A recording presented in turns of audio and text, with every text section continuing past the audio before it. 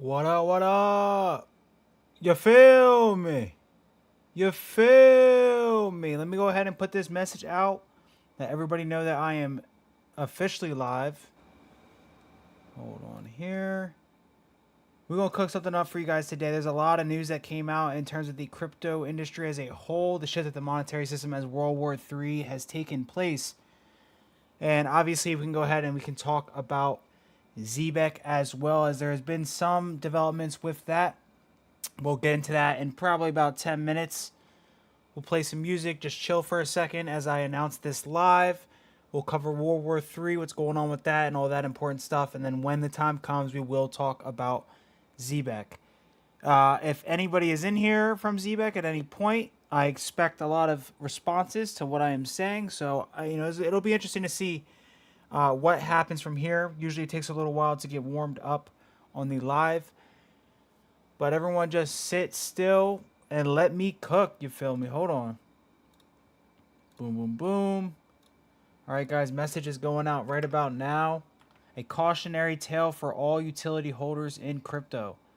Right? Hold on here. I gotta make sure I cook up, you feel me? Boom!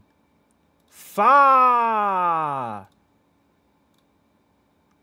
There we go. Alright. 1 second here. We'll post this on the YouTube. We'll get ready to go. Let's start playing the song. You feel me? Y'all know this song.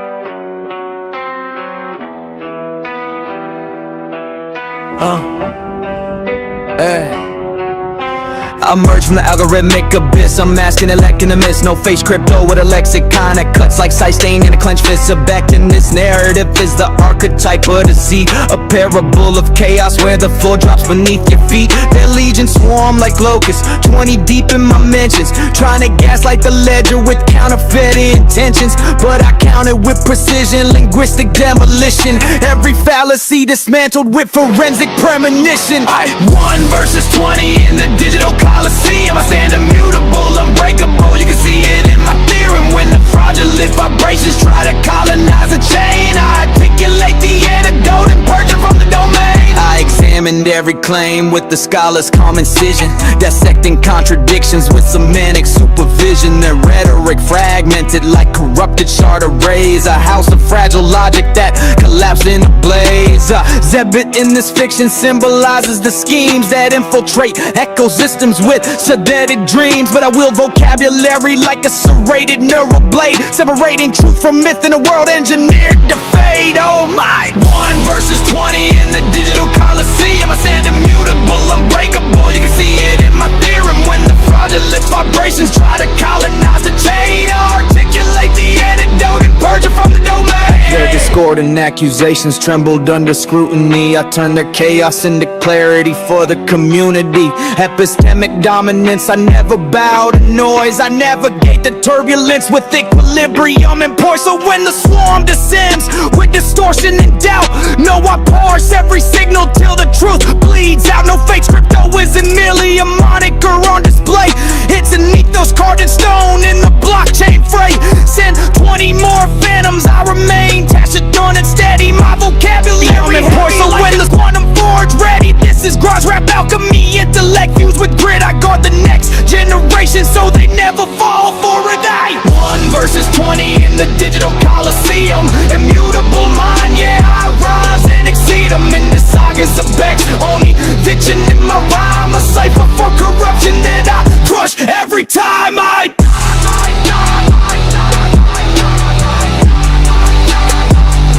every time I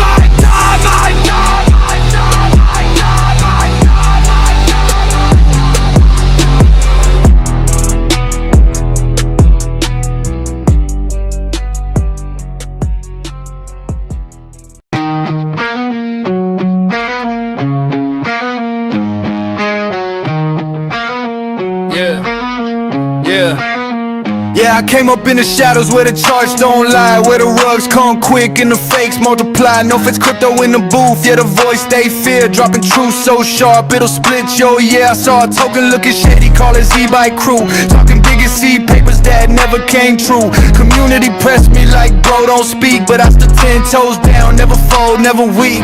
1v20 and I still don't break. No face, crypto got the smoke they can't take. When the scam vibes hit it and the walls all shake, I expose that mess for the whole chain sake. I dug receipts from the dark like a digital grave. Found projects in the past they tried hard to save. Old scams resurface, same tricks, new name. Copy paste, white paper, same tie, your game. But I don't back down, I don't bend, don't switch. When the heat comes heavy, I don't fold or glitch. I'm the ghost in the charts, in the storm, in the feed. Dropping warnings to the fam so they never misread. Still don't break.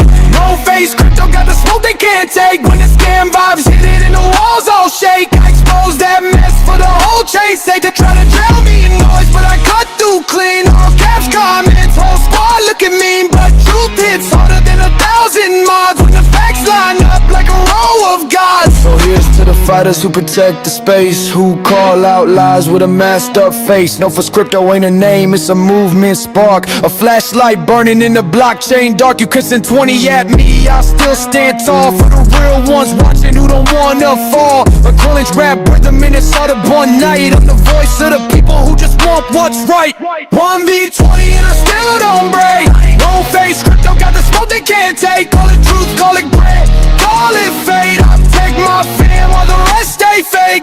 1v20 and I still don't break. No face, crypto got the smoke they can't take. Call it truth, call it bread, call it fate. I protect my fam while the rest stay fake.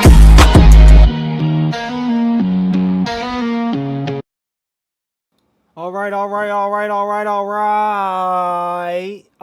right. Let's lock the fuck in, bruh. What number war is this, ladies and gentlemen? The third war, the third world war. I am very understanding that my channel gets blacklisted from all types of stuff because I don't care. I'll talk about anything, right? I'm too far down the rabbit hole to give up now, ladies and gentlemen. And we know that we are in the midst of a world war. All right. Last I heard, America said, "Yo, we trying to back out, ceasefire." Iran said, "Hell nah, hell nah." And now they're talking about people in California need to be careful because Iran's going to send missiles out to Iran. They're already preparing for the false flags, ladies and gentlemen. They're already preparing for the false flags. So what we're going to do is we are going to discuss what has developed over the last few days.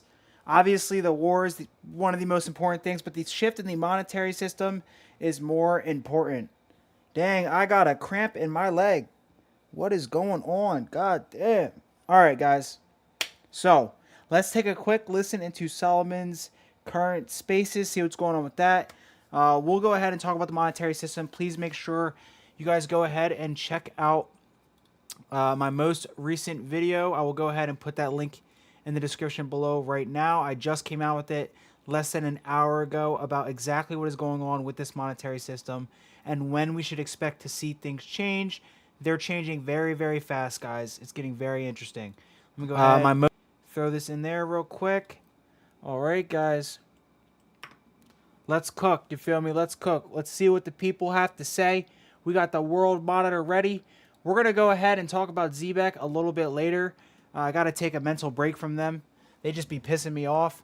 But yo, guys, I mean, I'm ready to... I got a lot. I got a lot to talk about. And shout out to the people in the Zebec community who flipped. And they ain't with that bullshit no more. Let's go ahead and take a quick listen. We're going to listen to their podcast, guys. I don't even care. I'm going to break this shit apart piece by fucking piece. And then we're going to go ahead and take a look at the full-on comprehensive investigation that was done in July of 2025 about Zebec. It is very comprehensive, so I'll go ahead and read that. That is very good to learn. And we'll kind of go from there. We will kind of go from there. But I want smoke with the entire community, so spread the word. If you are in the Zebec community and you trying to tell me it's not a scam, let's talk on record. Let's talk on record. I'll record it. Okay? Let's go ahead and summarize this shit. You feel me? Let's see what the people are talking about. That this will have any effect on the people who are paying attention. The ones who are not and are basically in a cult, they're going to go with whatever the wind blows. If you guys are not paying attention to what is going on, I suggest you pay attention. Absolutely. Yeah, I threw you a follow, IK. So just follow back if you like. I can't see who that is. Who is that? Broken. I got you. I got you. I just wanted to add something here. Sure. That's okay. Yeah, go ahead. And then after that, we'll go to Sarasen. Thank you. So I think that there is something related to Israel trying to gain control in Lebanon when they decided to start the war with Iran. From the news, I can see that they have displaced around 750,000 people, around 10% of the entire country, and they have killed around 570 people. So I do believe that the Iran war wasn't just about leverage over the Middle East, but to the interest of Israel in gaining control over more land. Do you agree? Well, it's because they know Hezbollah is not really gone, no matter what they say. Yeah. You know, Hezbollah has been there the entire time, and they've been a check. They've been a check on Israeli power, you know, throughout the Levant. Really, you know, they've got tunnels that lead back to northern Lebanon, and they're able to basically rearm and get all of their munitions back together, pretty much no matter what happens. And they have tunnels that are like 100, like hundreds, probably 100 miles long, if not more, completely underground. I mean, their guerrilla game is just really I don't even there's no real other comparison that we have in the modern day and age as far as what Hezbollah can do, you know, when it comes to guerrilla warfare. And now we're seeing that they have pretty good missile capacity too. I mean, the video that came out yesterday about all those missile strikes in Haifa was extraordinary. And Israel has a port in Haifa that's about 50% of their exports and imports, actually. And that's been getting hit really hard over the last like week or two. And we're now seeing, or at least we now know, that it wasn't Iran directly sending those missiles to Haifa, but it was Hezbollah. So Iran doesn't even, the IRGC doesn't even have to be the ones who do it. It's pretty. Granger knows that if your school... We'll get this ad skipped. But guys, you know, it's very interesting to consider what's happening here, right? Trump at a press conference on Monday, you know, judging by this article here, was suggesting basically that the war is over in order to calm markets for a little bit. But on the back end, he's kind of suggesting that we throw in ground troops into Iran. And so this is essentially ceasefire. Tehran also has a vote, and there's little to suggest that it will agree that war is over. And basically, the word on the street is that Iran has denied a ceasefire. And the only answer for this, guys, like I don't know what you believe in, but I promise you, we are getting backed up out of the region right now. And the only way to answer this is to go boots on the ground. And unfortunately, we got Candace Owens cooking right now. Everyone figured out that that Erica Kirk was in the same vicinity as Jeffrey Epstein, and no one wants to go fight a war on behalf of Jeffrey Epstein and the fucking Iraq. I mean, or fucking Israel. Excuse me. It's ridiculous, guys. It's ridiculous. We might even have to take a look at Candace Owens' episode a little bit later. I'm not sure how long I'll be live, but the war is not over. It is far from over. This is World War III, and we will see boots on the ground before we even know it. Depose that shit. You do not want to lose your life on behalf of Israel. What the fuck? Man, World War III, Albert Pike letter to Mazzini, must be fomented by taking advantage of the difference caused by the Illuminati between the political Zionists and the leaders of the Islamic world. And what is going on right now, guys? It's ridiculous. It's absolutely ridiculous. But the monetary system is changing. We'll get to that in a second. This was the false flag. In order to bring that in, this entire war is a false flag. This is just the restructuring of the powers that be. All right? And chair of the EU at the EU address of 2025 literally said that. So we'll go ahead and find that clip too in just a second.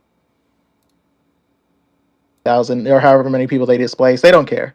They don't care because they see it as their existential duty to eradicate Hezbollah, and whoever gets displaced is sort of just like a means to an end. That's, of course, that's how they always have done it. What was it, like 18 hospitals have been hit? 1,000 there have in Lebanon, right? Southern Lebanon alone, and Beirut's So constantly getting you bombed. lost count, Yeah. Omar. I mean, Omar, that's another thing too. I plead guilty. I honestly thought if you would have asked me even 2 months ago, a month ago, honestly thought Hezbollah was no more. Honestly, they just disappeared. They went ghost. And I said, well, they put up a pretty good fight for as long as they did, but we found out. Wow. Yeah, same. I honestly thought, I wasn't sure, and of course we heard about the page. The whole pager attack really killed like public confidence in Hezbollah too. That was like a whole thing. That was like they went around for months about that. Hence the golden pager. But yeah, no, I mean to your point, YS, that is pretty much that was the whole idea of they've never really taken their eyes off of Lebanon, and honestly, I think that's going to be a check that stays there forever, no matter what comes of this war. I really, there's no feasible answer for Hezbollah when you really think about it. There's no feasible answer from Israel or the West. I think they took advantage of the war in Iran in order to go deeper into Lebanon under the umbrella of ending Hezbollah. So um, I think that after the war stops, I wouldn't say it's going to end, because I do think that this is going to happen again, maybe in a couple of months or a year or two, who knows. But I do think that they have taken really good advantage of this. They used the American resources to hit Iran at the same time Israel is hitting Lebanon. So this has been planned quite well, and they knew what they were doing at this point. And I don't think that they're going to pull back from Lebanon for a while. I do believe that they're going to continue hitting them until they maybe think that they have done a little bit of, let's say, what they like to call victory. But I don't think that this is going to happen in a short time as they believe it's going to happen. It's because they're continuing to expand the Greater Israel Project. I'm going to go ahead and try and find the clip for you guys, but it looks like the head of the EU made another speech as of 2 days ago and speaking on the closing of the old world order. How ironic is that? We've all seen this lady speak before. Here we go. Excuse me. Or no time for nostalgia. So yes, Europe must fight for its place in the world, in which many major powers are either... We're not going to get the clip from here. All right. Obviously, now that this has happened, they're completely trying to scrub the clip off the internet. It's so funny how this works. I'm going to find this shit. All right. Nah, bruh. This is why we record everything, ladies and gentlemen. I know for a fact I have this thing on my channel. Hold on. You ain't finna get me. You ain't finna get me. Here we go. Oh my god. I just opened up right to it. It is meant to be, ladies and gentlemen. Look. For its place in the world. Days ago. This summer showed us that there is simply no room or no time for nostalgia. Battle lines for a new world order based on power. Whoa. Slow down, yo. Slow down, yo. Because what did she just say 2 days ago? We're going to get into that. I don't even know what she said. We're going to get into that. Hold on. This summer showed us that there is simply no room or no time for nostalgia. Battle lines for a new world order based on power are being drawn right now. So yes, Europe must fight for its place in the world, in which many major powers are either ambivalent or openly hostile to Europe, a world of imperial ambitions and imperial wars, a world in which dependencies are ruthlessly weaponized. All right, guys. The answer? That is a crazy thing to say. Now, what did she just say? Hold on. We're going to see what she said, guys. I don't want just a short. Give me like a 2-minute video. Here we go. Oh. At the same time, these attempts to label today's world mask two tangible and structural realities which are far from important for Europe. The first is that Europe can no longer be a custodian of the old world order. For a world that has gone and will not return. We will always defend and uphold the rules-based system that we helped to build with our allies, but we can no longer rely on it as the only way to defend our interests. You will hear different views about whether the conflict in Iran is a war of choice or war of necessity, but I believe this debate partly misses the point, because Europe must focus on the reality of the situation, to see the world as it actually is today. And I want to be clear, there should be no tears shed for the Iranian regime. And I think the people of Iran deserve freedom, dignity, and the right to decide their own future, even if we know this will be fraught with danger and instability during and after the war. And beyond this, we can now see a regional conflict with unintended consequences. Yo, they fucking told us, guys. I'm sorry to crash out. If you got kids, you might want to go away for a second. They fucking told us, guys. 5 months ago, I had this video. 5 months ago. New world order based on...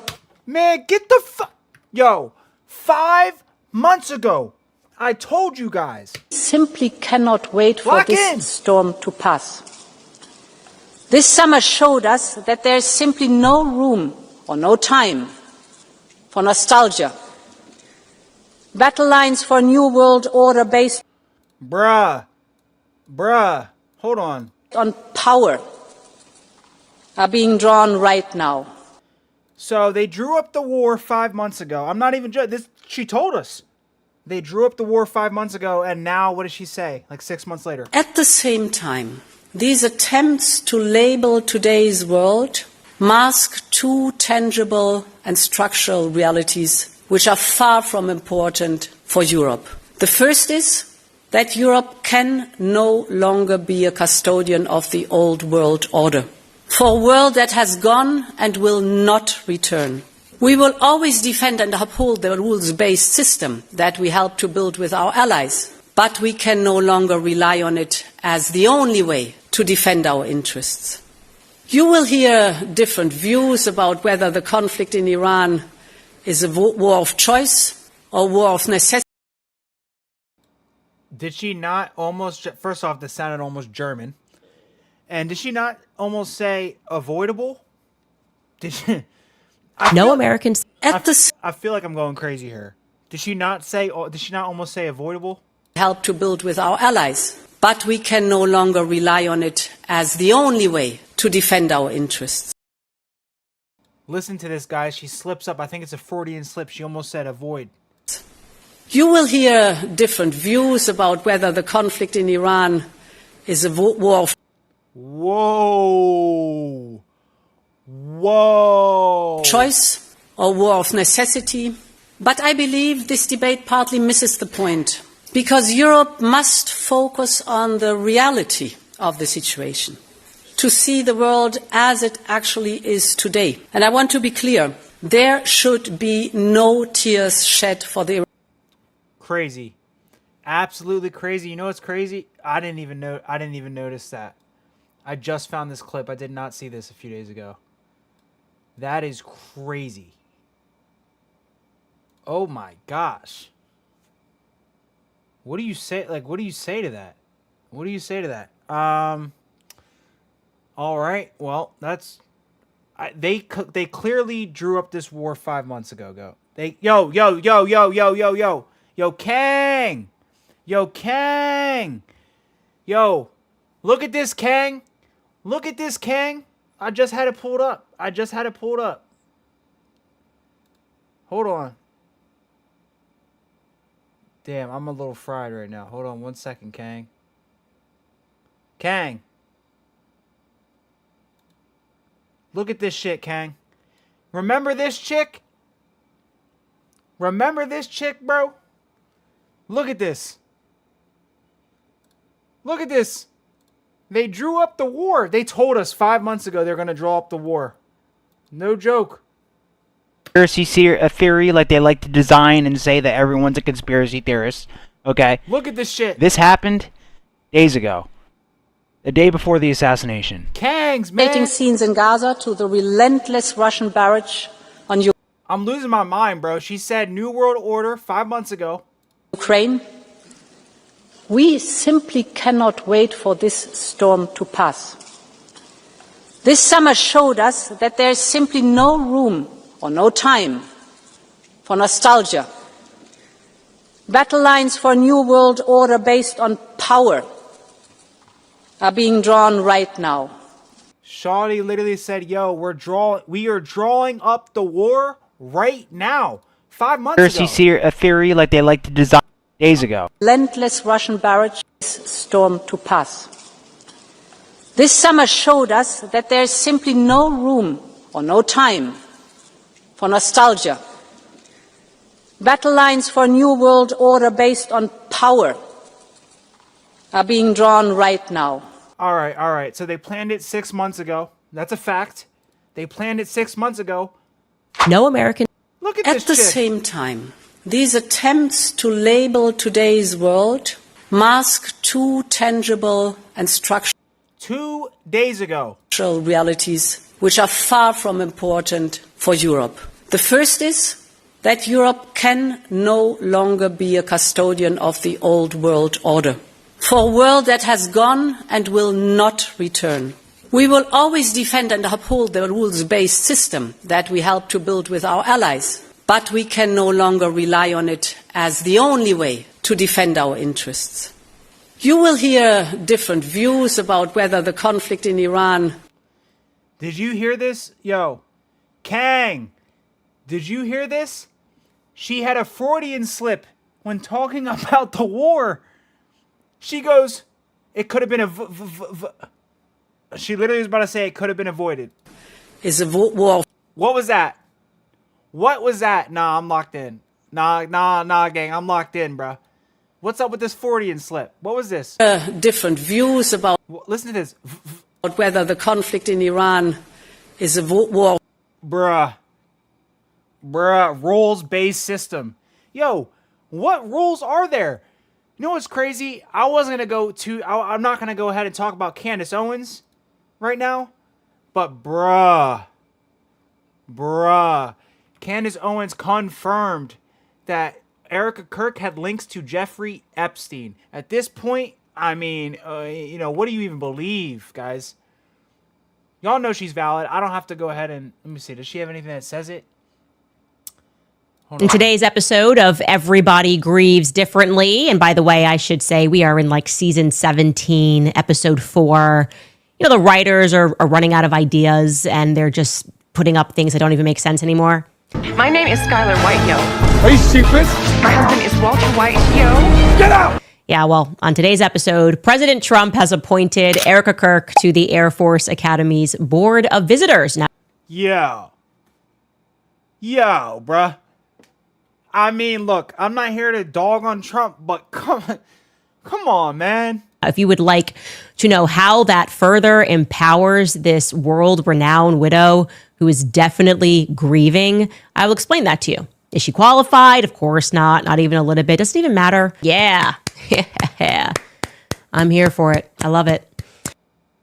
All right, we don't have to give this bitch any more attention anymore. Not Candace, Erica. But y'all go watch her last episode, guys. Like, she has links to Jeffrey Epstein. She ran the child sex trafficking ring out of Romania and then slimed out Charlie Kirk. Charlie Kirk was opposed to the Iran war. Now where are we at, bruh? Now where are we at? I just hope this ends and we slime out the EU. I hope we just slime out the EU and we get some type of victory. All right, because, yeah, you know, balls in the mouth of Israel and the EU. Straight up. Kang. Yo. All right. What was I even talking about? I'm all over the fucking place.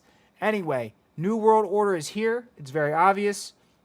The monetary system is completely shifting, which is absolutely ridiculous. If you guys have not seen my video, I uploaded already about an hour ago. It completely covers everything.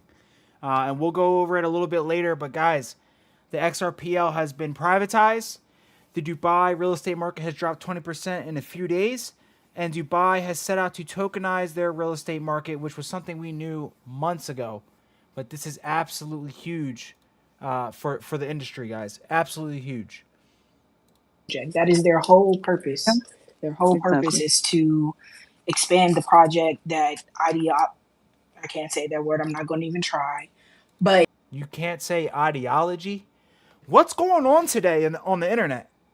Yo, guys, what's going on on the internet today? You can't say ideology? Yo. Oh my, I'd be damned. I would be damned. Let's skip that. Maybe she got something else better to say. This is crazy. What do you? Can you elaborate on sabotage move? I Quick word, guys. A lot of these people are ex-military, in the military, etc. This is on the ground information, and it's the only reason I know that the United States ceasefire deal, was completely denied by Iran. I don't shoot the messenger. This is just what I've heard. Maybe I'm wrong, right? Maybe I'm wrong.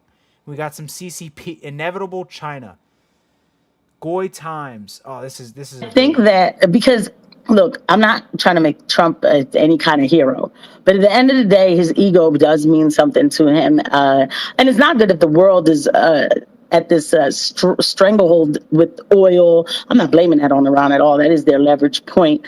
But everybody's looking back at America like, what are you going to do about this? Let's keep it real.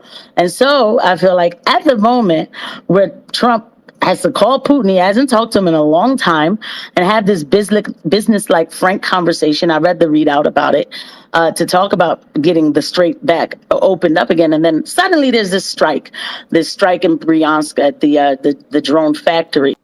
All right, guys, let's be real. That strait is not opening until they reorganize the entire monetary system. It's just not going to happen. And if we listen to this long enough, guys, you will hear these people start talking about the monetary system. And I'm not even joking. Days ago, I was listening to this, and these people were like, it just feels like there's a bigger plan at play. Something bigger is coming. What are we missing? Etc., etc. And I wouldn't know this information if I wasn't so deep in crypto, but I know it's coming. It's the new monetary system. And it's so unbelievable for people to actually grasp, because there has really never been a set of humans, and we can all communicate, and there's never been a set of humans in history that can communicate so easily with each other that are also experiencing a monetary shift. We are not supposed to be here experiencing this. This is an extremely rare event.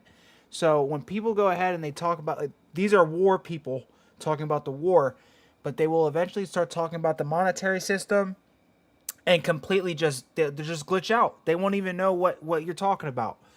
And when you hear that, it feels kind of good to know what's coming, and all these people don't know what's coming. Because I've grinded for this shit. And I'm not going to lie to you guys. We'll play this in just a second, but the other day I was literally commenting. I dropped a super chat, all right? Please forgive me. I apologize, ladies and gentlemen. I dropped a super chat and I said, yo, guys, I want to warn you, right? The Bank of Japan has just completely introduced blockchain to reserve settlements, and Ripple has been working for Japan in 10 years. You know what they said to me? They said, scammer, scammer. Oh, we can't have that in this space. All right, fine. Be broke when the monetary system, be broke. Fine. But this is the kind of energy you get when you try and help people, guys. You can't cast the pearls, you know? And I try to explain this to my mother. You can't, it's almost impossible. So stack up, wait, and when that time finally comes, it'll be time for everybody to freak out and learn what the hell is going on, and it may be too late. But just make sure you got your family. If your family doesn't understand what's going on, it's cool. This is why you're here. Ladies and gentlemen, let's get back to what the public is saying. But just know, when they start talking about money, when they start talking about liquidity, oil, Japan, all this weird stuff going on, they are missing the biggest point here. The fact that the ECB, the Central Bank of Japan, and the Bank of International Settlements, all within the same week, dropped a massive post and papers on the use of XRPL, on blockchain settlements and cross-border payments. Get a load of that shit, right? But we're focused on the war, so they don't even see that. And this is why I kind of get positions from both sides here. When I started doing this live on this war, I didn't think it would be, the Black Swan event. I wasn't really too sure. Damn, that hurt. I wasn't really too sure where, we would go from here. I am 100% certain this is the Black Swan event to bring in the monetary system, especially after watching this EU chick literally confirm they were writing the lines for the war 5 months ago. So it's just a little ridiculous. Let's lock in. I'll cook up Zebec in a little bit. The same drone factory that's been there for the longest time doing, selling, making all of the stuff that has been making, but that strike happens like, you could say, what was it, like a day after, maybe hours after. I feel like there's some sort of connection that was made to say, go ahead and do that. Because then they would make a strike like that now, makes the leader of Russia, Putin, I would imagine, say, I don't know what kind of deals I can make with you to even help you out, because it looks like you either lost control or you're crazy, because in the middle of me having discussions with you, there's a strike being planned, in one of my cities in Russia. So that's a problem. Once again, America looks like they can't hold on to, their words or have integrity at all. Nobody's going to want to deal with this in these moments when this is how things are happening. So yeah, that's what I mean, Andrew. And I don't know, maybe I personally don't think Trump knew that attack was going to happen. I think that other forces inside the Pentagon, because I saw reports that we need to remove Mossad from the Pentagon. This is what I saw in reports. So what is going on in the Pentagon? You know what I mean? And then you have your strikes. This is me connecting the dots with the reports that I've been reading. Yeah, it's insane. Okay. I kind of wanted to clarify. That's what I thought you meant. Yeah, that is. I can't even wrap my mind around that. But we are occupied. We're an occupied nation. Mossad is embedded in our DOD, especially specifically our DIA intelligence agencies. It's very well understood, and yeah, it's. We're living in surreal times, and I know that I've got a lot of pushback and people accusing me. I've got some emailed stuff accusing me of not being American, being, oh, you supporting, or you're a Hamas sympathizer, or why are you siding with the Russians, or why, you Chinese buddy. Hell no, we have Andrew. Before this chick starts, trying to say it's okay, etc., whatever, right? If you are anti-war, if you don't want Americans coming home in body bags, you're pro-America. And that's it. That is all it boils down to. We can get into Israel. We can get into the UK. We can get into Russia, China, who's our enemy, etc. But as long as you don't want American bodies coming home, you are American first. And honestly, I don't know how someone could truly be pro this war in the Middle East right now, unless you were crypto, of course. But it's a little ridiculous what's going on. But, it is what it is. It's my first time experiencing a world war, guys. Just please forgive me. I'm going to call it because he made the call. So he's begging for help with that straight. And then it's over, guys. It's over. It's fucking over. It's not even a question. Get this strike. And so it feels like a very sabotaging moment, and a message being sent as well. Whatever it is, I highly doubt Putin is going to be like, okay, you struck my city, I'm still going to help you out anyway. I can't see how he does that. Yeah, there's very little incentive in general, even before all of this. Sorry, Beatrix, were you going to get in? No, that's fine. Carry on, inevitable. I'll jump in after. No, yeah, there's very little incentive, and I mean, even, yeah, look, Russia does definitely look after Russia, and I understand, certainly to an extent, they definitely are major allies with Iran. They've had a deal that started in 2021 that was a long-term, relatively comprehensive one, and they supplied S-300s, which are not the newest, air defense systems. But Iran was able to make a lot of them or reverse engineer it to quite an extent. And Even the missiles that they have, like other missiles, they were able to integrate them. Yeah, brother, we're still live. The thing is, I put like the preemptively put the thing up hours ago, and I just now went live, my man. I just now went live. So I don't know. Maybe I kind of messed up my YouTube algo. It doesn't matter. We're here to grind it out, baby. You feel me? Within the S-300 as well, and create their own Bavars.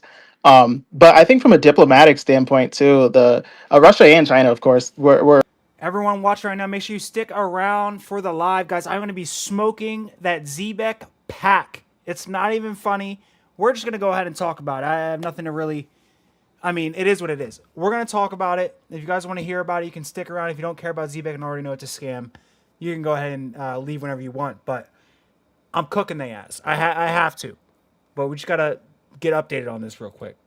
pretty stalwart, when it came to last year, because the UN basically all collectively turned against Iran, and the idea, especially with those snapback sanctions in August, that didn't even necessarily need a vote. That was just a mechanism that was triggered automatically. And of course, the accusation was that Iran had non-performed the agreement for the JCPOA, but Russia and China pretty much led a high stakes diplomatic deal and said, look, no, we're going to draft a joint resolution and say we need to actually extend the JCPOA to April of this year, with continuing extensions, because the United States had reneged on the JCPOA. They backed out of the deal. And I think the idea was that, look, there needs to be breathing space for diplomacy. Everyone is rushing to conclusions. Yeah, the Russians on their side, there's basically no legal bearing because the West had withdrew in the first place, and they've made it pretty much impossible and counterproductive, and they've made Iran's compliance to the nuclear deal, they made it basically untenable. And then obviously when that joint resolution was drafted by Russia and China, it was shot down. So it was really just this like collaborative effort from the rest of the world to throw Iran under the bus for the bidding of, their Zionist masters. And I think it was voted down with I don't think it was completely voted down, but there were only like two other countries who joined Russia and China in that resolution.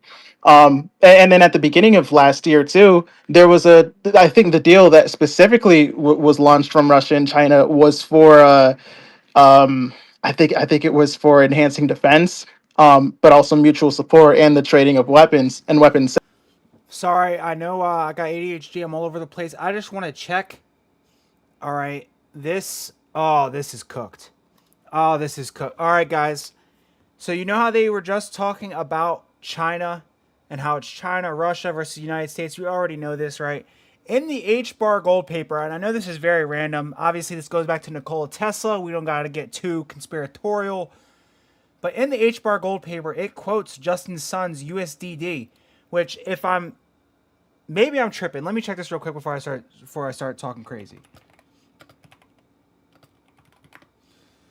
Da-da-da-da. Tron. All right, hold on.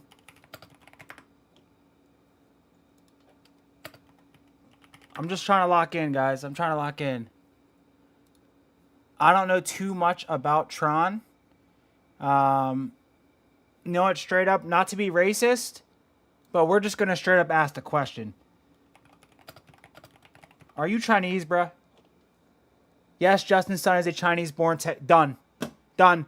I got the question I'm looking for, so obviously this dude is a Chinese-born, right? So when you go ahead and look at the H-bar gold paper and it's explaining Justin Sun USDD, they are backing USD with crypto, and this dude's from China. So it's very obvious why America has a H-bar gold paper or is considering doing a loan system with crypto when they have a competition of Justin Sun in China. So when I see this war popping off and they mention China, this, that, I'm keeping this in mind. This is a monetary system shift. Make no fucking mistake about it. Trust me, guys. Trust me. And also, this is the craziest crypto paper ever. I mean, a lot of people don't even know this exists. Go ahead and look up the H-bar gold paper yourself, ladies and gentlemen. Fa! systems. A lot of people like to say, well, Russia's not giving Iran their best, but Iran's not asking for their best. That was confirmed last week. That hey, look, Iran hasn't really asked us for much help at all when it came to the sailing of defense systems, and I can understand that because you see their underground cities, you see their launching capacity, you see what they're able to do in Lebanon with Hezbollah.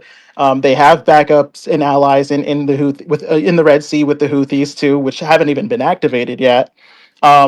And yeah, I think just all in all, there is a long term positive vision, but of course, you're going to see some resistance, and or rather, you're going to see some antagonizing in the West, and you're going to see Trump try to kind of twist Putin's arm and say, "Hey, well, help me get what I want, and maybe I can work out a deal with you." But if that deal results in like the end of the Iranian state and the seizure of Western Judeo forces, then it's not really a deal at all. I think they've made it clear last year with all the diplomatic stuff that happened that look, Iran deserves its sovereignty, needs its sovereignty, it's fighting for its sovereignty, and you people don't have the right to take it. I think that's the official stance from BRICS, but especially Russia and China.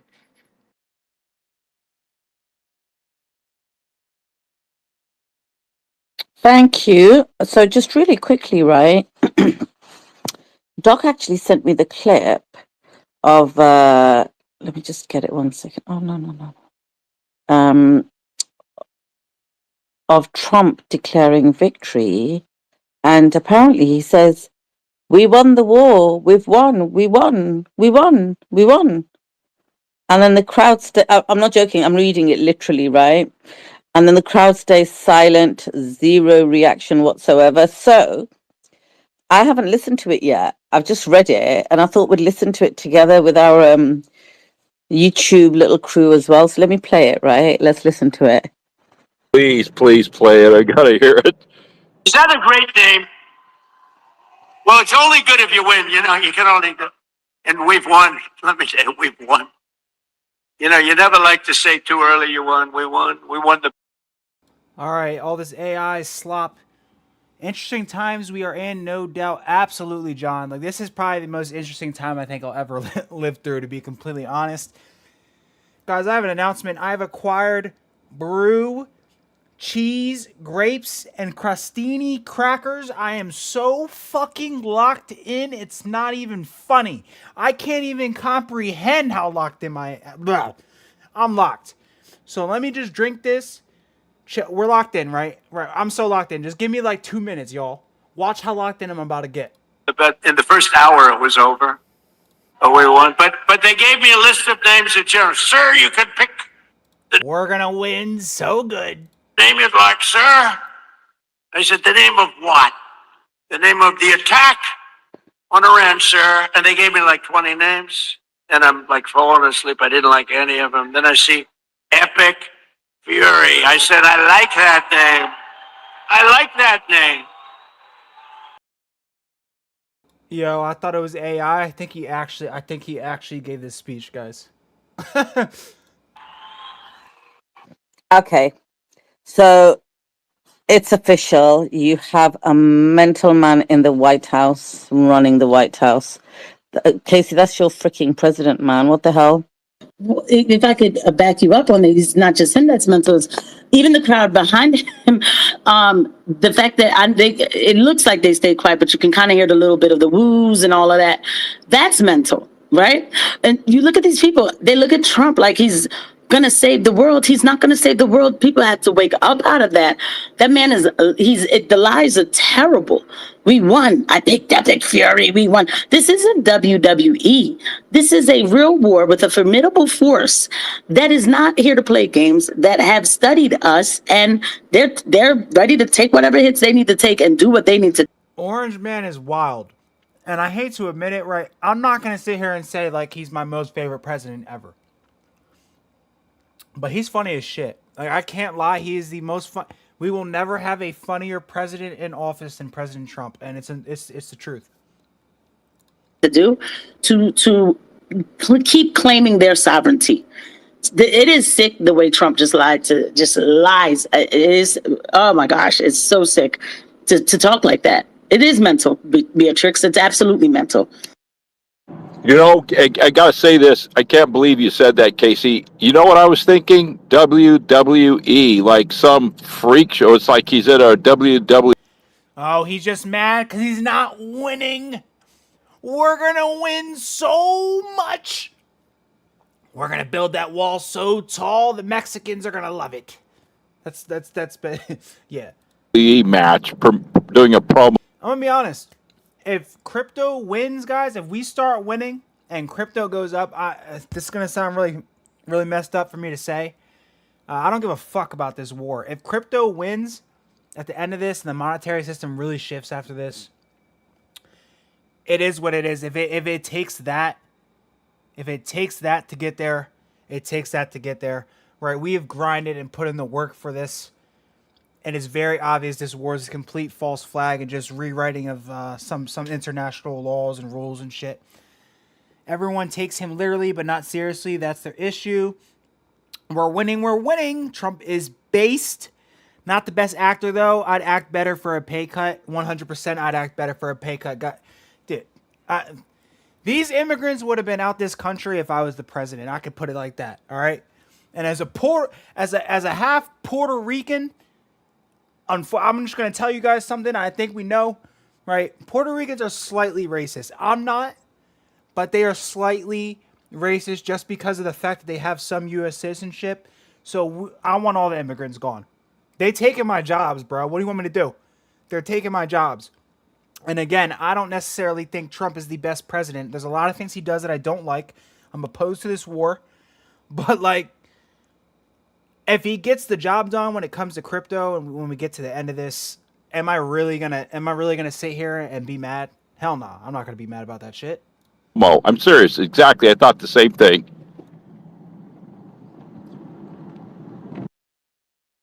Sick.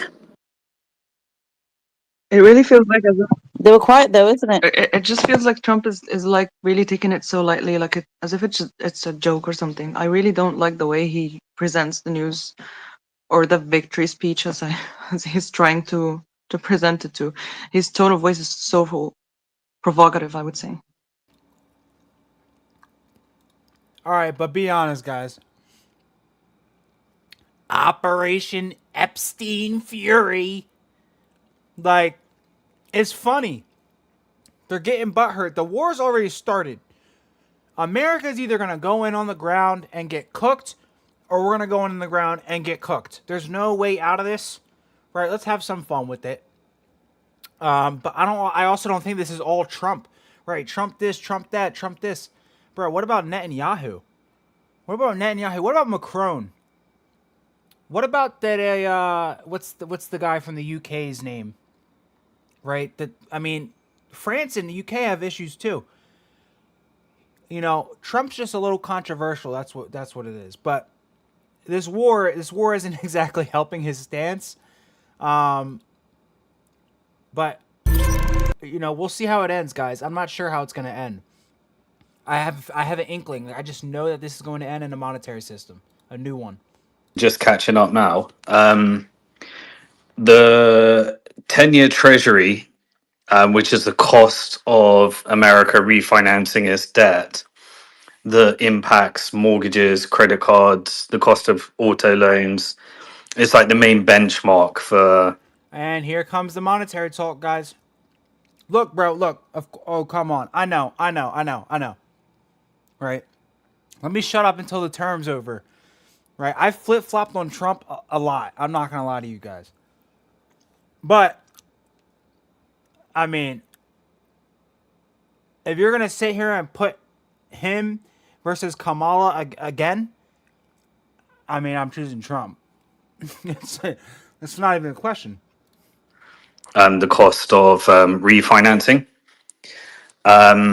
Yeah, that's ticking up a little bit. So it's just on a steady upward trend, which means that while Trump wants to get short-term interest rates down, that's about refinancing the debt with shorter and shorter duration treasuries. But the one that actually. Listen to what this guy is saying. Oh my God. We're gonna try and cut rates. Japan's gonna raise rates. That reverse carry trade is coming home, baby. impacts mortgages and auto loans and credit cards and things that actually affect the American people is the 10-year Treasury. So that's ticking up slightly, nothing too dramatic, but the market, is pricing in that they want a higher yield in order to lend to the US government for 10 years. That's how to interpret that. So, but the main thing that's happening right now is distress in the private credit market, which is essential for the artificial intelligence data center build out. It's come as somewhat of a run on private credit funds, which were sold to retail investors. This is very similar to the Silicon Valley Bank situation, but not with a bank.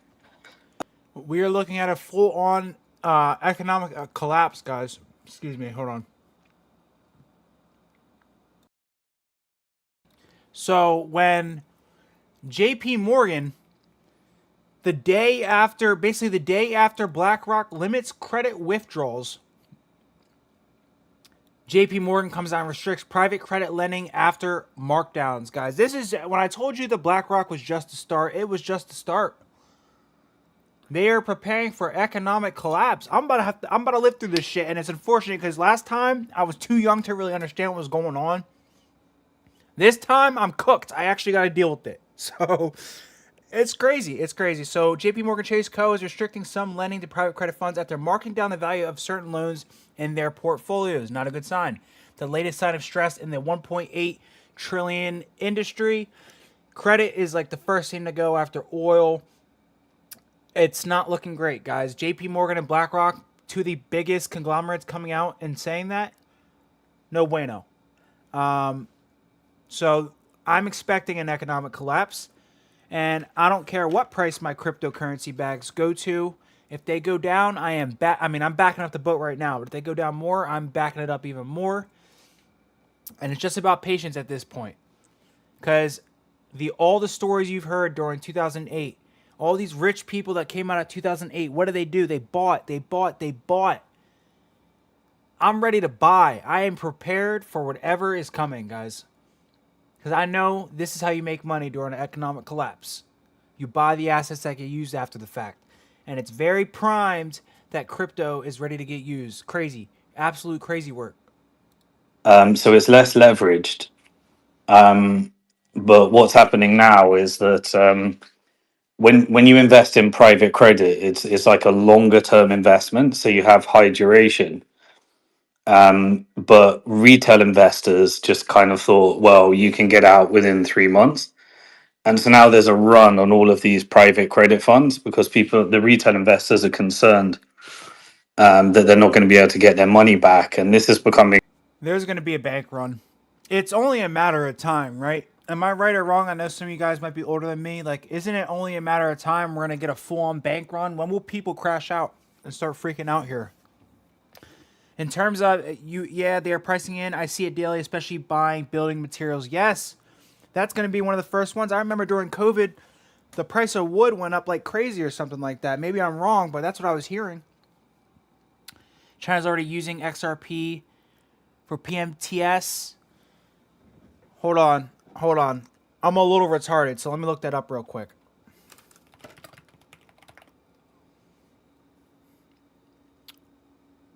What?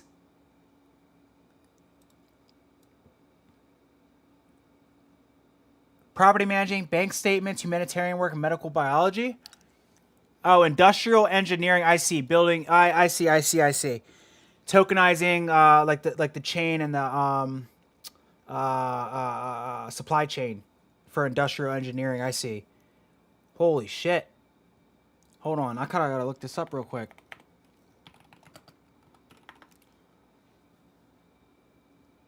China using the XRP ledger as of late 2025, early 2026, highly strategic push into supply chain finance and cross-border settlements. Yeah, shit is about to get crazy. Holy shit. I didn't know that. Thanks for letting me know that, brother. That is crazy. China? Oh my God. I mean, how much stuff have I gotten from China? But anyway, as I was saying, with COVID and the building materials during COVID went all the way up. So I that is very interesting. You were saying that. I'm going to take that into account. That means we are economic collapse. It's coming, right? Build it. You guys are probably the first people to kind of know and realize what's going on. Wow, that is crazy. That's a crazy fact. I'm gonna actually put this in a. I don't know if this is.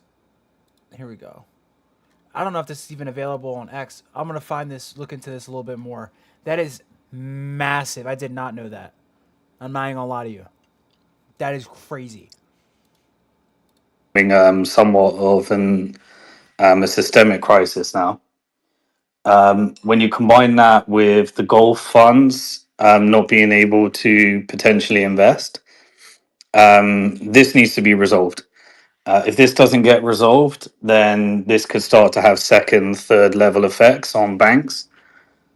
We've started to see that more and I just want to crash out, not like in a bad way, but I'm just. Can we sit and just reminisce on this conversation, guys? They're talking about all the monetary problems, and there's solutions ready to go. There's solutions ready to go. And back when I said, hold on, I just finished my grapes and cheese. I'm locked in now. Back when I said, right, Bank of Japan to go to blockchain, etc., something like that, right? Boom. If this is the bank that controls the reverse carry trade with the yen, this was the signal, guys. March 3rd. This was the signal. And as time is going on a little bit, about a week or so, we see the ECB, we see the European Central Bank, Bank of International Settlements, and one more I'm forgetting right now, Japan, obviously, all come out and speak on blockchain, cross-border payments, remittances, etc. It is crazy. The alignment is crazy, and when people say like this is all just gonna kind of happen at once, like you're gonna wake up and snap of a finger, I kind of agree, right? I kind of agree because we have the Mastercard. Well, we'll get into that in a second, but you guys already probably heard about that. The Mastercard thing, they partnered with 75 companies, 85 plus companies. So the whole thing is about to get integrated right now. It's really crazy. more covert quantitative easing is happening. They're not calling it quantitative easing because rather than buying 10-year bonds or 20-year bonds because they're a higher rate, the Fed is just buying short-term treasuries. And I'm sorry to keep pausing. I'll let it play for a few minutes after this, guys. Ask yourself a question, though. How does America look on the world stage right now after this war has started, right? It's not looking too good. People don't like us right now, and that's understandable. But who's buying Who's buying the bonds? Right? Because all the foreign nations are about to start selling the U.S. bonds. Is this going to be worse than 2008? You guys just let me know the opinions in the comments below. Is this going to be worse than 2008? That's all I want to know. and then the hedge funds are just arbitraging and cashing in on the distress right now. So you're getting approximately 50% of all the government debt in the auctions is being rolled over by the hedge funds now. So, and what they're doing is they're 50 to 100x leveraged. So we're starting to see something that If I knew enough about bonds, I could actually find out this information, but let me go take a look for a second. if the price of oil spikes up like that again, then there is just there isn't a world in which America can let the price of oil go up above $110 again. If it does, then I think we're going to start to see cascading issues in private credit, and then some of the leverage will start unwinding. So there is genuine stress at the moment. The way they're handling it at the moment is they're giving retail investors. Fuck what he got to say for a second, guys. You know where the oil price is at right now. Where did I just put this? The oil price in 2007, prior to 2008, was $147 a barrel. Let's go ahead and account for inflation. Shit is getting ridiculous, guys. So we're definitely being manipulated at some point. I think oil is going to go up again. I mean, it's very obvious we're going into some type of crisis, unfortunately. There's like 14 list that doesn't create any Oh, space is thinking that how this operation is going to go, where they end victorious. But even if the faction align with China, let's just hypothetically say they convinced or persuaded. I'll absolutely look into Ondo Finance. Is there anything in specific you want me to look into, or just like look at it because it's a good project? I personally don't hold Ondo, but I know a lot about it. That's Charles Hoskinson, right? Cardano. I do think it's a good project though. I've heard a lot about it and stuff. I don't think there's anything like wrong with it or anything, but I just don't personally hold Ondo. But I'm happy to look into it and what developments are going on with that as well. I just don't pay too much attention to what's going on with that. The other faction that look, you know what, the bombing from Israel/America has stopped. I don't believe they'll continue hitting. I don't think Iran is a country that will continue bombing if Israel and America. The only thing I know for a fact about Ondo, it's the #1 place to do Bitcoin DeFi. So there is some natural use case there. There was something else about it. I forget the second, but I do know it's #1 when it comes to Bitcoin DeFi, if I'm correct. Have, but they'll want something in return, right? Security guarantees, lifting of sanctions. They'll want something in return, is what I'm saying, right? It's not just going to be Trump declares victory and then Iran goes back to status quo, right? No, and whatever they want, Trump will frame as a victory. If they wanted sanction relief, he'll just frame it as we managed to get their oil. You know, if they want whatever is agreed, Russia would just everyone will get to frame it how they need to frame it. And I personally believe that Ondo said yesterday, or this was today, tokenized stocks just crossed 1 billion on chain. The biggest shift in financial history has begun. I mean, I already know this is a good project. I can already tell. As fast as I can tell this something's a scam, I know this is a good project. I know about Pantera Capital, etc. I'm gonna go ahead and look into this a little bit more. Ondo's one of those ones that like there's just so many projects that it kind of just slipped my mind. Just like SHX, like I know SHX is an amazing project. I just don't have the time to look into it, and at some point I will come around to acquiring more. Just right now, XRP, Flare. I mean, I'm dogging on XRP and Flare. I love those coins, man. optics of Khamenei being replaced with Khamenei is is the type of optics that allow for the sustainable transition to IRGC under its current leadership structure. And that's There's one thing about Ondo. You can buy bonds and treasuries. Woo. That is very cool. Maybe in the future, that's very, very good, like utility wise. But I mean, I don't know if I want to be tying myself to treasuries right now. But I know Charles Hoskinson, the guy behind Ondo, for some reason, the crypto community hates his ass. For some reason, I don't know why, because he be bitching. Like I think he be bitching. That's what I heard. That he be bitching and that he be hating on Brad Garlinghouse.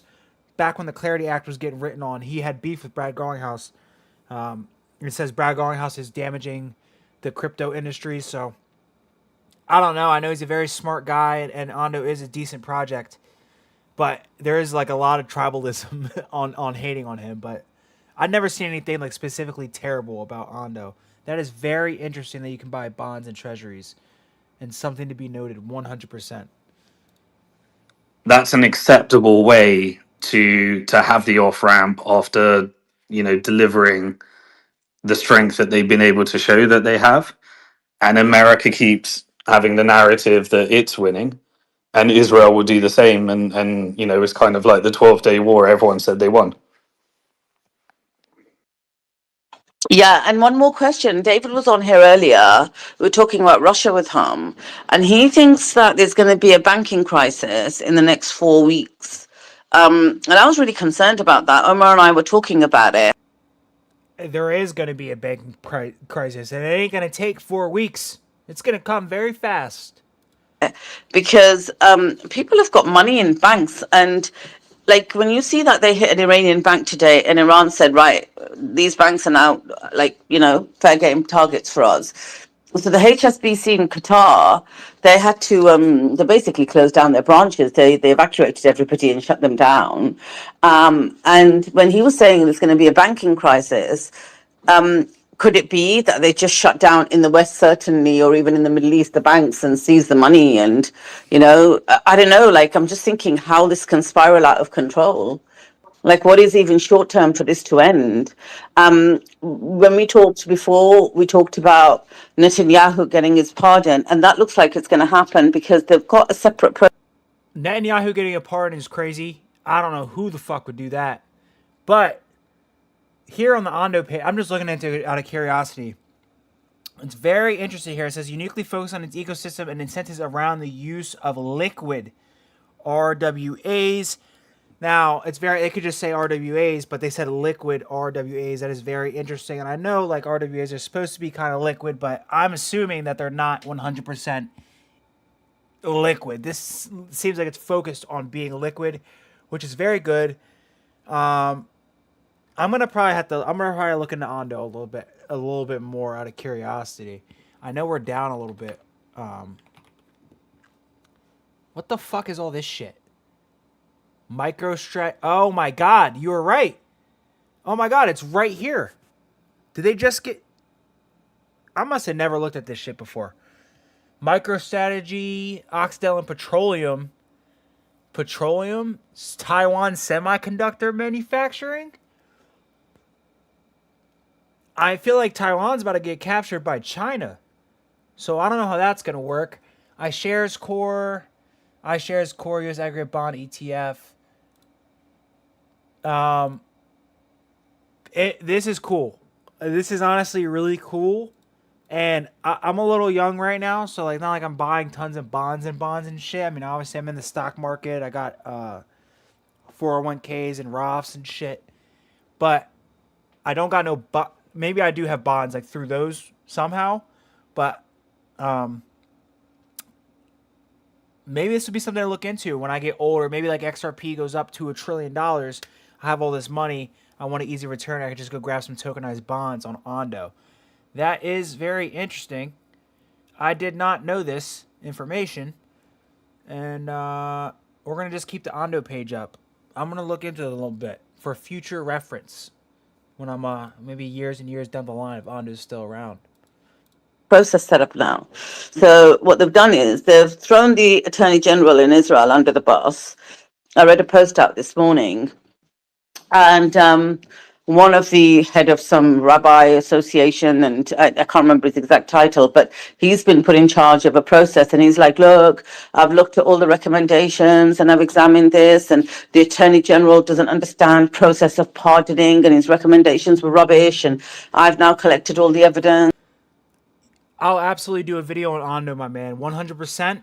And honestly, you're not the first person who's asked me about Ondo. I've had people like randomly on my personal social media and stuff just randomly ask me about Ondo.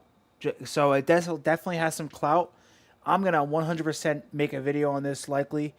Yeah, I'm very interested to see what it has to offer in the future. Maybe not right now, but tokenized bonds, come on. And this is basically saying it's a slam dunk case that Netanyahu should be pardoned, and I'm now going to submit this to the president, and we're following the proper process. And I'm like, freaking hell, that guy's going to get pardoned. I want to do a deep dive on Charles Hoskinson specifically and kind of why the industry hates him. Because from my perspective, and this isn't even, I'm not biased at all. From the way I've always seen it is Charles Hoskinson is like the most peaceful dude in crypto. Like, he's just in his room chilling. He genuinely does it for the love of the game, and that's what I've always seen from Charles. So definitely worth looking into more for sure. And the price range is beautiful. Like a lot of these utility cryptos, things at like 25 cents. But if XRP moons, I mean, a tokenized bond is kind of like a no-brainer. Maybe I'm tripping. I know bonds are really bought and paid for easy income return and essentially not risking a lot, right? You're gonna get paid by the government, so very interesting. And I honestly I've never really talked about bonds on this channel before, so I will definitely dive deeper into that. Very cool, man. Thank you for letting me know. Seriously, man. So he's going to get pardoned, which is what we knew. This would never stop until he gets pardoned and gets out. And then I'm thinking, okay, this can last what, another week, 10 days, 2 weeks. But do they cause a financial crisis? Because he thinks within 4 weeks, in about 4 weeks, there's going to be a financial crisis with all the banks. Will they shut down? Is our money at risk? Like, what do you think? Is it going that way? So the Yes, it is going that way, and I'm not gonna go ahead and get into my details, but we're at the point in time where you shouldn't be having tons of money just sitting in your bank account anyway. So if these people are panicking, like I understand it's crazy, and it is crazy, and it's probably gonna be crazy. If it ain't paying my bills, I keep a few, some money in there to cover some expenses, etc. All my bills are paid for out of there. But other than that, like my crypto bags, like that's what I am focused on because that is where things are going. You think they're going to let an economic collapse like '08 happen and not have a system to put in place for when another one happens? I mean, at that point, it just comes down to logical deduction. We don't even have to find good projects. We don't have to try and guess. Would you let the same mistake happen twice? way that if there is financial distress, and at the moment there's financial distress in private credit market, which is mainly capital markets, but it can be backstopped by banks. Historically, they would use it as an opportunity to print more money and bail out the banks. That would be the most likely thing. In the case of America, if you hold You guys see how not one word has been mentioned about the monetary system, like truly, like what's going to come after crypto or anything. This is how many. Maybe I'm genuinely in a cult and I just think crypto is going to take over. But do you really think like all these people here are about to be panicking? Truly, this is what's going to happen. These guys are going to be panicking when bank runs happen. Why am I not panicking? What should they be doing right now? They need to be learning about this stuff. So these are the people who I mentioned Ripple to in Japan, and they said I was a scammer. So no respect. I hope nothing bad happens to these people. But we've had a long time to prepare. I'm not the smartest tool in the shed, and if I find out about it at some point, I hope these people will too. a deposit of I think it's $250,000 last time I checked, or yeah, I think it's $250,000 is guaranteed by FDIC insurance, but FDIC insurance only has 1% of all the funds that it insures. So it can only handle one bank going, one systemically risky bank going. Oh, this is not. This ain't gonna end well. This is not gonna end well, guys. Down at a time. If it's like a 2008 event, then the insurance is irrelevant, and so you have to move to a bailout of FDIC insurance because it can't handle systemic risk. And we're all gonna find out that insurance actually doesn't do anything for you. Isn't that crazy? When it matters most, when the bank runs happen, the FDIC will not have your money covered in that bank like you think they will. It's unfortunate the times we are going into, guys. I don't want this to happen. I mean, I want the system to change, but I don't want a monetary collapse. I don't want to have to experience this, but I mean, learning opportunity, I guess, right? So more likely it won't affect the individual consumer, but it would lead to a big print and an inflationary cycle that can only be offset by accelerating AI and unemployment or getting the price of oil down. So those are the only fixes to the Websites your competitors don't want you to know. Part 2. All you do is go to this Now, website, what in the and it lets you hell? find out exactly how. Yeah, become your own bank, cold storage, multiple cold storage wallets, DeFi, stake a little bit, etc. I also have an update on my Flare staking for you guys. I have made some money. I think I've gained like around 2,000 Flare extra in the last month just by staking my Flare in a collateral pool, which is about $20 in income, which isn't too much, but it's something. And maybe I'll update that in another video. But there's definitely options starting to come out for DeFi and wallets, hot wallets that are still non-custodial, so they don't take your crypto. You still have your keys. That stuff is still around, and it's going to start taking over. Once people actually learn about it, etc., it'll get used a lot more. But there are options coming. You will be able to become your own bank, and that has always been the goal. Because fuck these people, man. Fuck these people. Seriously. Fuck them. weeks. I think you could see some real cracks in the system, and they would start to expose themselves. But if you had gold and oil going up at the same time, and this lasted for 4 weeks, and the strait isn't closed, is still closed without a genuine solution, I don't think the financial system can handle that without a ginormous Federal Reserve intervention. So again, everything's pointing towards a quick fix here. Trump will have to tackle and have his victory narrative, and I think most likely he'll do a midnight hammer operation, blow up something, come up with some video. Maybe he wants to do something that looks like a Maduro operation, where he creates a Hollywood movie, like snatches a bunch of highly enriched uranium, and puts it on a Hollywood production and says, "We won. We're MAGA. We're the best. We're the biggest. We're the strongest. We're the best." And that's what I'm expecting. So if it affects the Federal Reserve over there, it's going to filter down over here to us, right? I guess in the UK. Like, Oh, I basically, mean, I'm saying well, it's actually any stress in Europe, Japan, UK takes out US with it. So the whole banking system is interconnected. You can't have crisis in one banking system without it taking down the entire system nowadays.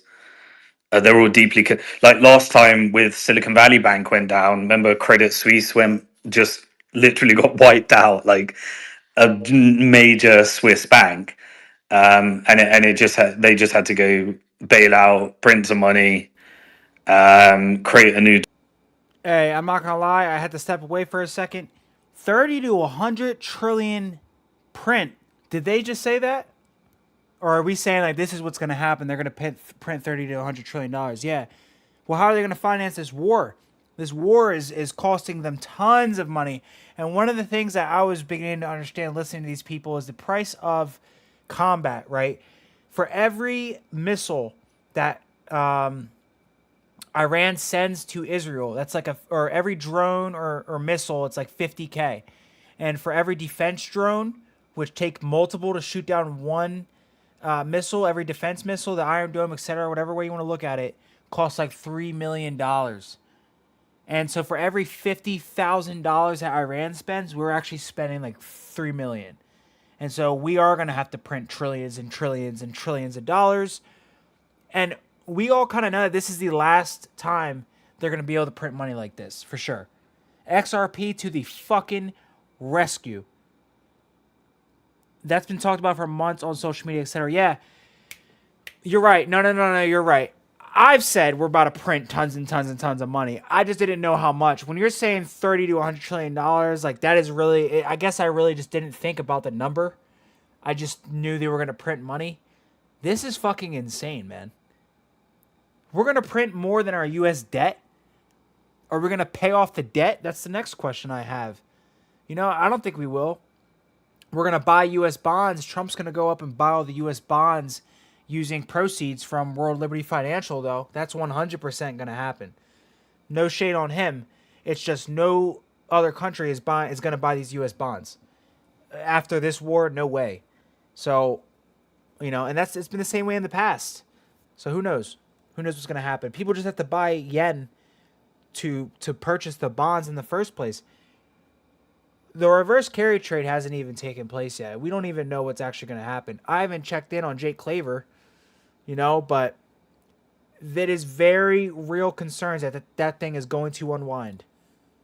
Tool, and then just just make the problem worse for everyday Americans and make a bunch of stockholders rich.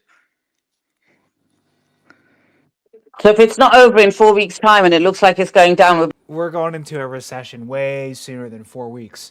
But what you say here? Inflation is an understatement. This gets me every single time because I just go back. Where is it? United States inflation rate. I just go back. It's like 3,000%. If you were wondering, it's like 3,000%. Obviously, I can't find it right now. But I used to go back and literally look at this, and it's disgusting to know that our money's been inflated 3,000% since the Federal Reserve was enacted. And since there's more than one or two people watching this right now, guys, the Federal Reserve and it was enacted after the Titanic happened, and J.P. Morgan and the Rothschilds got together and decided to sink a boat with all the people opposing the Federal Reserve Act on it. And so since that date, we've been put into financial slavery due to inflation and just due to having to go to work and make cash, etc., whatever. But it's very interesting to see this system completely crumble, guys. Very interesting. Let's tap in, see what the community has to say very quickly, just for a little bit. And then where are we at now? About an hour and a half through this. So after a few minutes, guys, I will go and snap on Zebec. I got y'all. U.S. Treasury, they put out a call to get a quote for selling dollars and purchasing Japanese yen, and then the market front runs that, and then you start to get just by making a call. Isn't it crazy hearing this, guys? Knowing what you know and knowing that these people have no fucking clue what is coming. Enjoy this, guys. And saying, "Give me a quote on this trade," then everyone front runs the trade, and it has the impact anyway. So you're completely right. Just saying something, but if it becomes a taco, which is what happened during. Remember when Trump was saying we got to deal with China, and then the markets would love it, but eventually you hit the boy who cried wolf, and you become taco if you can't fulfill it. So each time you get a false flag, as it were, in terms of then it becomes less effective, and you need a new tool, and you need to do more extreme things to try and dampen down. But put it this way: the price of oil cannot go above $110,000, and we know what type of escalation cycle gets it there, and we know what they will do to try and push it down as soon as it hits there. Yeah, 100%, Simon. I would just add that, in the case of Silicon Valley Bank, that was a money problem, and that can be fixed by printing more money and giving it away through the facility. But you can't print oil, right? And that's where this gets really interesting. And one of the reasons why I've predicted this is simply because it is the weak link in the Western financial system, right? Force majeure is the weak link. And I pointed out a couple days ago on the space. Look, once you started to see those force majeures, we're in trouble. The system is in trouble because somebody has the other side of the trade. And if you had a contract to buy oil at $70 from Kuwait, and you've since sold that oil short at $72 to somebody else, well, now your buy side is gone because Kuwait declared force majeure, and you owe somebody oil at $72, but it's trading $93. And in size, that's millions, if not billions of dollars in losses that are going to start building up in the system. So, Could you explain force majeure for people that don't know what that means? yeah, force majeure is a standard clause. It's a French term, and it's a standard clause in all financial contracts, which mean in the case of an act of God, I cannot fulfill my side of the transaction of the contract. I'm canceling it. So all of these contracts have a force majeure clause, And as we've seen now, Kuwait, Bahrain, a bunch of others will be following, are declaring force majeure, meaning we're not going to honor our contract to sell you oil because something happened outside of our control. And war and bombs are outside of their control. So they've canceled their side of the contract. The problem is the guy on the other side of the contract, he has a contract with somebody else.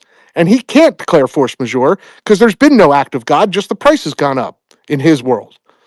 So you end up with this counterparty cascading effect. And as we're seeing now, look, this 172 million barrels that the U.S. has committed to the 400 million barrels, that's 40% of our SPR. Like, this is a problem that we can't solve because we can't print oil. So ultimately, this is, my prediction has been all along that if I was China, if I was Russia, this would be my attack vector onto the Western financial system, is I would put them in tremendous pain through force majeures. And this is exactly what's happening. And we also have the silver market out there that's looking very, very distraught, but nothing in compared to the size of oil. I mean, oil is a massive market. So it's not as much the oil price that matters, it's this counterparty cascading effect that will lead to real crisis. And again, the Fed can print money and they can hand out money. They can just print money all they want, but they can't print oil. And that's where this problem becomes a real attack vector on the entire Western financial system. And Iran was very smart because there is a way that you can get your oil flowing again in the Middle East. And they put their terms and conditions out, and they said the Strait of Hormuz is open to any country that removes the US and Israeli embassy from their country. And so there is actually a way around this contract. You can expel your US and Israeli embassy, and the Strait of Hormuz is open to you, like it is to China. So Spain expelled their U.S. ambassador today, but not the American one, just the Israeli one. Did you hear about the UN resolution today, Simon? Because I know you've been traveling. Did you catch up on that? No, what did I miss? We're gonna play close. Excuse me. We're gonna pay close attention to this. I did not hear about this, so this might be very important. There was a draft UN resolution presented by Bahrain, and basically it was fully condemning Iran and Iran's whatever activities in the region, and it did not mention at all anything to do with Israel or that Iran was acting in self-defense. And it was supported by, I don't know, 138 countries or whatever, but 13 countries voted in favor of it. And it basically labeled Iran's attacks on Gulf states a threat to international peace, and over 130 nations. If you guys are just tuning in, we are listening to a resolution put forth by the UN. They did not condemn Israel, and in addition to this, the United States has put forward a ceasefire, and Iran has denied the ceasefire. So the only answer for us to go in there and beat them is to put boots on the ground. This is not a joke. This is not a drill. This is just truth, and the truth is ugly. I don't want to see this turn into another Vietnam. May God be my witness. Christ is king. But it's looking like we're going towards that direction, guys. Supported it, and 13 countries voted yes for it. 0 voted against it, and Russia and China were the two that abstained. They abstained. So yeah, that's what happened today. It's quite alarming. I mean, I know it means that's fucked. So Russia and China they didn't even say yes or no. They were just like, eh. They're just like, whatever. Y'all got this. They didn't even acknowledge the fact that there was a resolution put forth by the UN, China and Russia. Guys, right? I know I'm not the sharpest tool in the shed, but that's not good news. That is not good news. Russia is supplying arms to Iran. Oh my gosh. Means nothing. It's just a UN resolution. Nobody listens to those. But that was quite surprising. Yeah, so interpreting the politics, let's work through that. I guess that's true. Nobody listens to the UN anyway, right? The UN is a scam, just like UNESCO, the heritage sites or whatever they're called. So if you're politique, so obviously Russia and China have strong relationships with the Gulf countries. So they're big trade partners, particularly China. So you still have to two-side this to some degree. So you can imagine that you could abstain for a couple of reasons, right? One, because it doesn't mention Israel and America too. And so maybe they abstained because they were like, well, we're not just condemning Iran, we want to condemn Iran, America, and Israel, and then we'll agree to it. Or another way of interpreting it is it's just they need to play some degree of neutrality here because they are they are effectively the mediate the most. I mean, China's the most likely off ramp negotiator in this whole situation. So I guess it's trying to maintain a neutral stance if it's going to be, it's a big. Ladies and gentlemen, if you're watching, right, we're going to close up the fact of, talking about the monetary system shift, right? We know it's happening, but I'm going to put out an announcement on X and my YouTube channel. I am about to fry Zebec up. Bad. And if anyone is from Zebec watching this live, I suggest you tell all your homies, all your people, the whole cult, let them know I'm about to fry them up. It's over. It is over. And I'm gonna go easy. I'm not even gonna go crazy. I'm gonna go easy because this is still a touch and go process. We are still in the middle of this. But obviously, if you guys have seen my video yesterday, I have no reason to hold anything back. And I have no respect for anybody who has any brush up against the law to do with anything that has anything to do with pedophile behavior. So, with all due disrespect, I am ready to fry y'all ass up. Give me a few minutes. I will be back. I'm not even preparing for this. We're just going to go ahead and read through my Twitter feed. I'll let y'all know what's been happening. And if you guys have any questions, please ask away. But let me just cook up real quick. Let me just lock in real quick. And give me 1 second. Hold on. I need to play the song. We're midway through stream. I need to play the song real quick. You feel me?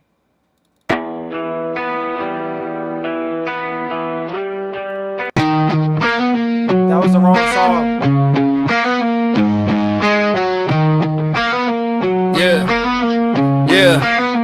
Yeah, I came up in the shadows where the charts don't lie, where the rugs come quick and the fakes multiply. No fits crypto in the booth, yeah, the voice they fear, dropping truth so sharp it'll split yo. Yeah, I saw a token looking shady, call it Zebec crew, talking big as seed papers that never came true. Community pressed me like bro don't speak, but I stood 10 toes down, never fold, never weak. 1v20 and I still don't break. No face, crypto got the smoke they can't take. When the scam vibes hit it and the walls all shake, I expose that mess for the whole chain sake. I dug receipts from the dark like a digital grave. Found projects in the past they tried hard to save. Old scams resurface, same tricks, new name. Copy paste, white paper, same tie, your game. But I don't back down, I don't bend, don't switch. When the heat comes heavy, I don't fold or glitch. I'm the ghost in the charts, in the storm, in the feed, dropping warnings to the fam so they never misread. 1v20 and I still don't break. No face, crypto got the smoke they can't take. When the scam vibes hit it and the walls all shake, I expose that mess for the whole chain sake. They try to drown me in noise, but I cut through clean. All caps comments, whole squad looking mean, but truth hits harder than 1,000 mods. When the facts line up like a row of gods. So here's to the fighters who protect the space, who call out lies with a masked up face. No, for crypto ain't a name, it's a movement spark. A flashlight burning in the blockchain dark. You could send 20 at me, I still stand tall. For the real ones watching who don't wanna fall. A college rap rhythm in it's all one night. I'm the voice of the people who just want what's right. 1v20 and I still don't break. No face, crypto got the smoke they can't take. Call it truth, call it bread, call it fate. I take my fam while the rest stay fake. 1v20 and I still don't break. No face, crypto got the smoke they can't take. Call it truth, call it bread, call it fate. I take my fam while the rest stay fake.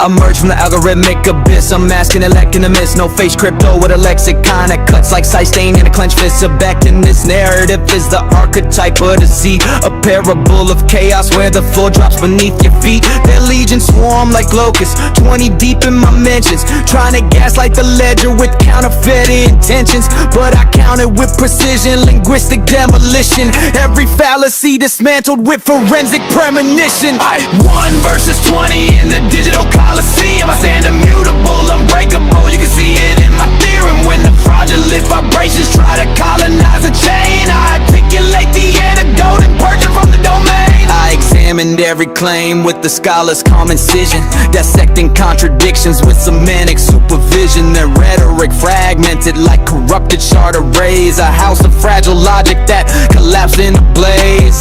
Zebec in this fiction symbolizes the schemes that infiltrate ecosystems with sedated dreams. But I wield vocabulary like a serrated neural blade, separating truth from myth in a world engineered to fade. Oh my! 1 versus 20 in the digital Coliseum. I stand immutable, unbreakable. You can see it in my theorem. When the fraudulent vibrations try to colonize the chain, I articulate the antidote and purge it from the domain. Their discordant accusations trembled under scrutiny. I turned their chaos into clarity for the community. Epistemic dominance, I never bow to noise. I navigate the turbulence with equilibrium and poise. So when the swarm descends with distortion and doubt, no, I parse every signal till the truth bleeds out. No fake crypto isn't merely a moniker on display. It's an ethos carved in stone in the blockchain freight. Send 20 more phantoms, I remain taciturn and steady. My vocabulary heavy like a quantum forge ready. This is Grind's rap alchemy, intellect fused with grit. I guard the next generation so they never fall for it. 1 versus 20 in the digital Coliseum. Immutable mind, yeah, I rise and exceed them. In the sagas of Zebec, only ditching in my rhyme, a cipher for corruption that I crush every time I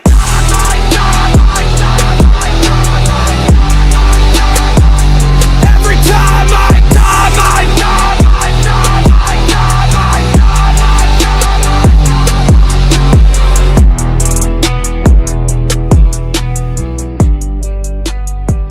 Ladies and gentlemen, 1 minute. I am taking a dab, and I will absolutely answer that question about XRP Las Vegas. Hold on.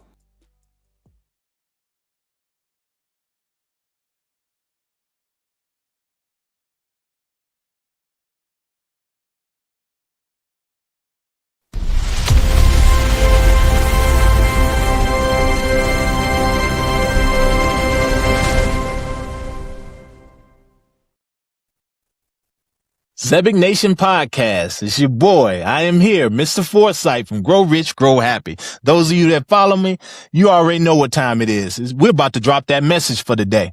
The message for the day is information. Information is not what changes lives. Perception does. I'm going to give you a really good example. Being that we're on the Zebec Nation Podcast, let's use ZBCN. ZBCN is a great opportunity. We all know that. Hell, look where I'm at. But let's just say person A and person B come upon ZBCN. They got the same opportunity to look at the token contract, look at the connections. Not only that, look at what its intended purpose is, which is to not only change lives, but to stream payroll 24/7. Something that no one has heard of. But for some reason. All right. Excuse me. Here we go. Question: what are your thoughts on Simon at XRP Las Vegas? This is a great question to answer right off the bat, ladies and gentlemen. I would answer this question with another question. How many speeches and interviews has Sam Bankman-Fried given before he was arrested? That's one question. Where is Sam Thapalaya? He was the CEO. Why isn't he at XRP Las Vegas? That's another question I have. And I'm not going to lie. I saw that. It was quite concerning. Here, let me go ahead and pull this up. Hold on. I saw that. And to be honest, it was quite concerning. But with that being said, there's a lot more questions that need to be asked about Zebec, right? Where did Sam go? Why is he no longer the CEO? and how much of Zebec is actually legit. Because if you guys don't know my full opinion, right, there's a part of Zebec and the company of Zebec that may or may not be slightly legit in the terms of white labeling products, trying to get people to buy into something, etc. There is some official company made for Zebec. But what is not legit, where all the problems arise for Zebec, is the token. The token itself, ZBCN, Zebec, etc.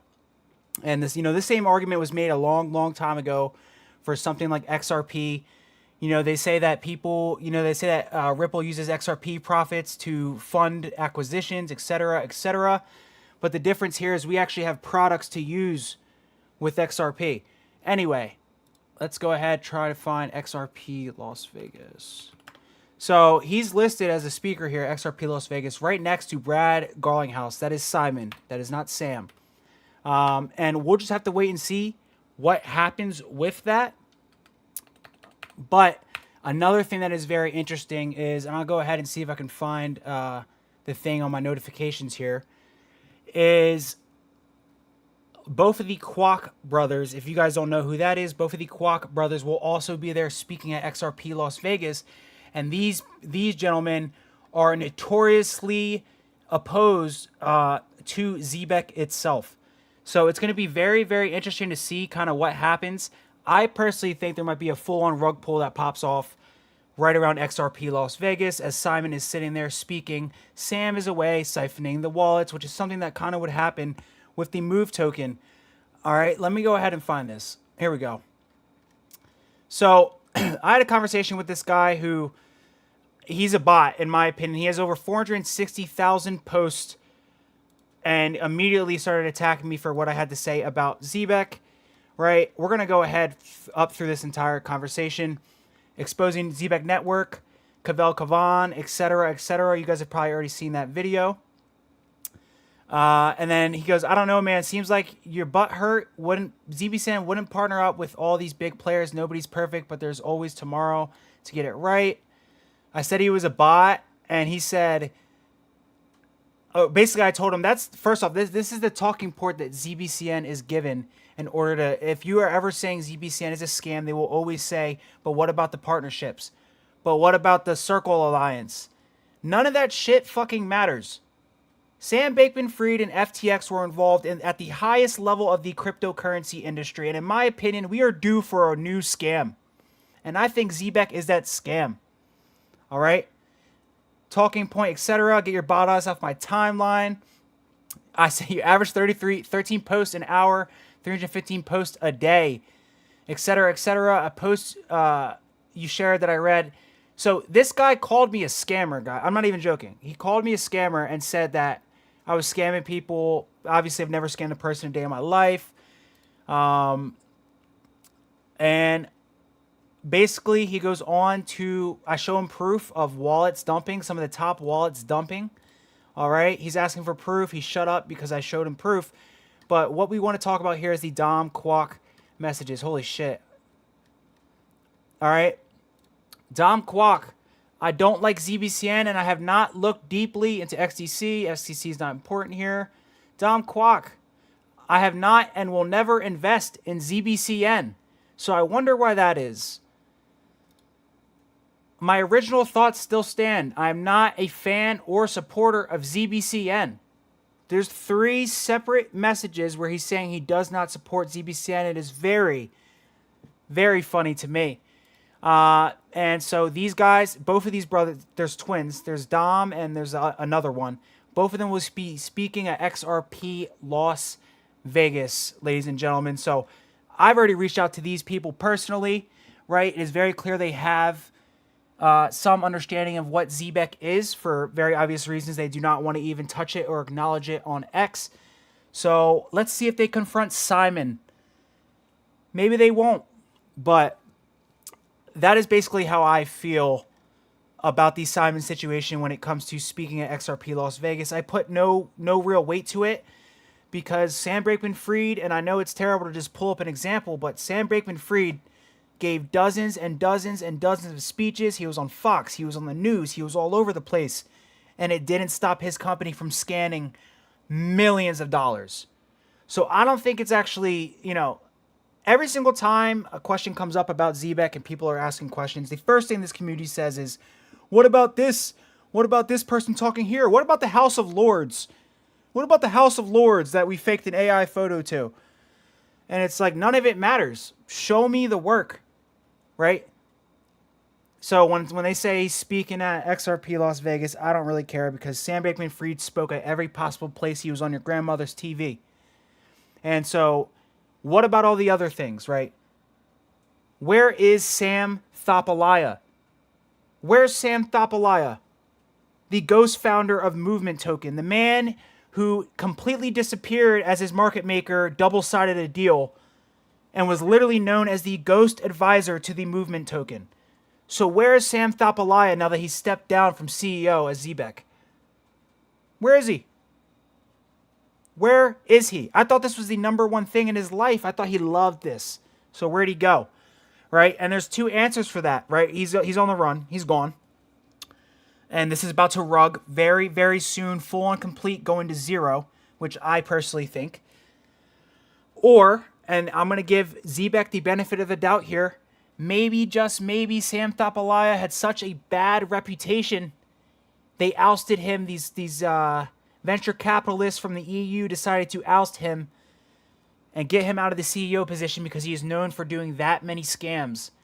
And so there could be, I'll give you guys the benefit of the doubt, right, that Zebec possibly, that Sam left, and it was in an effort to make Zebec appear or actually become more legit in the long run. And that is another thing that I may give a benefit of a doubt to. I do not believe that. I think Sam is on the fucking run right now, personally. We have all seen the letter that his lawyer has given me. It is BS. And I am not the only one who has received a letter like this from Sam Thopalaya, a man by the name of Anton Van Dellen, and the Zebec legal team. And I just have one question here, right? We've all seen the letter. We know I have received it. There's no arguing over that. So why does Anton Van Dellen come up in all these terrible... Hold on. See, look, they try and scrub the articles. Why does Anton Van Dellen come up? Anton Van Dellen, ex-ambulance boss, groomed boy for sex. What?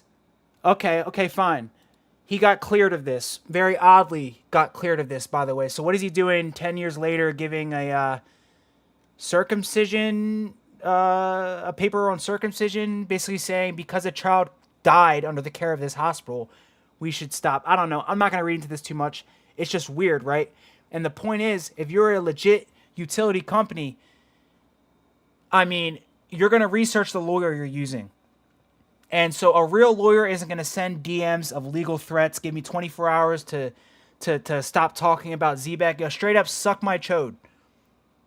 Go eat some beans on toast. Right? Get that shit out of here. And so this is almost an admission of guilt here. This letter from this lawyer, which,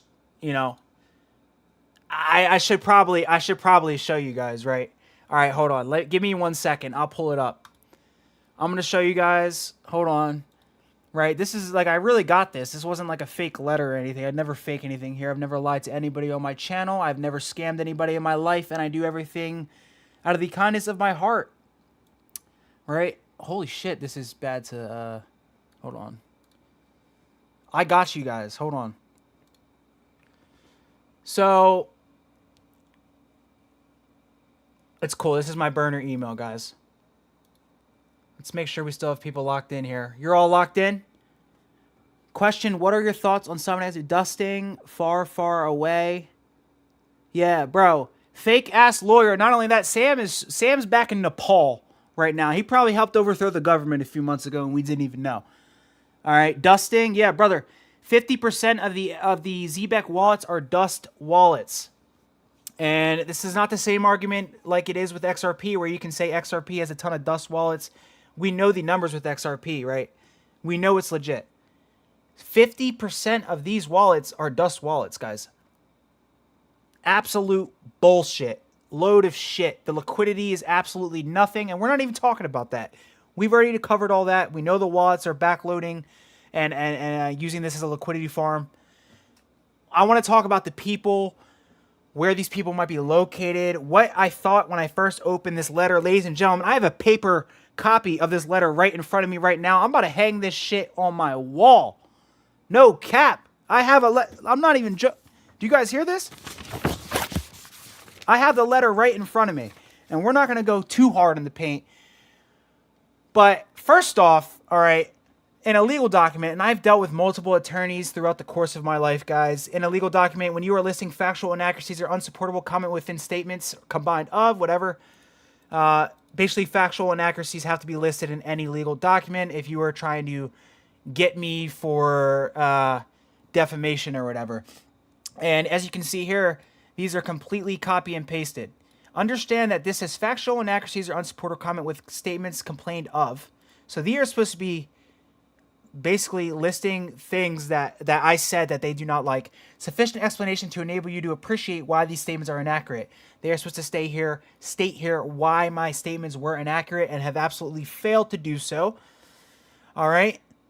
We've got, please reply to this letter within 24 hours of this time that is sent to you, or your YouTube video, delete it from X, etc., or there will be further legal action. Yeah, suck my dick. I don't even care. And so you guys have seen the letter. It's bullshit. The lawyer has literal history of terrible history, guys. We can X this out, right? All right, can we just look at this document real quick? And I'm not too understanding of this, right? Because I'm not a fucking freak. Exactly. Potemkin Village. I'm not a fucking freak, but can somebody please explain to me exactly what this document is? This is the same lawyer that sent me that letter, right? To subscribe. Get the fuck out my face, man. Subscribe? Yo. What are they trying to do to me? Yo. No. Do you guys see what's going on right now? They're trying to get me. They're not trying to let me show you guys this document, all right? If you guys want to find this document for yourself, you can absolutely go ahead and do that. All right, he calls for circumcision safeguards after a baby's death in this hospital. Why the fuck? It's 2026. How do you not know how to do this stuff? So this is extremely suspicious to me. And to be honest, I don't really want to touch it too much. I'm really focused on Zebec. But as a utility company, you're not hiring a lawyer like this. No utility company is doing this. 100%, you can put every bit of money on that. They ain't doing this shit. This is ridiculous. Look into the lawyer before you go ahead and send some crazy-ass messages. All right? If you guys want to go even farther, I'm going to show you how much bullshit this letter is, and then we'll get into the newer stuff. All right? We all know the older stuff. Shout out to this shawty. I'm not going to lie, she kind of bad. I'm not going to lie, but we're not here to be all freaked out, right? Beautiful lady. She is very outspoken on the issues with Zebec, and I mean it goes on and on and on. And I've said this in a video before. We've even had a conversation comparing letters. All right, but we're gonna go ahead and find your this letter for you guys. Let's see. I don't even remember what I typed in the other day. This is gonna take a second, guys. But what the fuck?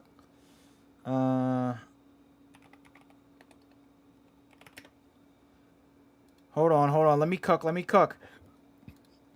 You guys have seen the video though, right? All right, you guys all know, what I'm trying to say here. Let's see. Defamation. Got him. I'm fucking nice with it. Right? Oh, I gotta pull the letter back up. Sorry, guys. I gotta pull the letter back. I'm really hyped up right now because there's nothing anyone from Zebec can come in here and say and try to defend themselves. I'll fry their ass up so fast, it's not even funny. And they know it. That's why they won't join my live, guys. They won't join my live. And if anyone from Zebec is watching this, I know there's at least one of you here. Get all your homies. Tell them to come here and watch this live. Bitch ass. Matter of fact, put me on a Spaces. We will record it live. We can hop into Discord right now. I don't care. I want 1v1. Let me expose you guys. 1v1. All right? Let me pull up this letter again. So, now you have to excuse me here. Here we go. How exact is this letter here? I know this isn't perfect, guys, but Name of claimant, Zebec. Please be advised that I act for claimant, blah, blah, blah. Name of claimant, Mr. Sam Thopalaya. See, she was sent an email from Sam Ari, on behalf of Sam Thopalaya. I was on behalf of Zebec. So Sam is gone, guys. I can promise you 100% Sam is gone. Right? If his legal documents don't even have his name in it anymore. This is ridiculous. There's more about the lawyer too, guys. This lawyer did some shit, and we're gonna talk about it. Right? This is the exact letter, the exact same statements here as in this letter. You guys can see here, this matches up absolutely perfectly. And I want you guys to notice here, in England, right? The defamatory statements have been made to readers in England. Wait. Hey, all the Zebec people, if you're watching, aren't you an American utility company? So why would I get defamation letters from England? Ooh. This is a little awkward, isn't it? Ooh. Ouch. I'm sorry. I didn't mean to burn you guys too bad. Ooh, so what's up with that? You guys are lucky I'm hyped up. I can't even get back to the fucking thing right now. I can't even get back to where's my thing? Here we go. Right? So why were these defamatory statements were made in England? Excuse my language, my nigga, I'm in America. The fuck you think this is? Get this EU slop bullshit out of here. How are you a coroner, an attorney, and you have history of diddling a 15-year-old boy? You claim that kid wanted it. That's what you said. Per the BBC argue, Mr. Anton Van Dellen. You said he wanted it. You don't want smoke, though. Right? You don't want smoke. And I figured this out. So this is the exact same copy and paste. What attorney is sending DMs? Anton Van Dellen, here you go. What attorney is sending DMs from what exactly? Like, need I say more, guys? Need I say more? We're going to keep going, obviously. I also inform you that ignoring this letter before it may lead to the claimant's commencing proceedings and may increase your liability for cost. Run the bag up, because when when XRP moons, I got you. I'll pay the bag. I'll pay it right now. I'll pay. Hold on one second. Let's find the other. Let's find the other thing. I also inform you that ignoring this letter before claim may lead to claimant commencing proceedings without further notice to you and increase your liability for cost, which is the exact same thing that was said here. Is this not absolute bullshit, guys? Let me look at the chat real quick. I'm sure you guys are loving this. This is fucking ridiculous. Never cross no face, he will find you. Yes, I will. He knows. The brother who commented that, he knows. Enough said. You feel me? Enough said, guys. When I was in high school, we had a senior assassins thing. And I tracked down this chick. This is going to sound really bad, but you guys know senior assassins. Fake lawyer for real. We're going to get back to it in a second, but you guys know the senior assassins. I was in high school and I was doing senior assassins, and you shoot people with water guns and shit, and you win a bunch of money if you're like not shot. And this is bad. I found out where this chick lived. I found out what gym she went to. This was all like stand up shit. I wasn't being all weird. I was trying to find catch her off guard and shoot her so I could get this money. It was like $2,000, and I found out everything. So I am capable of finding who these people are. Absolutely. What lawyer is this, brother? This is Anton Van Dellen. Here you go. Here's all the information. Look into him. This man has a sex offender case where he beat it in England, and you know England's on that weird shit, goofy shit, right? I'm not even joking. I wish I was joking. Fraser Chambers, level 30, Leaden Hall Street in London. He is from West London area. There are some videos with him speaking, which we will find in a minute. But just everyone ask themselves the question right now: why does an American utility company? I mean, look at this. This is ridiculous. I'm sorry, I'm all over the place. We're gonna clear up some stuff here. All right. Why does an American utility company? I mean, suppose American utility company. Why are they sending legal documents out of the UK? Everyone answer this in the comments right now. Drop a comment right now. This is Anton Van Dellen, a barrister out of West London, guys. Here is all of his information. Feel free to screenshot it. I don't care. Here is all of his information. Here's his signature, right? He literally cleared of grooming boy for sex. Well, I'm sorry. How fucked up is this, guys? He previously worked for Welsh and Staffordshire Ambulance Service. During the trial, Mr. Van Dalen told the court that he was not interested in sex with the boy and alleged the victim, who cannot be named for legal reasons, made the first advances. A 15-year-old boy made the first advances? Are you fucking kidding me? So this is why I kind of lose respect for this lawyer, and I just know Zebec's a fucking scam because you're not going to use such a terrible lawyer. This is terrible. This is just terrible. I feel like I'm Candace Owens right now. I'm about to unlock some Epstein shit. I wouldn't even be surprised if this lawyer was connected to Epstein. I'm dead ass serious. I'm so serious. All right? Where were we? What utility company from America? They have an American flag here. All right? No American company's putting the American flag in their fucking... You're not American. Can we stop the lie? You're not American, Zebec. How they got a lawyer from England when they based out of the Cayman Islands. Bro, how they got a lawyer from England? Hold on. I'm so hyped up right now. How they got a lawyer out of England when they got a fucking... when they got documents out of the British Virgin Islands? What's this? So we got Cayman Islands, British Virgin Islands, San Francisco, Los Angeles, California, New York. All these places, right? But I'm getting a legal document from West London? Beans on toast. That's fucking ridiculous, guys. British Virgin Islands, Cayman Islands, you name it, bro. They got a facility out of anywhere. And obviously, if you guys have seen my original video, you guys know I have their fake SEC address. We can go into that, but that's earlier stuff. But they faked an SEC address, it was perjury, etc., etc. I just can't get over this lawyer, though, bro. You, the disrespect to think that you can graze my burner email box coming from fingers like yours. The disrespect. Mr. Van Dalen, Anton, everyone from Zebec, bring it on, please.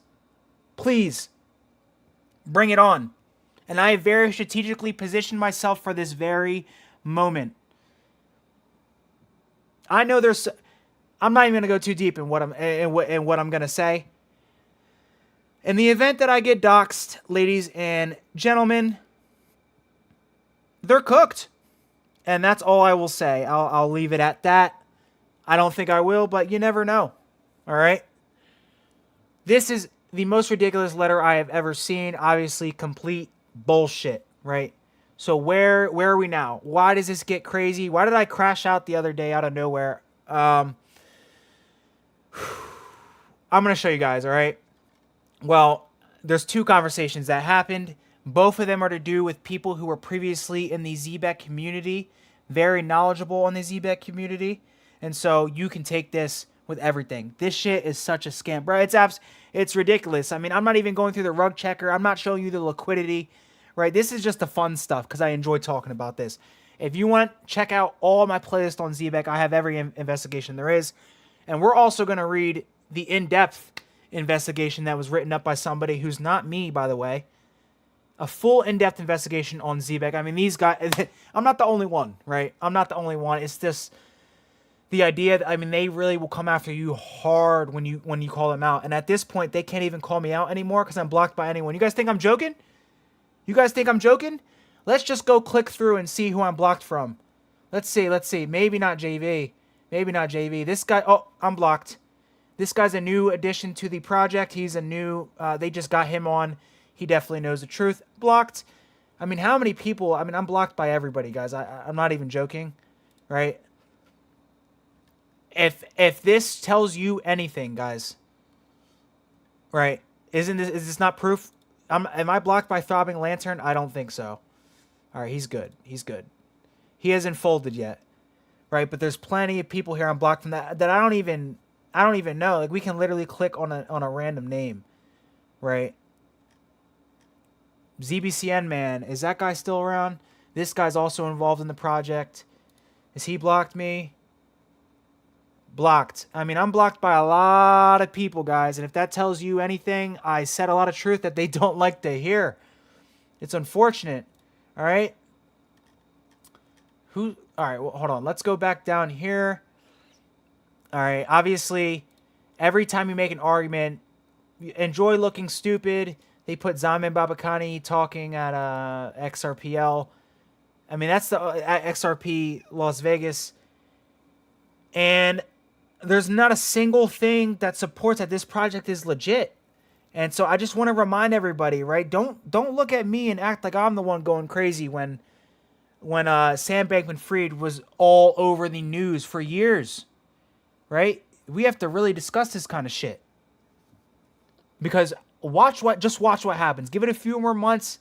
I'd be surprised if Zebec was still around. They got their super app that's not even Web3.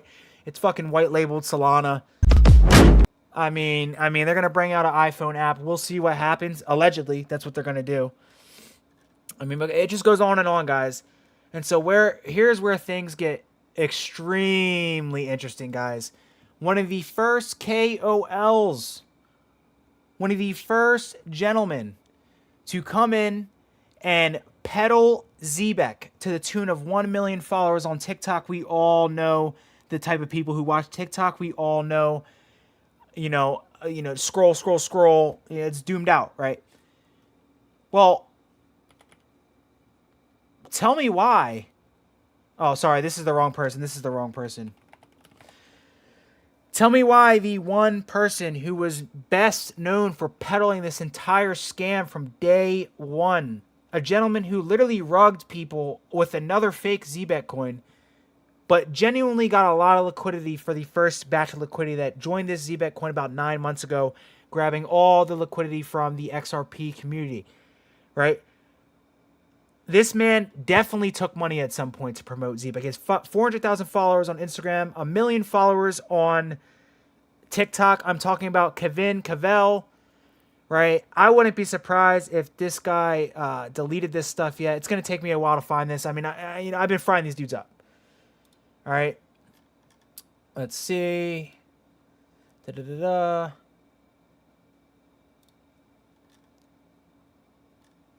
it was here. All right. I don't know if we're gonna get the full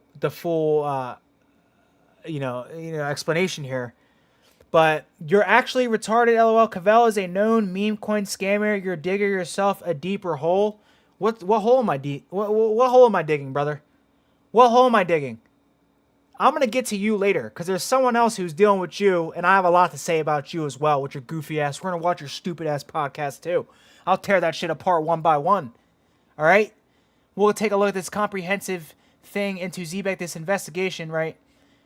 I don't know if I'll be able to find it this second. This was the man I was talking to.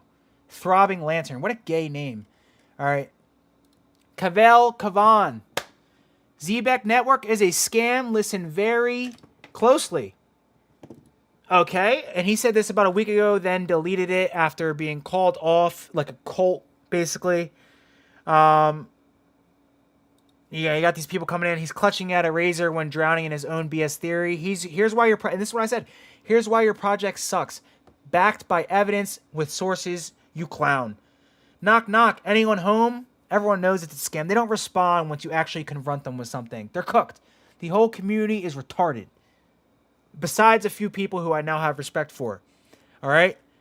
I am committed to finding this, right? Hold on 1 second here. Jesus. I was going off. All right.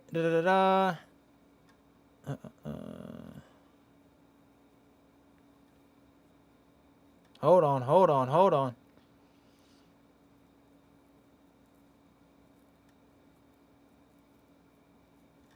Dude, they might have deleted the post as well. Right? Who knows? This was about 6 days ago. Maybe I should just give it up, guys.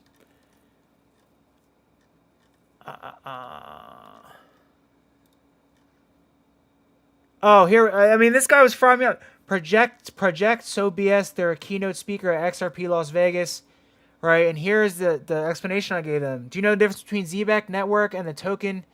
It's okay if you don't. One white labels product, which is Zebec Network. The other one is the loss leader, for lack of a better term. Everyone knows what a loss leader is. And you are the product. Wake up. This is pre-SBF collapse, right? Now give me another argument that's not BS, because it doesn't change the truth. You're going to try and tell me that Zebec built a Web3 super app too. It's white labeled Solana. They haven't built a single thing. It's a white labeled Solana wallet, guys. I mean, it's beyond a joke at this point. All right. They're trying to cover up this story about this KOL, and I'm going to fucking find this shit. I promise you guys. We're going to go straight to the lantern. Unfortunately, I got to go to this gay dude's profile. All right. Guys, he may have deleted it, but why is your number one KOL the person who grabs you all the liquidity, for your project, coming out and turning around and saying that same project he went to go ahead, he's scammed. He's scammed. I mean, hold on. Nah. I'm not leaving this shit until we find this, bruh. You guys thought you were safe. I mean, I have the whole video. Thank God I documented it. Yeah, they deleted it. It's okay. We have the filmed video to go back to, right? We're going to go back to this video for just a second so we can summarize. But your number one KOL, who literally got paid to bring a bunch of money into your scam project, came out and called it a scam. And you guys had the nerve to tell me that he's a known scammer. No. He scammed for your project. I have his wallet address. And I've reached out to him as well. If he would like to come forward with information, I would be happy to share that information and not go deep onto his things as well. Obviously, he has some stuff going on. He is a known scammer. He has done multiple rug pulls, but he also KOL'd for Zebec. Bree Teresi has also KOL'd for Zebec. If you guys have seen that video, that portion of my video as well, she's a 1 million follower golf influencer on X. These people get paid, and they promote, and get people on a cult to basically, funnel a project. And a lot of the same people on Twitter that are saying this is legit are the same people who know that this shit is a fucking scam. And that's just how it is. This is how crypto works, baby. Let's lock in. What's going on, everybody? Welcome to No Face Crypto We're going to get a summary real quick. I'm not going to play this too long. Case. You feel me?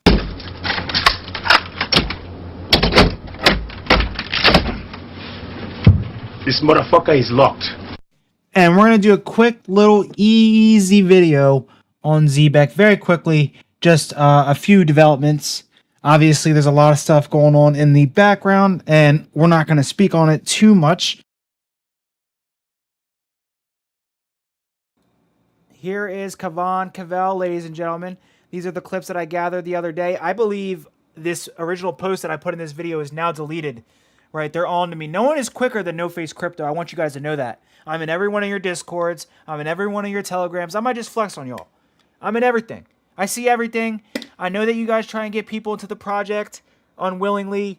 I know what's going on, right? But here's Cavell. This is the first guy to get XRP holders to sell their Zebec. We're going all the way back here to sell their Zebec or sell their XRP for Zebec and dump good utility projects. Again, right?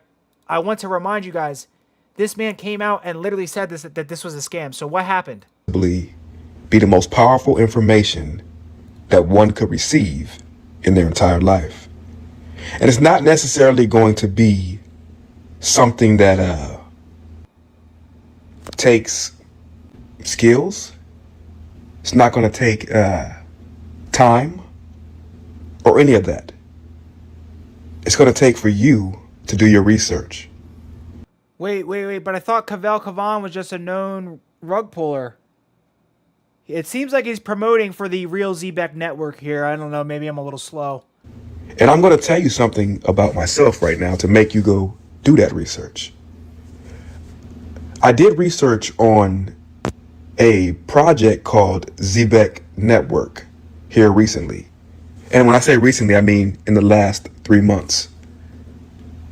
I believe that research on that token, Zebec Network, will lead to generational wealth for my family.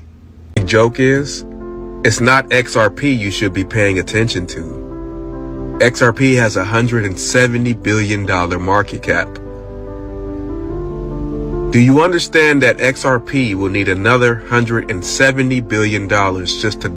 Straight talking bullshit. And also, just in case you guys know, I'll talk about it in another video. I have a collab video coming out with Alex Rose Gaming about cryptocurrency and how to spot bullshit and if market cap actually matters for certain projects. I've talked about all this before, so I won't go into it, but I have something coming out on another channel soon. double in price. So I'll say this to anybody who spams XRP across TikTok. Stop it. It's not XRP you should be paying attention to. It's RWA, and it's a coin called ZBCN right here. Stop. That's it. That's all I have to say. Yeah, basically, pretty much, I'm feeling like Erica Kirk right now. Just say the word. Jesus Lord, man. You know what pissed me off is when he said, the tags, anyone who tags XRP on TikTok is stop. Just, shut your bitch ass up, pussy. What the fuck is going on here, guys? This guy has 1 million followers on TikTok. You mean to tell me he wasn't paid by Zebec? Get the fuck, like, come on. Loved Zebec.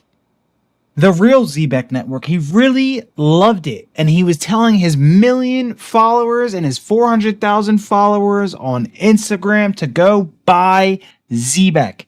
Don't buy that stinky XRP. Go ahead. You guys get the point, right? Here is Bree Teresi. She's another $1 million X account who has loved Zebec. What the fuck does she know about Zebec? Why did they want somebody more appealing to start peddling Zebec? We're going to get to that in just a second, but I want to take you guys all the way back to understand where the legal... You get the point. She peddles Zebec, etc., etc. We go through the letter, right? I mean, and I'm not the only one. Here is Monet XRP, guys. We talked about her in just a second ago. She's also been very outspoken on Zebec. You are reputable or not. This person is extremely reputable, and they have a good history within the XRP community. They are followed by Price Kraken, King Karan, etc. I'm also followed by King Karan. Little self shout out there.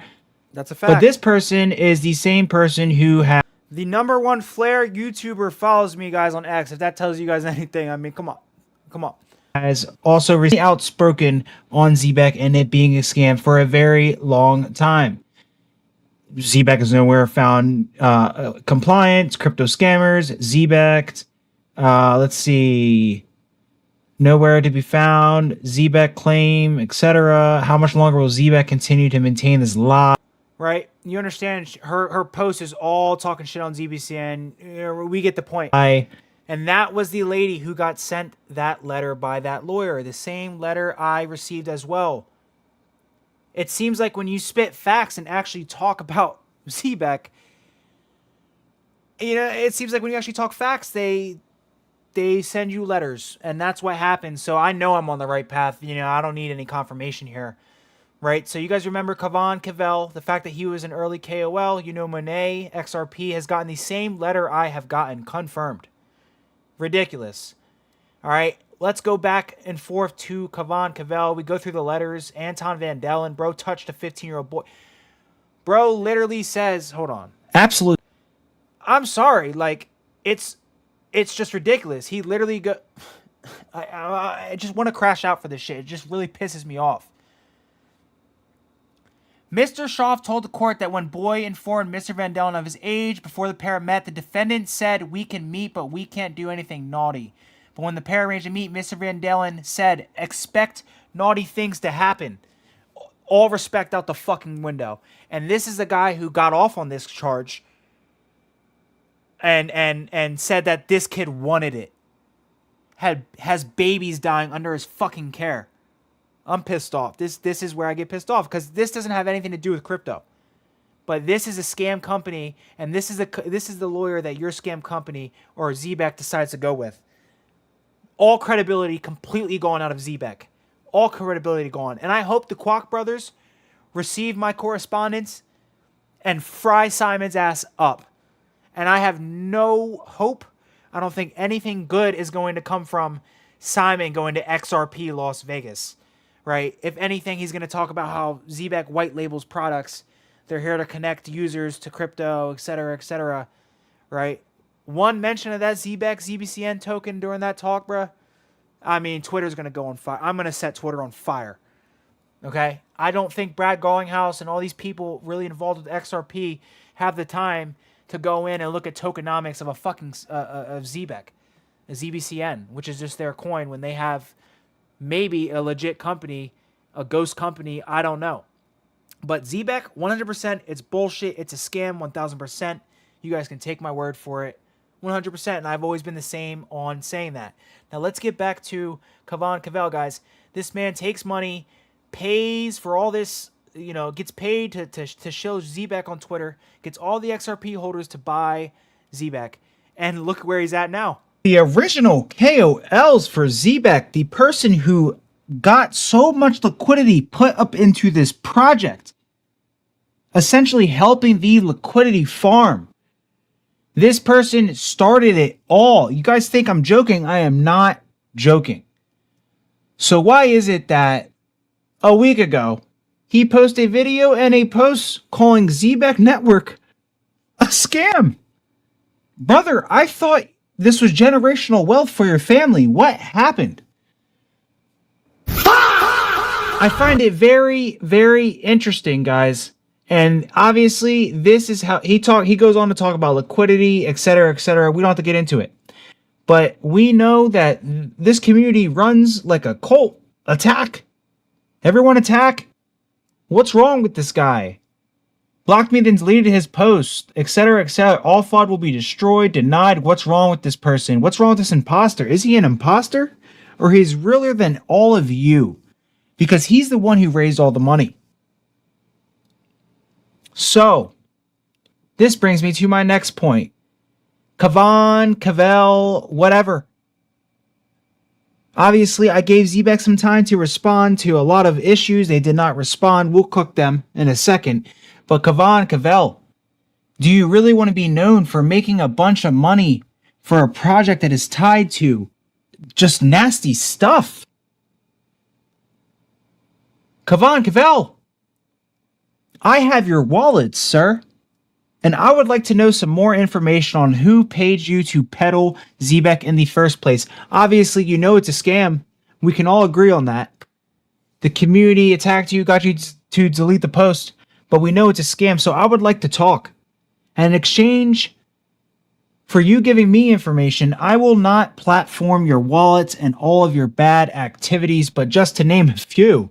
Mr. Kavan Cavell, unfortunately, you did the same thing with ZBCN that you did with the Casper token. And we don't have to talk about that. You drove a lot of people who held XRP to buy into Zebec on some stupid shit.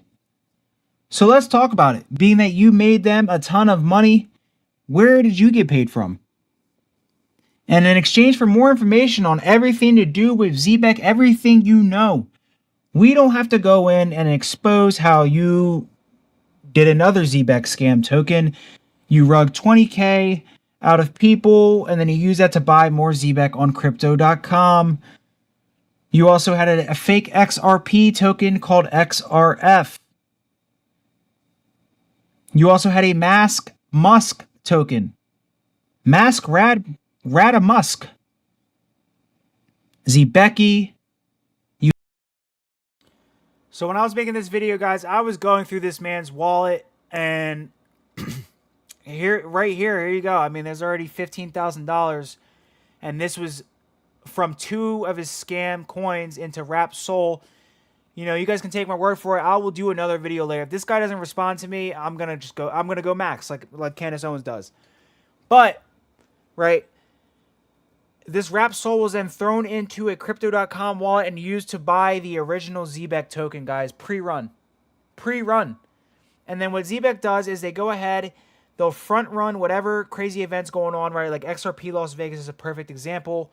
They're going to try take some words and and misconstrued them and BS some announcement on that as well. They did the same thing with ISO. They do the same thing with literally everything.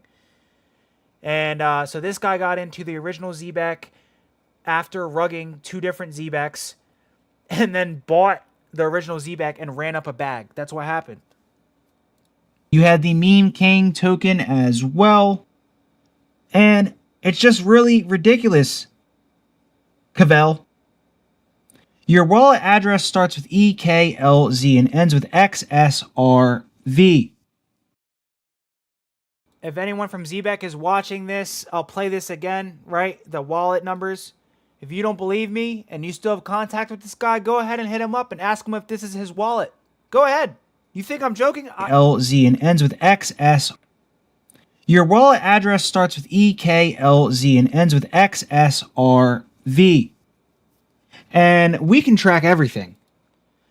You sent good thing you sent Throbbing Lantern an invite, because I have to talk about his situation as well after he flipped on I Got 5 on it. Mr. I Got 5 on it is he switched sides. And he used to be a big proponent. I won't call him a KOL, but he used to be a big in the ZBCN community. Everybody knows him. So you guys know I'm not lying here. You guys all know I Got 5 on it. I Got 5 on it went on to do a little bit of a project on his own, or maybe he was promoting it. Not too sure. Don't really care, and it's not that important, because what's important is he went on to promote a new project, and the community of Zebec attacked him so bad. So bad, because he went and turned and decided to promote another project, which is complete cult mentality, etc., etc. So I hope Throb and Lantern can come in here and take a listen, because I would like to address something. So how do we have a community Zebec, which, but we all know, I think it's a scam. How do we have people who used to be in Zebec arguing with people who are still in Zebec about 2 different scams? That's literally what's going on right now. And it's no shade on I Got 5 on it, because I actually respect the guy from moving away from Zebec, because we all know it's bullshit. So I respect him, and we'll get into that conversation as well. Yes, sir. Yes, sir. I appreciate it. You can let Lantern know, or all these Zebec people know, I'm gonna be tuning into this podcast as well and breaking it apart a little bit. I mean, I've already seen a little bit of it. Mr. Foresight, I don't have too much beef with, to be honest. I think he's a good guy and has some good videos. There's he's might be like one of the only people in the community where I'm like, all right, whatever. But everyone else, Lantern, this is you right here. Actually, Lantern, I want to know about your Zebec jersey. Bring Lantern in here so he can answer questions about his Zebec jersey, the Atlanta Hawks jersey, which, by the way, I had correspondence from somebody who knew an Atlanta Hawks facility manager, essentially, and they said this was bullshit. I'm going to just be completely honest. They said this was complete bullshit, and that was a while ago. But I'd be very interested to see your official, package, what's going on here. I don't know, because I just don't think this is a legit jersey, but that's neither here nor there. This is ZBCN Heavy Hitter. I don't even know who this is. Could be Crypto Star Rail 314 Crypto. This is the Patriot, and this is ZBCN, man. Where's Captain Zach? What happened to Captain Zach, guys? All right, so where was I? You guys got me a little distracted. Oh, got a lot of notifications now that I went live. A lot of people are talking. Date. We appreciate all the info and jams. Date. What? So, right. Here is the new information with I Got 5 on it and Lantern, guys. Well, fuck it. I got no rap. I'll read this out right now. Here you go. I Got 5 on was merely a bag holder, but we'll get to that in just a second. When you finally open your eyes, you see a lot more. Have a great evening. Be safe. I opened my eyes, and my eyes showed me a full-on investigation that was already done into Sam, and it's a scam. So I hope you guys can actually wake up and understand that I'm not here to spread FUD. I'm not here to scare people out of a project. I'm here to look out for people. In the midst of a utility run, which is another topic, is liquidity, right? You're going to see liquidity dry up and go out the fucking window in the next couple of weeks. and you can say goodbye to a majority of these coins, and Zebec will be one of them. Not sure exactly when, but I don't see Zebec lasting that too long.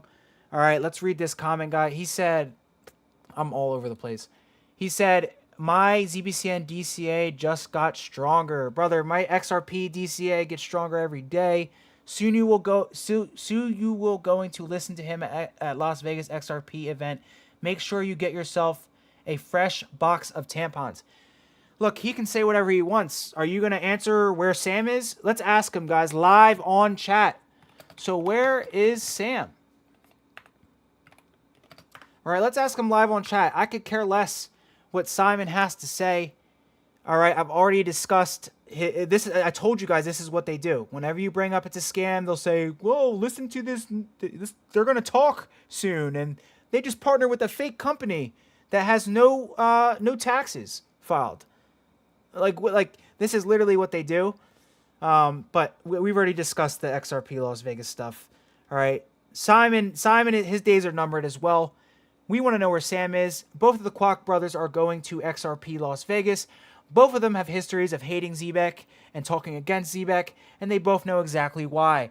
So, subconsciously, I just know something's going to happen, and I don't think it's going to be good for Zebec. Now, let's get into I got 5 on it. Shout out to this guy. We can go all the way back, right? We had a conversation with him. This man, and I'm going to give him his flowers here. If anyone is watching from Zebec, one of the worst decisions you guys could have made as a community is get this guy out of your community. What a dumb fucking decision. And I'll tell you why. Because given all my facts, all of my information on Zebec, the fact that I think it's a scam, the fact that I can argue my points and articulate what I'm trying to say well enough, and you guys can't, this was the only guy who actually put up a fight. I got 5 on it was the original FUD buster of Zebec. This man, they would send him in everywhere to stop the FUD and basically disprove, or at least attempt to disprove. You guys are going to see the language used in a second. Attempt to disprove the FUD.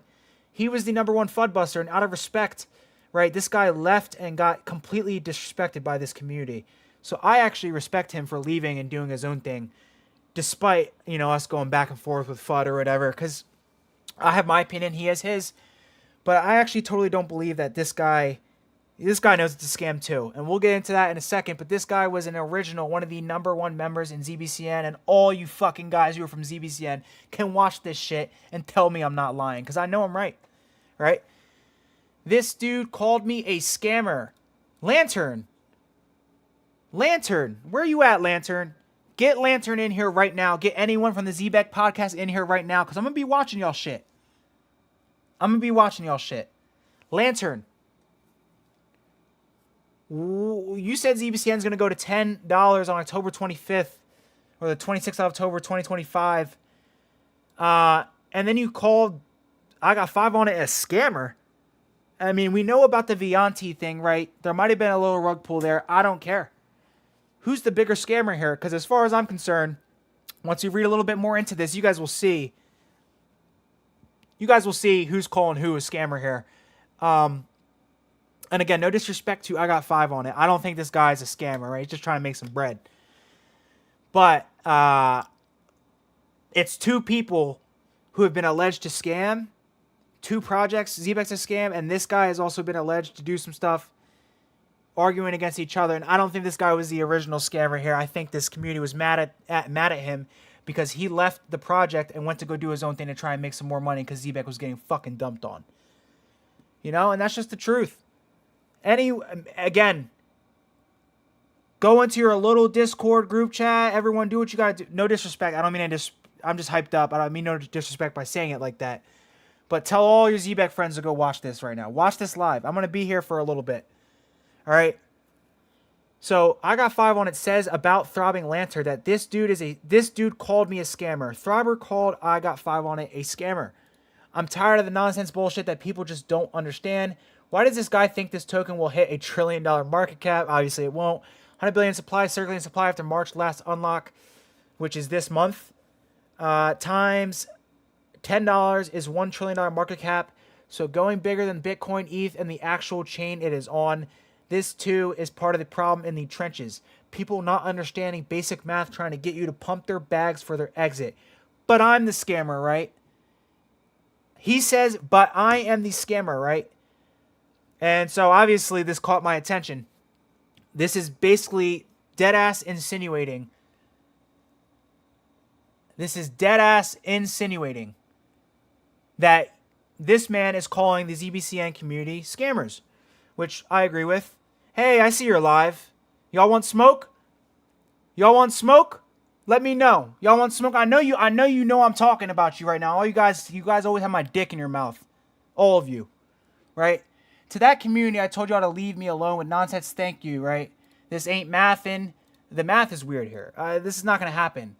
So here is the conversation, guys. Let's get right into it. And then we're going to go ahead and I'm just going to go all out. But all of you guys have flipped recently, including Cavell Kavan. We just talked about that. We know Cavell Kavan, OG KOL flipped, which is literal fucking proof. If this dude comes out and tells me who paid him or how much he was paid, I will not expose all of his information, his wallet address. I know Cavell Kavan's not his real name. I know he lives in Texas. You know, I'm not stupid, right? But a lot of you guys have flipped recently, including Cavell Kavan. Bad communities eat one another, and this is a fact, guys. One of the main things you need to look out for in crypto communities, especially bad ones. These people will flip on each other, and that is always a red flag, and that is exactly what has happened here multiple times. Throbbing Lantern seems to really... I don't know. We'll get to that in a second. Throbbing Lantern is a crazy name, though. How the turns have tabled. And I asked him, I got 5 on it. Do you want to come clean? And he says, come clean about what? And we can go ahead and read all this stuff here. Where do we start? Right? At one point, you were the #1 at attempting to bust FUD. What happened? If half of the community hates each other, at what point do people come out and be honest with what they are perpetrating? Respect for walking from the dumpster fire, guys. I do have respect for him for doing this, because we all know it's bullshit, and even the people defending the FUD know it's a scam. So don't let them believe that. Now I have screenshots of all of our conversations. Me and I got 5 on it, and all of the stuff that we were saying back and forth. He's trying to shut me down. Whatever. I respect him. He was a good opponent. I won. You know, but I respect him, and he got a follow back from me. I probably still have the screenshot somewhere, like you were fighting for it, like they paid you. And now you're fighting with Zebec Nation, which is that podcast we'll watch in a second, because they can't provide fact-based evidence to dispute your claims. And obviously his claims were that ZBCN's not going to reach $10. The person who used to attack my FUD is now saying the same shit that I used to say. And it's just funny, and I said it's funny, because it's the same type of thing you used to try and stop. And so this community drive this gentleman out of the community, and I bet they're fucking regretting it now, because it doesn't look good on Zebec. It just does not look good. This guy, genuinely, just by telling by the way he communicates, he was the most intelligent person in your community, and you guys fucked up. You really fucked up. This is gonna flip back on you guys, I promise. Right? The only thing I said above was a $10 prediction makes no sense. As far as me fighting with them, yeah, they got pissy the second I mentioned another project. You have to admit, though, they lost a strong FUD fighter when they turned on me. Actually, the ending was insane. Now that I think back on it, the community was sending people into my private DM groups and all to watch me. Looney Tunes shit. And embarrassing for them as they kept it all public. And this is why I'm talking about the situation now, because this is public. This is all public, guys. So is Zebec really the community that attacks people who wants to promote another coin? Is this not cult? Is this not a cult? This is a fucking cult, and I hope you guys can wake up. And another thing is, right, you know when someone is attacking you for speaking truth and even just going your other directions, for being your own man, standing on 10 toes, there's a problem. It's a red flag. It's fucking ridiculous. It's fucking ridiculous. You guys can, this is what I said, you guys can tell those halfway to a cult motherfuckers, they really lost a good FUD buster. And I mean this about I Got 5. He was good at what he did. He was real opposition to my FUD, guys. I had to dig deep and really cook this dude up, or try to cook him up, because he was fighting my FUD, and it wasn't like he was correct, because I'm going to be honest, he wasn't. But, you know, he was sent out to do a job, and he did the job well. And because he turned on you guys, you turned on him. It's fucked up, right? This is a respect thing at this point. They just can't do anything right. This makes them look so bad it's not even funny. You were the only one that ever put up a fight. I'm not sure what you believe, but they 100% lost their only hope to stop in the inevitable, and you made a good decision. The Iron Dome is collapsed, guys, and the only defense you guys have is the block button. You guys, I showed you guys all the people who blocked me earlier. That only works so long. Good on you, brother. I'm sure they'll see this cover and start bitching off, da da da da da. And I mean, I'm not gonna join this live right now. I know they're bitching. I know they're bitching up in there. I don't even have to look. I know they're bitching. All right, and here are his other comments, guys. This is where it gets crazy, right? Fucking insane. The futter is the only one that gave me credit for my work as a dedicated bag holder. A lot of these Zebec guys are bag holders, and the truth is why they're so angry, why they always spread FUD, it's because they're down. And if they're not down, I mean, they're here to get liquidity. It's very obvious. I ain't down on my bags. I ain't down on my bags though, and I don't hold no Zebec. Aha! All right, you guys. Oh, here's what I said. Yeah, guys, ZBCN Lantern, that is crazy work. Do better. Did you tell these guys the podcast was a terrible idea? It's a pretty bad idea, LMAO. It's giving off trying hard to seem legit vibes. And again, like, why does an American utility company have an American podcast with English speakers, American people, but they send me documents from the UK? Right? Let's start asking the right questions here, right? It's just common sense. I'm not here trying to blow the world up. It's common fucking sense. Something's wrong here, right? Same letter, by the way, that they sent Monet Loves XRP. All right. And, you know, they'll just keep kicking the can down the road, saying, look forward to this, look forward to that, etc., etc. And it's just pretty funny. You know, there's a small group of people that will give their dying wish to fight to the wit's end to protect Zebec and the truth. And they're not doing a good job because clearly everyone knows it's a scam. And yeah, you know, we're going to go ahead and while they're bitching away, trying to convince people in their live stream that Zebec's a legit project without answering any questions I've ever raised about this project. The new question, by the way, is that the alleged Web3 website that they built is white labeled Solana products. They did not build anything. And the code behind it goes so deep. The code behind the staking protocol is fucked up and it allows for a back wallet drain. And so if we're going to talk crazy, I'm not going to join this live stream. Maybe I will in a second. But before we go even deeper, guys, and we're going to read this entire investigation into Zebec that I didn't even do. This isn't even me. These are multiple people saying the same stuff, guys. We're going to go ahead and take a look here at this lawyer's profile. And for a very specific reason, Fraser Chambers. What would you guys do if I told you that the lawyer that Zebec sent after me to try to get me to shut up, like they do with everybody, gave a presentation on some loopholes in the cryptocurrency industry? What would you do if the lawyer gave a very weird cryptocurrency? This lawyer, I have never seen a lawyer do more things in my entire life. I feel like Candace Owens. We might really uncover some shit. I have never seen a lawyer be a coroner, write on opinions on circumcisions, beat a sex offender case. He also resided over a very famous murder case in the UK, which is something I recently learned. And he also defends crypto companies. Guys. When you're a lawyer, a real lawyer, you take one or two lanes. You can't do all this shit. So I know this is bullshit, but let's go ahead and this is going to get good, guys. This is going to get good. This lawyer gave a presentation on cryptocurrency. Yes, guys. The lawyer, this one, Anton Van Dellen, cleared of grooming boy for sex, said the boy wanted it. Years later, he's giving presentations on cryptocurrency. This is absolutely ridiculous, right? You can read this, guys. This is a legit barrister. This is a legit barrister. I have no doubt that this is a legit lawyer. I think the pretenses on which he sent me the letter is complete bullshit, and I also think he can't do shit. Try me. Like, literally try me. Matter of fact, I want discovery. I want discovery on who was the Galen LeCun.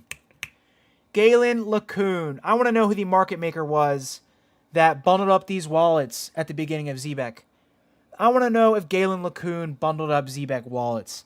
I want to know what market maker the venture capitalist used. And it's just interesting that this lawyer is popping up, guys. So, neurosurgery, West London. Again, this is West London, guys. So this project, I am sure, is from the EU or the London area. This is a scam. The EU has been doing this to us for 100 years, guys. They just steal money. The Rothschilds, all that shit.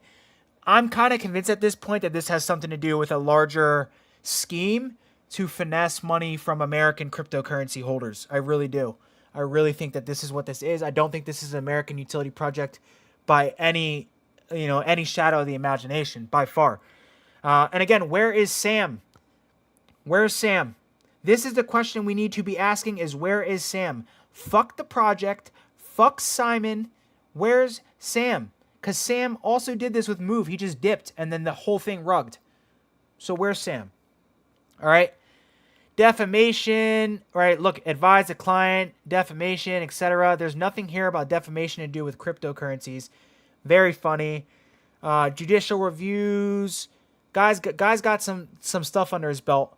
But let's get into the cryptocurrency, guys. This is ridiculous. You guys are gonna lose your fucking mind, right? Why is this is the worst presentation I've ever seen.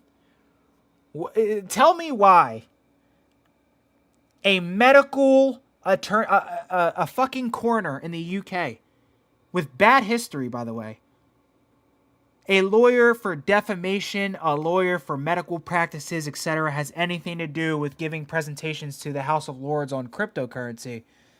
The House of Lords. Does that sound familiar, guys? Does that sound familiar? Trading cryptocurrency is not for the faint-hearted. But what exactly is cryptocurrency, digital or virtual currency? Guys, this gets bad. And anyone, what up, brother? What up, Rob? What up, Rob? Yo, these guys, the Zebec's got a whole live going on right now. I could destroy their whole night if I joined that and fried they up. I have all the ISOs, including Zebec, going to have to flip my Zebec into other ISOs. Your video on how to deep dive scam likely coins likely made so much sense. Yeah, brother, look, don't let me, and I'll say this for everyone, I always say this, like, don't let me be the reason you sell your Zebec, right? Look into other investigations, look into what other people have to say about it, right? Verson from Black Swan Capitalist has spoken about it before. I'm not the only one, and I could be wrong. Like, if I'm wrong, then I'm wrong. But don't let me, dictate whether you want to sell or buy, etc. I will say you need to look into Zebec, though. Everyone who holds Zebec needs to really look into Zebec, guys. All right. What exactly is cryptocurrency? Terrible definition. Digital or virtual currency secured by cryptography, operating on decentralized system. Use blockchain technology to record transaction. This is decentralized. I don't know about all that. All right. This is a disposition of equitable interest or trust subsiding at the time of the disposition, must be in writing, signed by the person disposing of the same or by his agent thereon lawfully authorizing in writing or by will. And this is a law in the UK from like the 1990s. I'm not even fucking joking, guys. This is literally discussing pooling assets together. Pooling assets together. And basically, essentially exclaiming on the point that there needs to be in the UK written expression allowing this to happen, and that it can't just be as simple as sliding over and accepting a transaction, which at first glance seems like this is good to for the community in the UK, and it might be, but understand that why is this lawyer giving this presentation on current laws in the UK that have not had new laws written about them yet? Literal ways to undermine the system within pools. No fucking joke. No fucking joke. And this is the attorney that wrote that letter, guys. Very odd. This came down in like, what is this? Yeah, he literally gave this recently, guys. To disposition of equitable interest in cryptocurrencies that are held on trust for multiple co-owners. That is a pool, guys. The underlying legal issue is the certainty of subject matter in relation to the shares of intangible asset, guys. So they're saying that once you put your assets into this pool, there's no real way to actually tell what coin is yours and what coin is the other person's. And this is literally saying, now, you ask AI or you ask somebody to break this down, they're going to tell you this is good for crypto, and it is. The fact that they are talking about it and bringing awareness to it is good. But you guys have to give a little bit of salt to the other side of this argument and think, why would this attorney give this information, right? He is explaining that there is a gap in the system. There's new laws that need to be made. And it's almost as if he's kind of given some type of guidance to, on the low, to cryptocurrencies and crypto companies wanting to use his services. Because it's funny how Zebec is the company he's for. Overdue for reform. It is overdue for reform, overruled by statute. So very, very interesting, guys. You can go ahead. I'm going to drop a link to this I'm literally going to drop a link to this right now. And tell AI to take a look at that. And they'll tell you it's good for the industry. And it is. But maybe this was also beneficial for the attorney in ways that we are not quite understanding yet. Right? I think it's very, very odd. I'm going to go ahead and put a thing in the thing. Here you go. You guys, click that link, and you can take a look. You know what I'm saying? Click that link, and you guys can take a look at this weird, thing I gave, or thing that this attorney gave. I just don't really understand where this is going. I find it odd, and it is extremely outstanding considering all this guy's other presentations. If you look, like, let's click a little bit. Let's click a little bit. If you look at all of his cases, right? Preventing future death report. Father, thanks, whatever. Judgment on foreign language broadcasting. IOPC to close beginning new investigation. Urgent injunction granted prevent sale of Batmobile. Like, bunch of weird shit. The court's approach to key defense and defamation. Compliance and AML conference in Warsaw. High Court refuses Chagos Islander permission to seek judicial review. A killer makes a call on Channel 5. This was his very famous case. If you guys look into...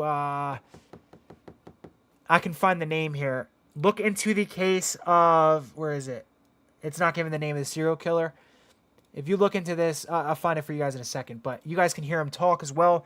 Open conclusion and railway death. He deals with wrongful deaths and medical and defamation. What the fuck is he doing with cryptocurrency, guys? Seriously, it's a genuine, perfectly reasonable question to ask, and I can guarantee you nobody in Zebec is going to want to answer that question. Because it's shady. It is shady, guys.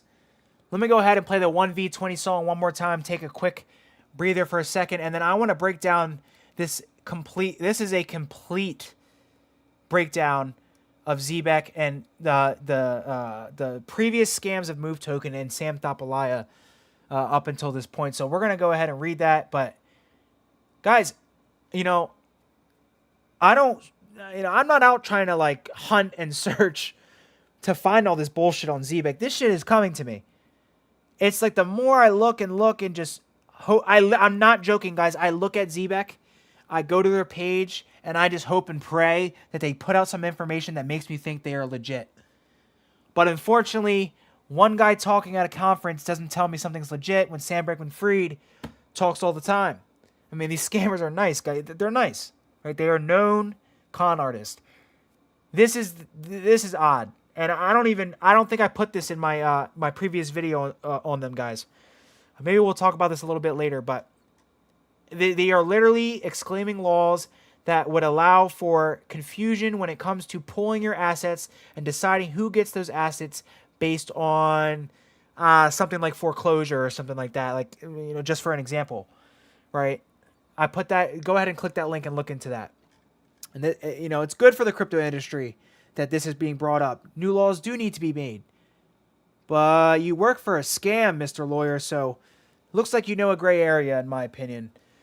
Very, very obvious. What else was I going to say real quick? Let me take a break, gather my thoughts for a second. And we're going to go ahead and break into this deep dive on Zebec. I am very aware they're in a live, probably trying to discredit and say that Zebec's legit and give all these reasons. We've had this conversation before. I've fried them up in a live before. If this is something you guys really want me to do, we'll see how I feel in a little bit after reading that. I mean, all the information. I'm going to get in there and say, guys, I have been live for hours explaining everything. Right? We also have to watch their podcast, guys. We have to watch their podcast. I mean, this is ridiculous. And keep in mind, guys, that I Got 5 on it is like straight up arguing heavy with this guy, Lantern, Patriot, America First. I can respect it. I just don't respect the individual for being in Zebec. And then 314 Crypto, and these are the guys like heavily outspoken, trying to support. They always have something to say when it comes to funding Zebec. Heavy hitter. This man, I know his full name, where he works, the state he lives in. I'm not a dickhead, so nobody has to worry. I reached out to this guy personally and asked, because when I found out about this gentleman right down here in the corner, I said, look, like, I know you are definitely new. I can tell you don't know too much. There's no disrespect, but they are trying to manipulate into this shit. And this was the person who told me Zebec is definitely not a scam. Zebec is definitely not a scam. And then he put my fucking face on a cereal box and said that he destroyed the FUD. Guys, when there are meme coins trying to say that they're destroying FUD, this guy in the bottom right corner is the person who is telling you that they're destroying FUD. Absolutely ridiculous. All right, I'm gonna go ahead and play the song for a second, maybe two. I need a second. And we'll get back into it, guys, and break down this full investigation. If you guys have probably already seen some of it before, but after this live stream, guys, there should be no dispute as to why this is a scam. I mean, I've done so many videos, and I am not done, right? I'm actively always tracking what is going on here. All right, let's go ahead and just back up for a second, and when we get back, we're going to go ahead and read this very in-depth analysis on things, literally a comprehensive analysis of the Zebec Network project to identify and potentially suspicious elements. This is from the Blockyments docs, and this is literally an auditing website. They do this. They do this. So if I'm retarded, these people aren't. All right, so you guys don't have to listen to me. I am far from the only person calling this shit a scam. You feel me? You feel me? Yo, run that shit up, man.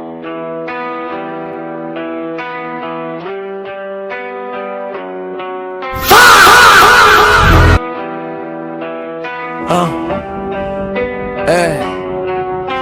I emerge from the algorithmic abyss. I'm masking and lacking a miss. No face crypto with a lexicon that cuts like sight stain in a clenched fist. Zebec in this narrative is the archetype of the Z, a parable of chaos where the floor drops beneath your feet. Their legion swarm like locusts, 20 deep in my mentions, trying to gaslight the ledger with counterfeit intentions. But I counted with precision, linguistic demolition, every fallacy dismantled with forensic premonition. 1 versus 20 in the digital Coliseum. I stand immutable, unbreakable. You can see it in my theorem. When the fraudulent vibrations try to colonize a chain, I articulate the antidote and purge it from the domain. I examined every claim with the scholar's calm incision, dissecting contradictions with semantic supervision. Their rhetoric fragmented like corrupted shard arrays.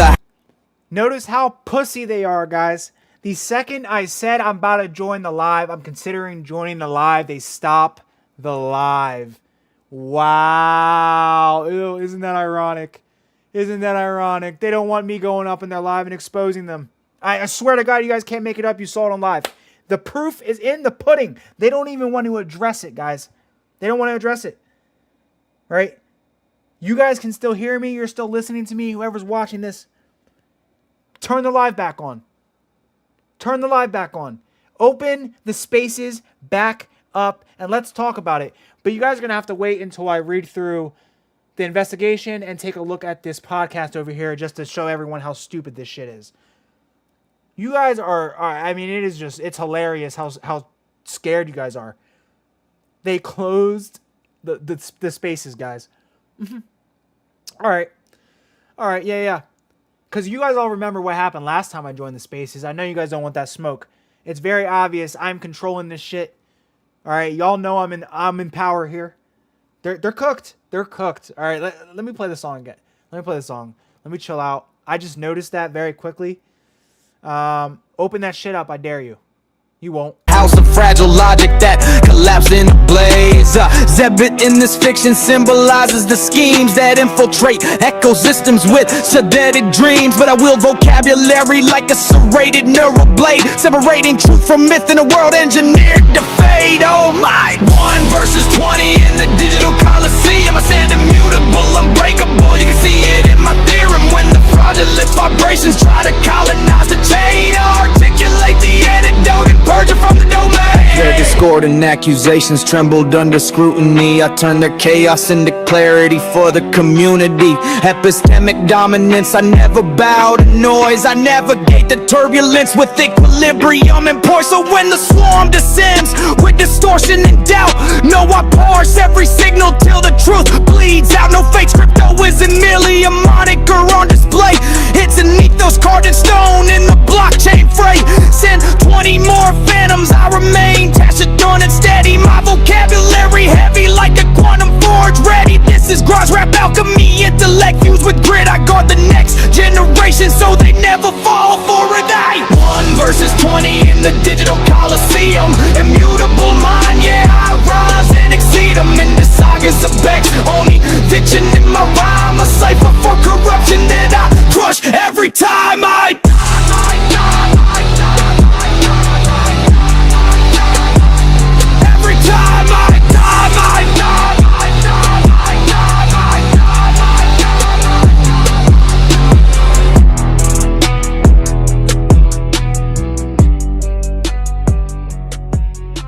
Hey, brother.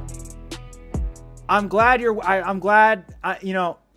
Big win for. Hold on. I try and make as many, videos as I can on Zebec just to get the word out there. Good on you. If you wouldn't mind, though, if there's someone in specific you don't like, just let them know that I'm on their ass. I mean, they should know at this point. They literally, bro, did you see that? They left the lot, guys. They left the spaces. You guys saw it happen live in real time. I said I might join the spaces a little bit later, and they close out the spaces. I can guarantee you 100% if I wasn't live right now, they wouldn't close that spaces. They cannot. They literally do not want to get caught on record, on video, getting exposed. I make it my promise. The next time there's a spaces, I'll catch y'all.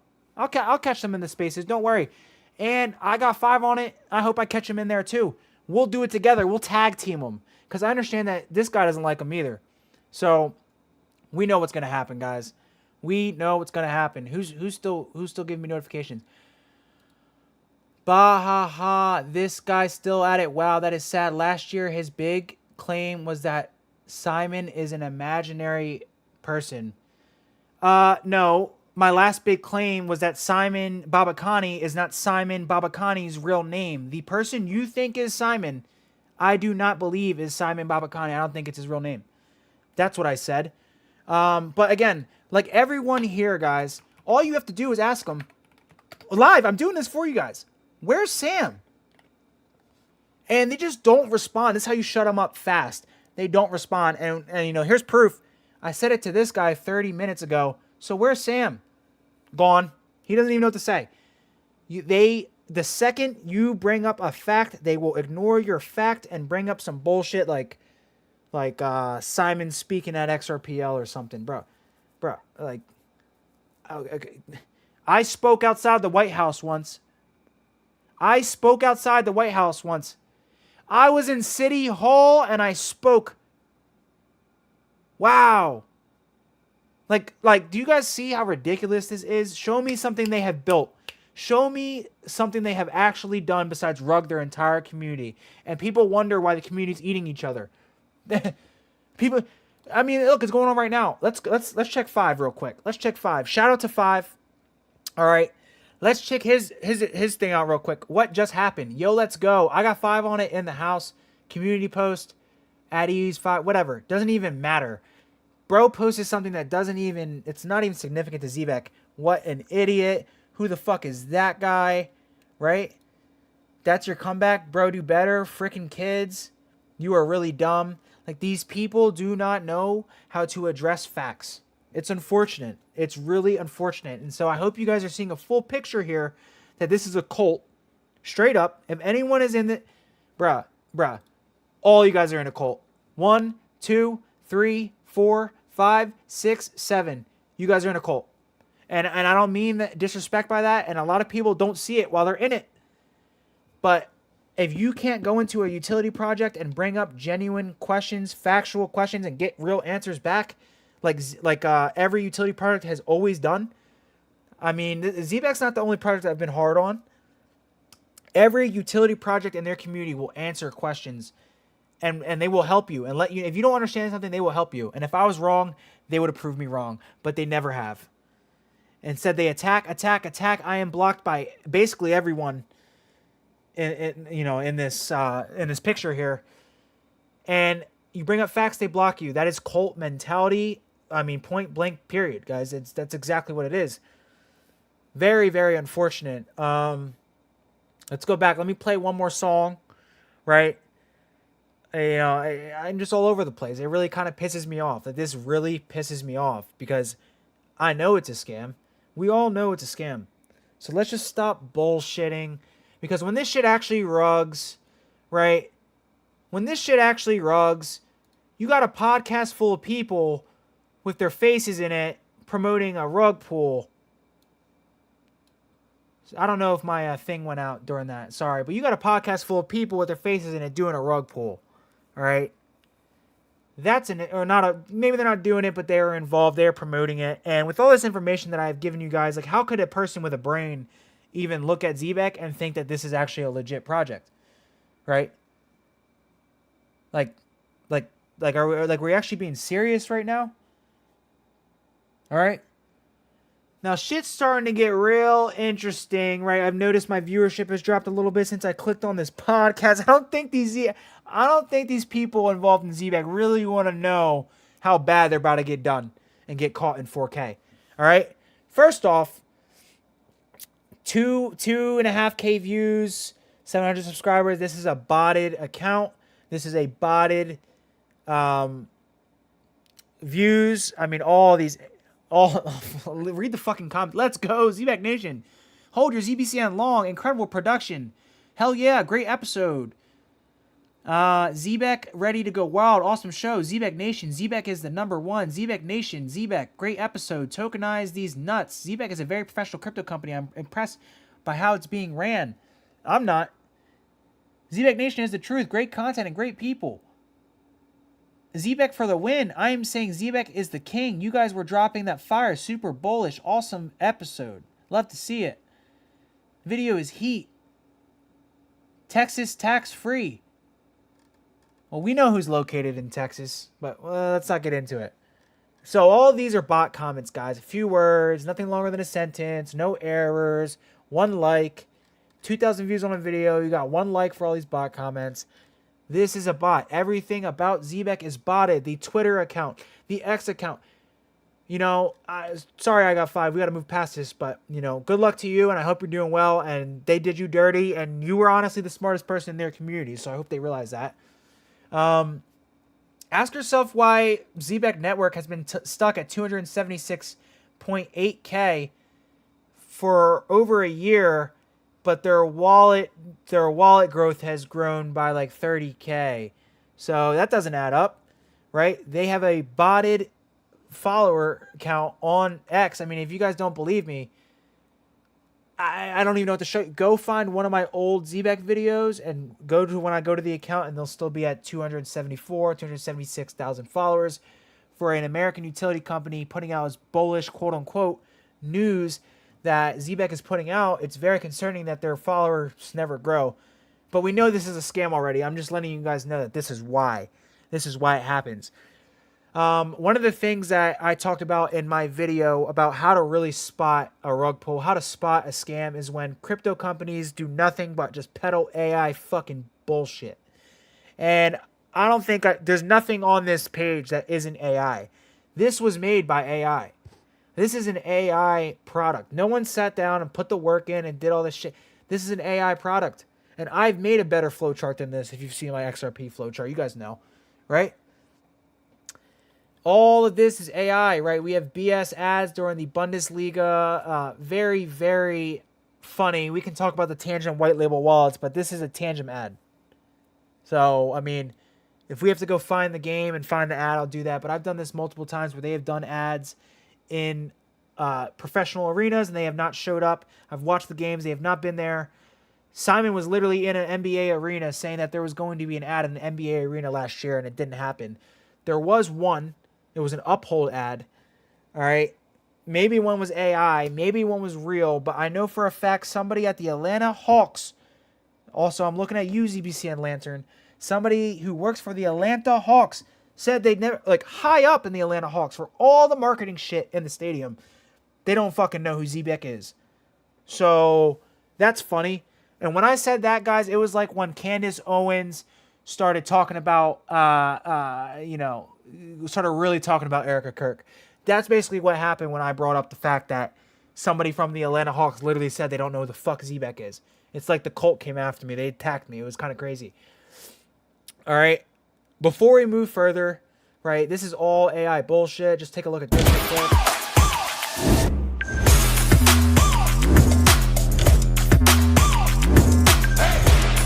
Right, all their ads look the same. It's all AI slop.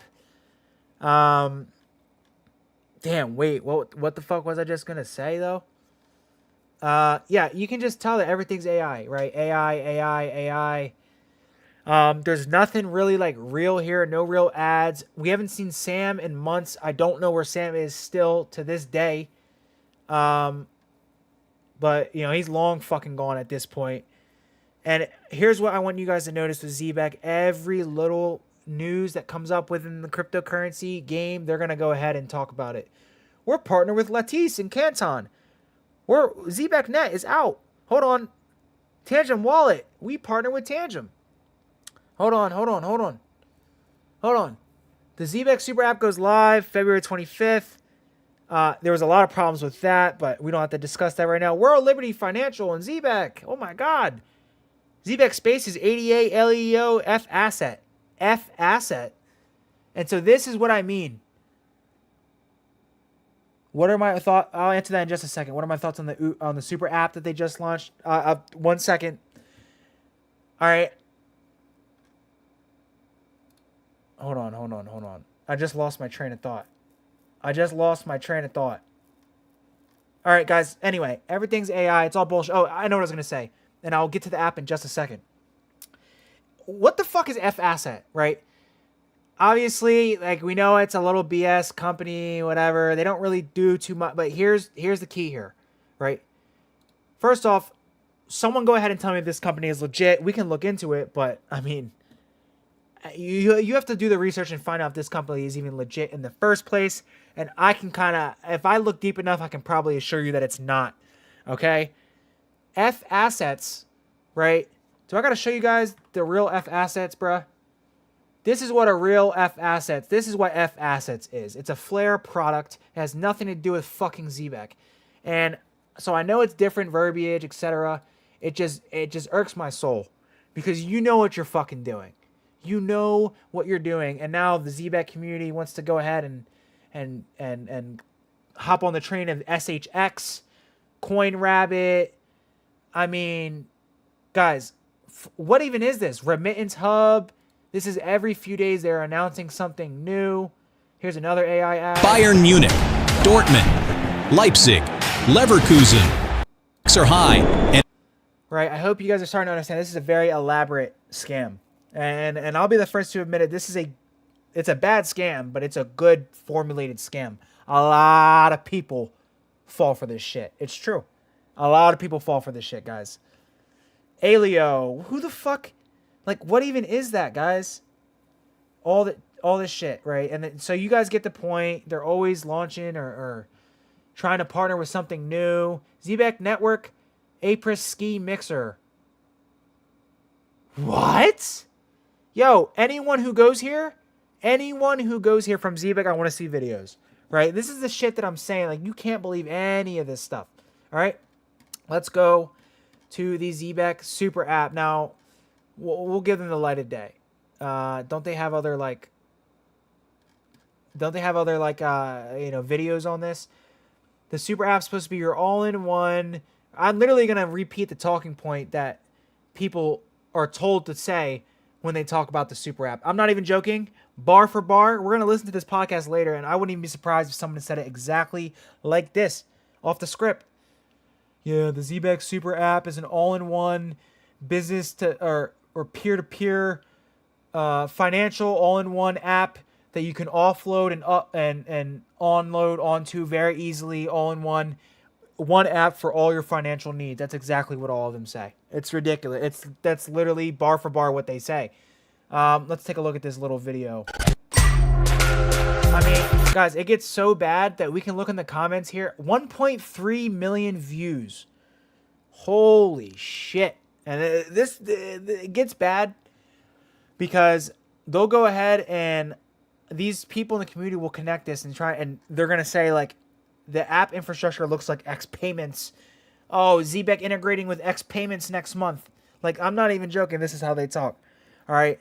Zebec says the Zebec Super app is live. Payroll for individuals is now available on desktop built on Zebec Rails, powered by Circle's USDC, which will just fall like USDT, and utilizing ZBCN for fees.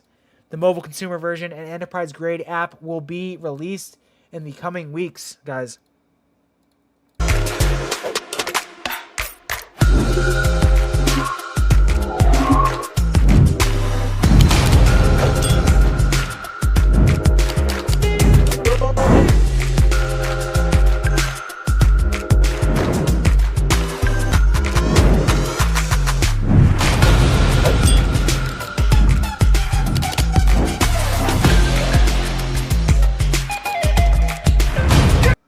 The goal of Zebec is to pay everyone immediately. The goal of this app is for institutions, businesses, and payroll providers to take this app and essentially pay you through it at some point. You can stake your ZBCN, allegedly, right? All this stuff.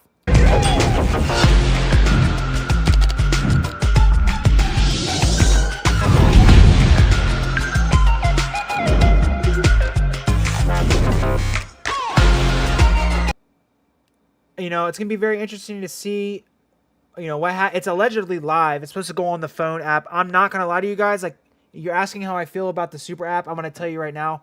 I feel so badly about the Super app that I won't even click on this. I'm not even joking. I will not even click on this. That's how bad I feel about the Super app. Ask yourself why, right? Does Zebec have physical tangent wallets, but do they have physical cards?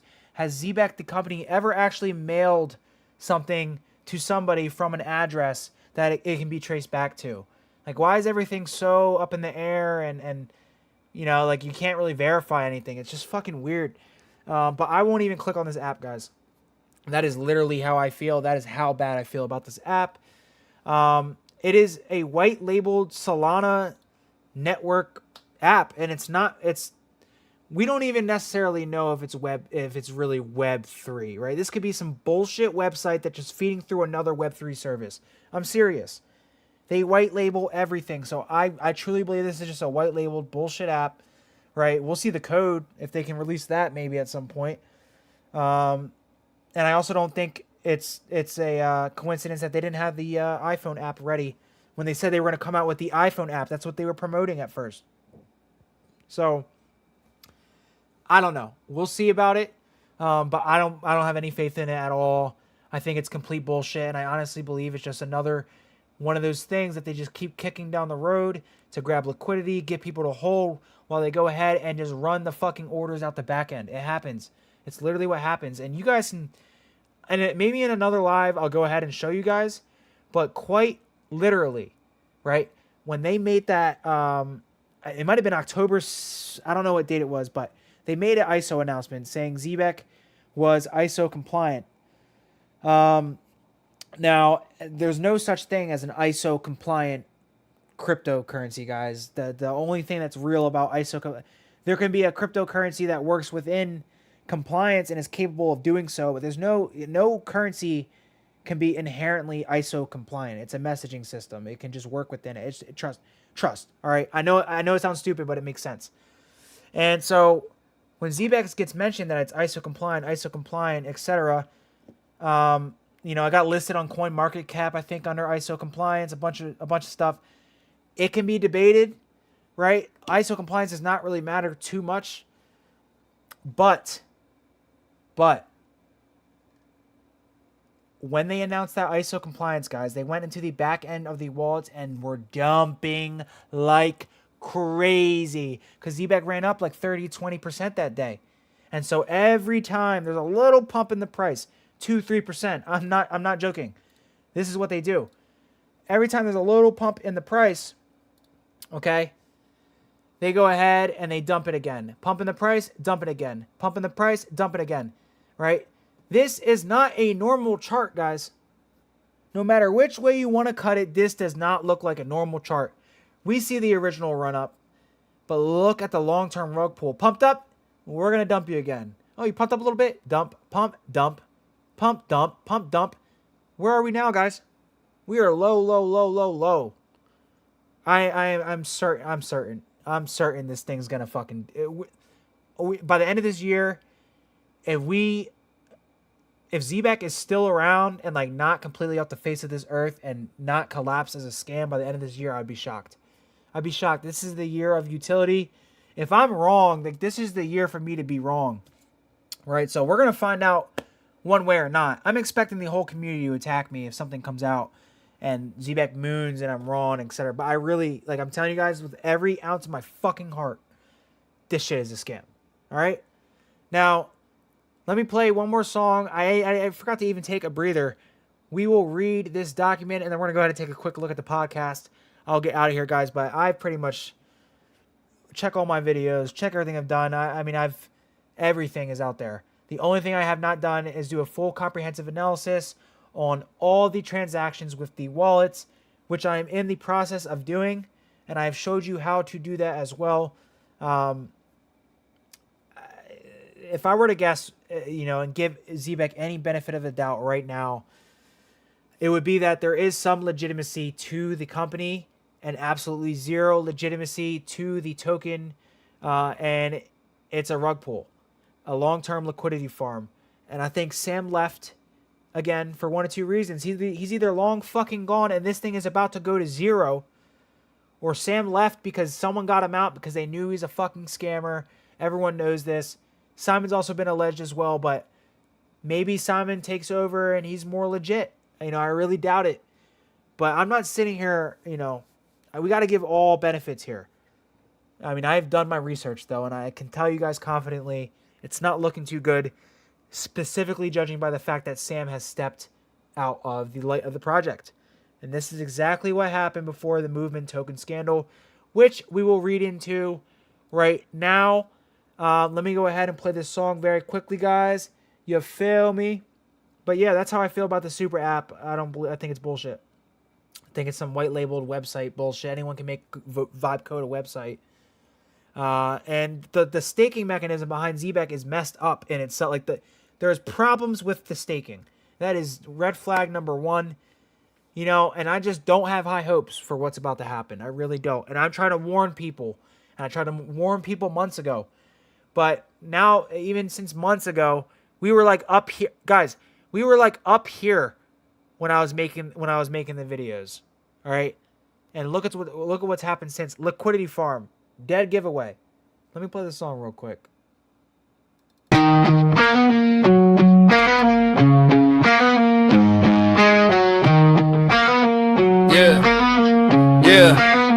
Yeah, I came up in the shadows where the charts don't lie, where the rugs come quick and the fakes multiply. No fits crypto in the booth, yeah, the voice they fear, dropping truth so sharp it'll split yo. Yeah, I saw a token looking shady, call it Zebec crew, talking biggest seed papers that never came true. Community pressed me like bro don't speak, but I stood 10 toes down, never fold, never weak. 1v20 and I still don't break. No face crypto got the smoke they can't take. When the scam vibes hit it and the walls all shake, I expose that mess for the whole chain sake. I got receipts from the dark like a digital grave. Found projects in the past they tried hard to save. Old scams resurface, same tricks, new name. Copy paste, white paper, same tie your game. But I don't back down, I don't bend, don't switch. When the heat comes heavy, I don't fold or glitch. I'm the ghost in the charts, in the storm, in the feed. Dropping warnings to the fam so they never miss raid. 1v20 and I still don't break.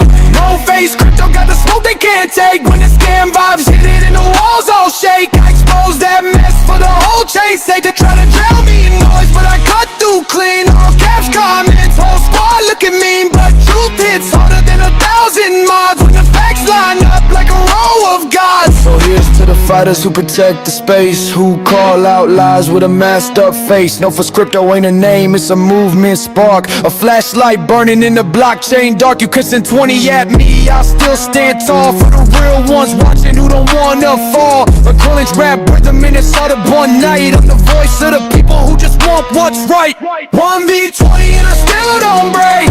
No face, crypto got the smoke they can't take. Call it truth, call it bread, call it fate. I take my fam while the rest stay fake. 1v20 and I still don't break. No face, crypto got the smoke they can't take. Call it truth, call it bread, call it fate. I take my fam while the rest stay fake.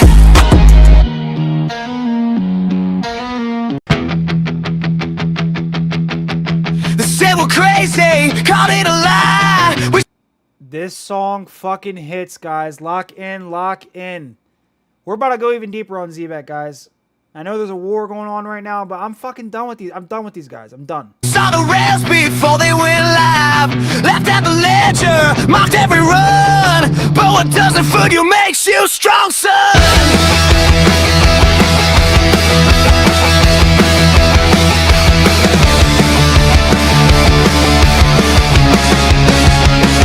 Now the bank's in line, ISO code the line. Ripple fought the fight, we read the signs. What doesn't fool you makes you stronger.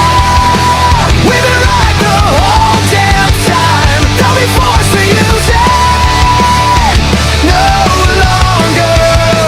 Can't lay hide behind the line. We're reaching in for that illusion.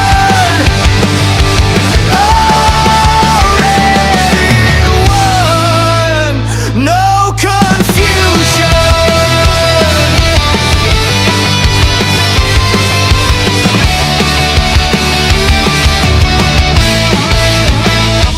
I say try, but you don't fade. We have through every hit they've made. ODL flowing through every nation. Now they beg for that integration. You can't stop cold, can't cage the chain. Flip the switch, now feel the game. From food to flames, from lost to gold. XRP's the story chain. What doesn't fool you makes you stronger. We were early, now we're loud. Rich in knowledge, built for longer. This is the talent, not the cloud. Already won, no hesitation. We're the future of your fusion.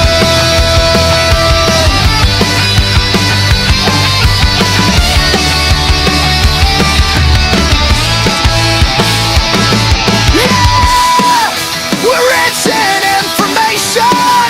They just missed the transformation. What doesn't find you makes you free.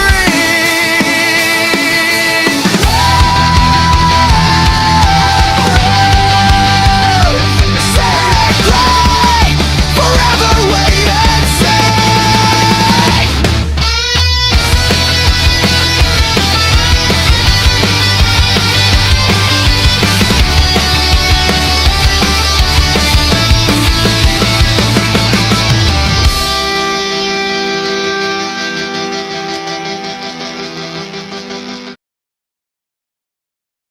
All right, guys. I have some breaking news on my X account. This is what I'm saying, guys. All y'all Zebec people are clown. Every single one of you guys in the Zebec community is a fucking clown. Unless you left and turned on them. No, I don't mean that. I don't mean that, and I apologize for saying that. No, I'm just snapping. Not all of you guys are a clown, but the people who knowingly peddle this scam are clowns. Straight up. If you didn't know, you didn't know. That's okay. I understand. But at this point, the information's out there. And so something very funny, right? I go, wait, guys. I told you, you just ask, where's Sam? And they can't respond. And we'll get into that in a second. But you ask, where's Sam? He goes, where's your face? I don't know. It's attached to my face. I ask, where's Sam? Where's your face? Bro can't even respond to a simple question. So obviously, clown activity, he got in 4K. I had to expose it on the live stream. Shut your bitch ass up. And if you're watching this right now because I sent you the link, I want you to go ahead and tell all your friends. I want smoke with all of them. Every single one of them. At this point, I would step away from the Zebec project if you don't want to be collateral damage. Honestly. Right? With your bitch ass. All right? And after I said this information, right, I went over to heavy hitters. Where you at, pussy? Where's I'm just about to crash out on these guys. I might have even been blocked by heavy hitter at this point. All right? Yeah, I think heavy hitter decided to block me. Oh, I wonder why. Wait. Do they still have my responses? Do they still have my responses? Oh, here we go. Yeah, so you guys remember how they closed the space the second they heard I was joining the space because they're pussy. They don't want no smoke. Nobody wants smoke. I just want to have a conversation. Last time we had this conversation, it didn't go too well for you guys. And I know you guys remember that, so that's why you decided to close the space the second you heard from my live stream because one of your peoples was watching it. I was coming in, you decided to close the live stream. You go a lot longer than that usually, right? Wednesday night with heavy hitter and the Zebec Nation. I guess we'll have to get our own little piece of Zebec Nation since we missed the spaces. You guys can't even get confronted. You guys can't even answer questions. I mean, it's really sad. It's sickening. It's disgusting. A bunch of grown-ass men. You guys all look like this. And y'all are scared to answer questions about a project. Very reasonable questions, I might add. Very reasonable questions. Right? There's one person on the screen I have some little bit of resemblance of respect for because they have answered my questions. But everybody else here, I don't have respect for it. Especially this guy in the right corner. This is heavy hitter, guys. I mean, he puts his information out there. It's not for me. I'm not going to dox him. I know his name. I'm a good dude. I'm not here to fuck people's life up. And bro probably didn't know any better. Okay? But guys, this is heavy hitter. This is heavy hitter, and I asked them to open the spaces back up. I dare you. I now want smoke. Everybody who is still watching this stream, if anyone's even from Zebec watching this, I want smoke. Open the spaces back up. Bring TCG David back. Go ahead and call your homies up. All right? This scam is over with. So I hope you guys love it when it goes to 0. I'm going to laugh so hard. I'm going to laugh so hard. And if I'm wrong, like, I will get on this channel and fire myself up, and I will say I'm wrong. But lawyers don't send DMs, and you don't get 24-hour threats to remove, content for talking about legit companies, right? There's no other legit company that would have done that. So I asked, open the spaces back up. I dare you. No smoke, no smoke. You don't want it. No, that's how I feel. You know that NBA Youngboy song? Nobody wants smoke with me. You feel me? Where's my face, bro? Where's Sam? Hello? Where's Sam? Right? So no one can answer this question still, and this is what we are going to discuss next, guys. It's just hilarious to me. So where's Sam? It's been an hour. No one's responded to me. It's funny how they talk a lot, but they don't want to talk the second you actually bring up some facts. It's crazy. Guys, pay attention to how many people are watching this live right now. I fried them up so bad they're not even watching the fucking live anymore. And I'm not going to stop. Every time they go live, I will make it my duty. Every time they go into his spaces now, I will join that and I'm cooking their shit. I'm cooking their shit. And I'll go live on YouTube at the same exact time while I join their spaces so they know I'm not BSing. And so you guys know, if they don't want to talk and bring me up to talk, you guys know they're straight pussy. They they do not want confrontation. I never met more childish people in my entire life. I got 5 on it is right. You guys are some kids. Some kids. Grown-ass men acting like kids. It's crazy. It's crazy work. All right? Do we do one more song? No. We don't need one more song. We don't need one more song. All right. Let's go ahead. We're gonna read this, guys. We're gonna read the full breakdown of everything to do with Zebec. I'm not fucking joking. So you guys know that I'm not the only person saying this. We know Monet loves XRP. That lady also has issues with Zebec. She's got the same letter I have gotten through DM. I mean, it's ridiculous. You guys can go back, rewind the stream, watch all the videos. I've covered it. Now we're getting to the point where we are looking at other people's evidence here. A lot of stuff that I may not have covered. And I know this guy goes into the nodes. Uh-oh.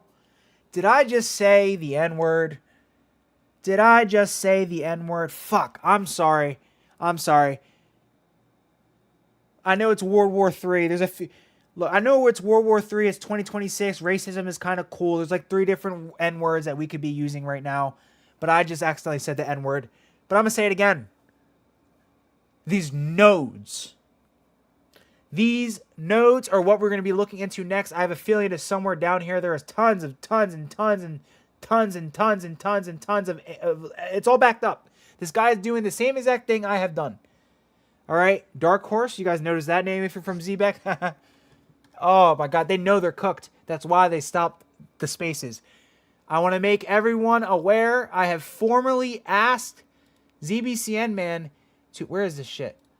I have formally asked Jesus fucking Christ. I fucking hate Zebec. Fuck you guys, dude. Taking up all my tabs. All right. I have formally asked ZBCN man to open back up the spaces after I noticed him... Heavy Hitter. I formally noticed Heavy Hitter that I would like him to open back up the spaces. You know, he's a pussy. I want him to open back up the spaces. Because I think they should talk. I think we should talk. I have it on video evidence. The second I said I'm going to join the spaces, y'all pussied out. So that should prove everything to you guys. I almost don't even need to say anything anymore. All right. Hold on. All right. We're kind of cleared up here.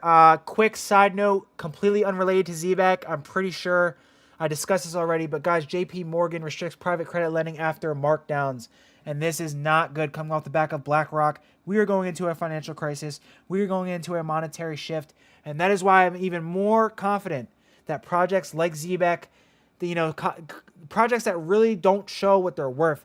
You know, there's only some good ones, guys. There's SHX, there's HBAR, there's Ondo, there's XRP, there's XLM, there's XDC. There's all these different stuff. But it's a few. And you know the good ones. You know the good ones, guys. Velo. I don't have to tell you guys. Just know that when this economy collapses and they bring in a new financial system, every single Hold on 1 second. I just read that.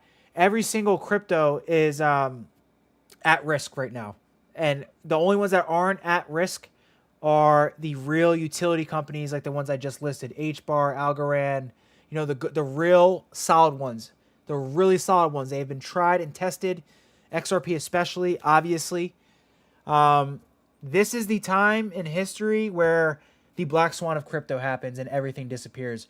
And that is why I'm more confident on Zebec disappearing, because I think the shit's a scam anyway. That's my opinion.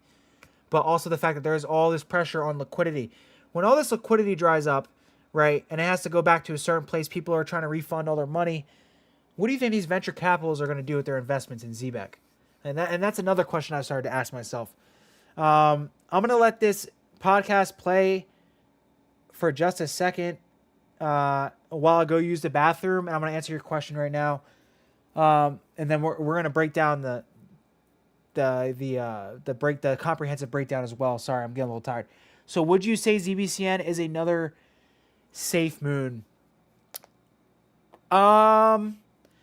So I wasn't too much into crypto when SafeMoon was actually a thing, but I do have some knowledge on it, and I vaguely remember it because I wasn't really in, I'm not into meme coins at all, period. So I don't touch anything that is not a utility asset. I have 3 or 4 assets that I buy and that I buy only. But when I heard about SafeMoon, right, they staked. They had the big staking thing, right? They were staking or something and just ran off with the funds. Essentially, yeah, I think that's what's going to happen. I think Zebec is going to, their staking protocol has a lot of red flags in it, and they have capability to rug that shit. 50% of the holder wallets of Zebec are dust wallets. We can check right now, actually, just to. I hate to keep doing this to them, but we're gonna take a look. We'll put in the token address for ZBCN. I think it's this one, right? You can see here there is a little bit more liquidity this time in Zebec. Oh, there's 100 and think about how bad this is, right? There's 100 and whatever grand stuck in these liquidity pools right now. 6% of the liquidity is locked here. But the actual amount of liquidity locked, and this is what I'm saying. Remember when I was saying that lawyer had that, wrong thing. The lawyer had this document on pooling assets together. This is why this is a problem. Because this is the money sitting in the liquidity pools. Over time, you're going to see this money get drained out. I have proof. I've seen it. These people will siphon this money off of these pools. None of this is locked up. That's a problem. Meaning people can just siphon it off the back end. There's $191 of LP lockers on Radium. And the argument that Zebec likes to make here is that Zebec is a central exchange token, and therefore the amount of liquidity in pools, etc., is not that much of a priority, which is only partially true. You got to ask yourself, with these exchanges, you know, these venture capitalists have these exchanges by the balls, guys, and I wouldn't put it past Uphold to do some shit like this. And Uphold holds a lot of Zebec on reserve. That is a fact, right? You guys can tell I'm knowledgeable on this shit. I'm not bullshitting. Okay, so that none of that disputes, like none of that changes my ideas on Zebec. The fact that Uphold holds reserves, the fact that it's a central exchange coin, this is bad, no matter which way you cut it, and that does not excuse any of this. All right. Creator balance has been sold. There is 35 out of 100 warning. Do you guys remember when they took away like 20% of the supply a month or two ago? That also happened. All right. We have a 21% as a top holder on this wallet. It could be an exchange. So let's just go down a little bit. All right. 8%, 8%, 7%, 2%. These are not great metrics. Top holders are 63%. Very obvious this is fucked up. How fucked up is fucked up? This is pretty messed up, guys. I thought we're at 80. I thought we're at 90,000 holders. It turns out there's actually 83,000 holders. So there's a lot of just inconsistencies here, and this is just a very basic way to look at what's wrong with Zebec, guys. It's a very, very basic way. And just for an example here, right? Again, I literally do not touch Solana tokens. So I don't even know meme coins, but we will find. This is perfect. Dog with hat. Chances are this is a Solana token with 160,000 or 160 million market cap, higher price, probably lower supply than Zebec, but this is ranked 169. ZBCN is ranked 148. Look, guys, it's close enough, right? We're going to take dog with hat, and I'm going to show you the tokenomics of a real fucking meme coin, and I'm going to show you how bad this actually gets, guys. A lot of people don't do this much research, and this is as simple as it gets. I'm going to show you the tokenomics of dog with hat, if we can find them, if it's Solana-based. We're going to compare it to Zebec, and you guys can explain to me why a utility company has worse tokenomics than a fucking meme coin. A real meme coin. This is a real meme coin. You guys know I don't rock with this shit. So let's duplicate the tabs. Maybe I can just find it. Hold on.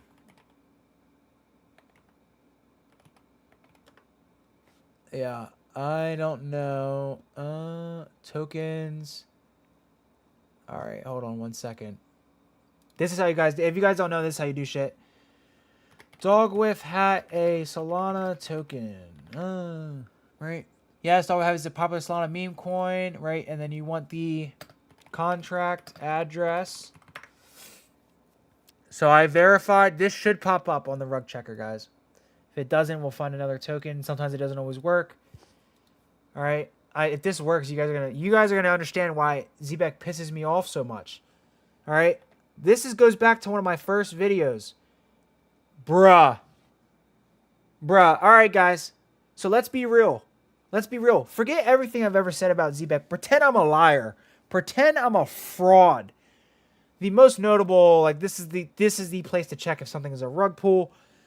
How does Dog with Hat have better tokenomics than Zebec? And this is what a real tokenomics is supposed to look like, guys. A meme coin, literally dog shit, right? And then we have a supposed real utility company with zero liquidity locked up. Let's take a look at the LP lock. There is $4.5 million locked up on Radium. This is a meme coin. This is a meme coin. I'm just going to say it one more time so we all can kind of understand what's going on here.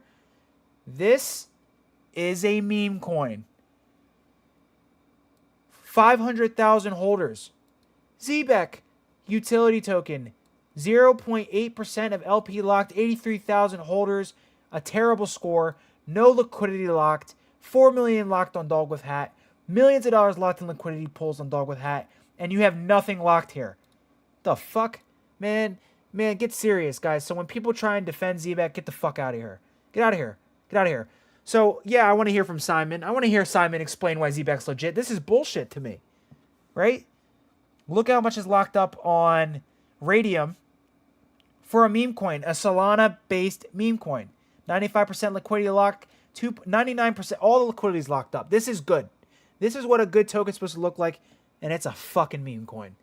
And I don't even touch memes. Are we serious right now? Are we serious right now? If anyone in this here is in here from Zebec or has contact, just go start spamming on Twitter. Share my live on Twitter, guys. Please, I am currently under review on X to get a check mark. I am about to make this shit go viral. So please just share the live. Share whatever you want. You guys can clip it. Do whatever you want. I don't care. All right, and that goes for all of my Zebec stuff, and I'm going to continue to parrot that same, narrative throughout this investigation. This is never ending at this point. Guys, one more time. Zebec utility token. American-based utility token, allegedly, that sends legal documents from the UK with a worse tokenomics than Dog with Hat. A meme coin. I don't want anyone from Zebec talking about tokenomics. When they talk about tokenomics, they don't even know what the fuck they're talking about. Damn, I had to snap, guys. I had to snap. Let me go and use the bathroom. I'm glad I got that point, out real quick. Right? And we're going to go ahead and read a little bit of all this investigation. I'm just going to kind of skim through this because I verified all this stuff myself already. A lot of this is true, but I do want to take a look at these links and stuff. See if there's a name of who did this, because this was not me. Zach XBT is also doing an investigation into Zebec. And, considering all the information I've told you over the last few hours, guys, do you understand why I go into a podcast like this and it just pisses me off? Oh, you guys are so comfortable to give a nice podcast, but you're not comfortable enough to keep a spaces open? To keep a spaces open? To keep a spaces open, guys. I mean, guys. Like, they won't even keep a spaces open. The second I said I'm joining the spaces, they left. Pussy shit, straight up. Baby Keem got a good new song. I wish I could play it, but I get copyrighted. All right, I'm gonna step away for just a second. Play this for a few minutes. You guys understand? You guys are gonna watch this, and I'm gonna replay it when I get back in just a second, but. You guys are going to watch this and just fucking die laughing. All the information I've given you. All of it. All the videos. All the live stream. The rug checker. And then, you got grown-ass men hopping on a live doing this shit. These are the people that are, in my opinion, paid from some type of EU, UK, venture capitalist, whoever, to peddle this project. These are fake views, fake podcasts. It's all fake. It's all fake.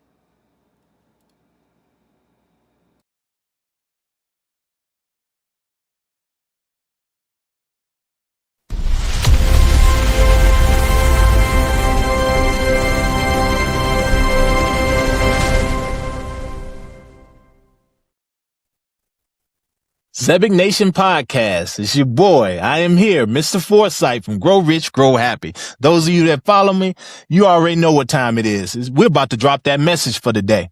The message for the day is information. Information is not what changes lives. Perception does.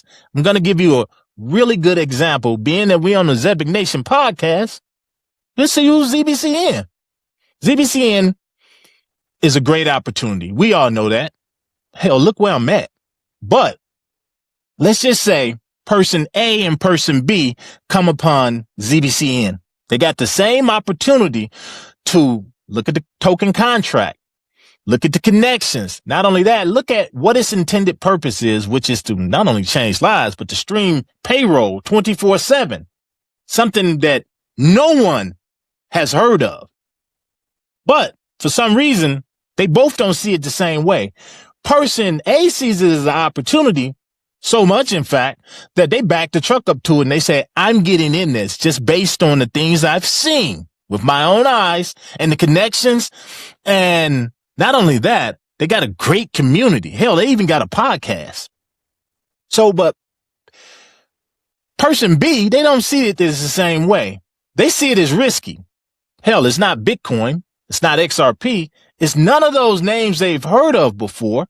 Yeah, it sounds good, but what if it's not true? What if it doesn't happen? What if it's a rug pull? What if, just what if it is a meme coin? So what they do, they sit on the side and they wait. They say, I need a little bit more information. I need to hear a little bit more. Let's wait a couple of months. Let's let them get a few more notches under their belt. Then maybe I'll get in. Year later, person B, they ended up not getting in. They ended up passing on the opportunity, and Zebec went to 50 cent, and person A, the one who took that information just like person B did, but they saw it as an opportunity and their perception was different. They're the ones whose lives was changed, not person B. So my message to you guys is we all have the same information available to us, but it's up to us to take that information and ask ourselves, what are we going to do with it? But I'm telling you something, and you guys know this. If you don't work on yourself and work on your inner self and how you perceive the world, then you're not going to see opportunities as opportunities. All right, guys. Give me 1 second. I'm going to click play on this again, and we're going to read this. I promise it like within a few minutes. But I just came back during this, and I got some respect for this guy, so I'm not going to go ahead and clown him too crazy, right? He might be one of the most stand-up people in the community. I'm not sure. But this is what I want to add, right? What he was just saying about, you know, working on yourself and doing this and doing that, and sounds all good, right? Fine and dandy. This is the trick that a lot of these people in Zebec do, right? They will be very personable to you. They'll talk to you about conspiracies and tell you that we're in this for a financial transfer of wealth, and they just get, it's social manipulation. And so it's like a pig butchering scam, right? You put a quarter in, they give you $1. You put $1 in, they give you $5. You put $5 in, they give you 100. You put 100, they give you 100 grand. You put 100 grand in, they never give you anything back. And that's basically what is happening here in real time. And you guys will notice that a lot, you know, maybe throughout this podcast or throughout people if you talk to them in the community. But we're going to skip around through it and take a look. It's not too important. It's bullshit. It's all bullshit. So there's no point even really watching it. But there are some people in here that I want you guys to listen to. Specifically, if I can find them, right? It's going to be a little bit hard. You know, they let this guy kind of carry a lot of the podcast because he's top dog. But if we can listen to some other people talk, I mean, you guys are going to hear this shit. It's like parroting. They just parrot whatever. Like, it's literally all crazy. All right? Now, I'm going to hit play again. I'll be back in like 2-3 minutes, and I promise we are reading this 100%. You're going to see them as risk. And as long as you continue to see every opportunity that cross your path as a risk, then you'll never get the reward. Guys, I can't wait to hang out with you. This your boy. I'm out.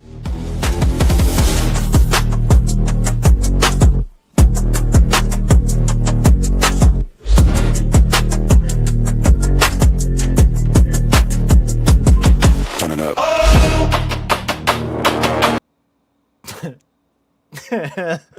Like, what do you do but laugh? Like, what is this, bruh?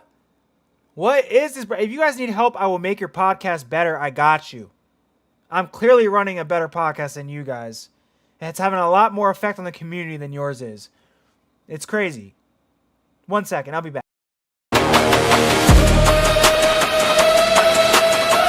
Zebec Nation. Zebec Nation, tap in, lock in. I'm on deck, all signal, no distortion. Hot news, breaking cultural thought it. From protocol to the population compliance coordinated. Talk fast, think faster, headlines, detonate, builders, rails, insiders, resonate, no filler, no filter, no scripted fabrication. Real-time execution, verified information. Payroll to power, global circulation. Deep dive, lifeline. I just have another question. There's two people in this group that are music producers and make beats and stuff, and you guys still use an AI song. Like, I'm not talented when it comes to like the music shit, so I have an excuse. Why are you guys using AI? You're music producers, bro. That's what I'm saying. Everyone's a scammer. The whole life's a scam, bro. Market calibration. Base. Zebec. Nation. You want the pulse. Get tuned in. Zebec Nation. Welcome to the Zebec Nation podcast, your home for everything Zebec Network, ZBCN, crypto news, and whatever the hell else we want to talk about. I'm your host, ZBCN Man. And before I get to my other host tonight, I'm not trying to be a hater, so I'm not going to go ahead and say what I'm like really thinking, but like, it's a lot of effort that went into this podcast, guys. It's clear that they all got together. Guys, we're going to put our screensavers on our TV, and then we're all going to do the podcast, guys. Sit in front of your TV. Move your desk in front of your TV. And we can go ahead and do this podcast, guys. Everyone needs their own AI kind of podcast photo, their own AI video. Then we got it started. I keep getting distracted. I got to lock in. Hold on. if you could, if this is your first time watching us, thank you for watching us. Please, please, please hit that subscribe button. Leave us a comment because it helps the algorithm. And share the... Hit that subscribe button, guys. Leave a comment, drop a like. It helps the algorithm. Fuck this shit. Don't ever pay attention to what this guy's got to say. This with your friends. And we'll get more to sharing later on because I think it will benefit everyone if they share this video. We'll get into that later, though. So let's go. Let's introduce who's with us tonight. Starting first, we've got Patriot Party with us. What's up, bro? What's going on? I got Zebec Samurai in the house. He's back after a hiatus last week. What's up? Robbing Lantern's with us as well. He's our non-conspiracy correspondent. Non-conspiracy guy, but bro's clearly involved in a scam. He's got a copyrighted jersey on him. And this is the guy who has beef with I Got 5 on it, bro. You guys both called each other scammers, and right now 5 seems a lot more honorable than you. It's unfortunate. And we're going to start lowering my voice here. I got neighbors, unfortunately, for now, until my utility currencies go up. You feel me? Let me shut up. 2 minutes, guys. Heavy hitter 360s in the house as well. That was good. And bringing the alpha at 2 a.m. and whatever time they share this video. We'll get into that later, though. So let's go. Let's introduce who's with us tonight. Starting first, we've got Patriot Party with us. What's up, bro? What's going on? I got Zebec Samurai in the house. He's back after a hiatus last week. What's up? Robbing Lantern's with us as well. He's our non-conspiracy correspondent. Heavy hitter 360s in that. And bringing the alpha at 2 a.m. and whatever time he wants to in my DMs. 314 Crypto. What's up, bro? Let's go. Let's go. Happy to be here. And last but not least, you know him from YouTube. He's always following the breadcrumbs. He's one of my favorites. He's one of your favorites. Mr. Foresight, what's going on, brother? Appreciate it. I appreciate it. Grow Rich, Grow Happy. I'm here. Let's go. Grow Rich, Grow Happy team. Subscribe to the channel. Smash that like button. Hey, man. Appreciate that intro you did for us. phenomenal. It's such a pleasure having you with us, and we've got so many incredible people that's a part of the Zebec Nation, and you're one of us. You're part of Zebec Nation too. So again, thank you very much. That. I appreciate that. Just getting started. I mean, we got a lot going on this past week. There was some incredible news for Zebec Network that we'll get into as well.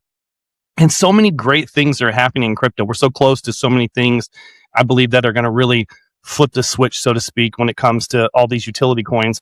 But we've got a little bit of geopolitical things going on with war and things like that. And so, Patriot Party, what are your thoughts on just how that may affect the markets?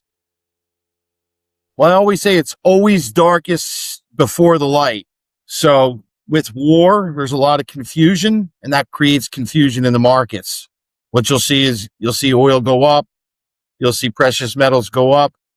You'll see it can have a major effect on crypto. But what's most important in that fog of war is to just educate yourself, do your own research, know what you hold. So through the darkness, you can stand firm and you can feel confident and accumulate. Absolutely, man. Absolutely. I think he hit it all on the head there for sure. And we are in a tough time right now, but we will see the light of day. There's no doubt about that, because we do know what we hold, and we hold some incredible utility tokens. That's for sure. Anyone else have any thoughts on that? What's going on? Yeah, man. All right. It's just a time right now where everybody's just questioning, what to do. Regarding holding assets, what assets to hold, if they should sell. And I just think that right now, like kind of what you just said, everybody should definitely look at what it is that they hold, research, study everything that they need so they can come out on top. These markets right now is, of course, put into place so that you can stay fearful, so you miss out on this generational wealth journey. So I'm just excited to be here with you guys, and let's go. Let's go. I want to piggyback on that too. I want to piggyback on that as well.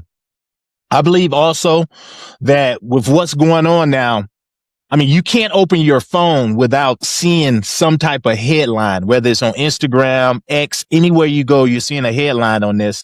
I think it's important for people to not get so distracted by it that you forget the things like staying consistent and continuing to do the research and keep following the breadcrumbs, and don't get so caught up in the news, because all of it is a distraction. Yeah. It's meant to be a distraction. What were you gonna say? I was saying 100%. Always a distraction. They want you looking one direction while things are. All right. Excuse me. So we'll skip through this in a second. It's just look at these guys, bro. Look at these guys, bro. I mean, what do you want me to do? What do you want me to do? You want me to like? Come on, man. I mean, get me better. This guy. This bro's new on the scene. I don't even know where bro's from. Can we start answering questions about Zebec, guys? The whole community knows at this point all the concerns I have raised. So I would like all of you guys to start answering questions. I've literally talked to all of you guys. All of you guys. Every single one of you. So, and a lot of you guys had problems. So, I don't know. I think it's time we address this situation. The entire world knows about this. Right? Anyone in the crypto space, I'm going to make it my fucking duty now. Every single day, every like 2 hours, I'm just going to tweet out a fact about Zebec. And maybe you guys won't like it. Right? And I want questions. I want answers. Do I have to tag the podcast to get these answers, guys? Not a single person from this community has been able to disprove any of the issues that I have brought up about this. Now, let's go ahead and get into this document very quickly, guys. This was one of the most comprehensive breakdowns I have seen about Zebec thus far, all right? This is an in-depth Zebec Network, a comprehensive analysis of Zebec Network project to identify any potentially suspicious elements. This report is the result of independent research and in-depth on-chain analysis. It does not classify or label any token or project as scam or as legitimate. Our goal is to present the verifiable data and blockchain insights in a clear, accessible format. Readers are encouraged to critically assess the information provided and form their own conclusions. Nothing in this report should be interpreted as financial advice or investment. All findings reflect the state of the blockchain and publicly available information at the time of publication, given the fast-moving nature, etc., etc. You guys get the point. We're about to read into all of it, all right? Disclaimer right there. I'm going to copy and paste this. I don't know if I've already put this in. Yes, absolutely. I'm going to tag the creators. I mean, I'm blocked. A lot of them have me blocked today. I don't know if they even see me tagged, but I'm tagging as much as I can, right? All right, guys. So I'm going to put this link in chat right now. I'm not sure if I've done it already. This is the very, I don't hide nothing, y'all. This is the very document I will be reading from. You guys can go ahead and follow along if you want to. Okay? Zebec, you're fucking cooked. I'm not even the main one. All right? I'm small fish, and you guys hate me because I just don't stop talking. And I won't stop until the shit goes to zero or I'm proven wrong. And no one's proved me wrong, and Zebec hasn't proved me wrong, etc. Here we go, guys. We received numerous requests to investigate Zebec's project, with several individuals expressing concerns about legitimacy and growing amount of FUD. That comes from me. In response, we conducted a comprehensive deep dive to assess whether these claims have any factual basis. We invite you to explore and report and evaluate the evidence for yourself. Here's the TLDR, which, what's crazy is I never actually found out what that shit meant. I'm not even joking. Key findings in brief, explain why it matters, investor risk, potential manipulation, regulatory concerns. Zebec is a decentralized infrastructure platform designed to enable real-time, seamless movement of funds and tokens. More about the project can be found here, right? And obviously, we know this goes to their official documents, but if you really want to know about Zebec, go look into the British Virgin Islands papers, guys. Right here. British Virgin Islands. You'll learn a lot more about the business of Zebec than actually taking a look at their stupid website. All right? Now, here are Zebec Network's official website and social media channels, etc. They have a docs page, Reddit, Medium, Telegram, X. Oh, so all this talk about there not being a Zebec Telegram is crazy because it's literally right there. I keep getting proved right over and over and over again. It's despicable. I should not be the one right here. If you guys knew me in real life, you'd be like, how the fuck is this guy even doing all this shit? I don't know. All right, these people are dumb. It's not my fault. Zebec protocol originally launched on the Solana network in 2021. It's the first programmable cash flow protocol built on the platform to help contextualize the analysis in the follow sections. Here's a brief timeline highlighting key milestones in the project's development, guys. Tag everyone. Get everyone here. I can't tag them right now, but make sure they're all watching this. If not, it is what it is. I'll be putting in work tonight and tomorrow. All right. November 10th, 2021, the Zebec protocol officially launches on the Solana mainnet network.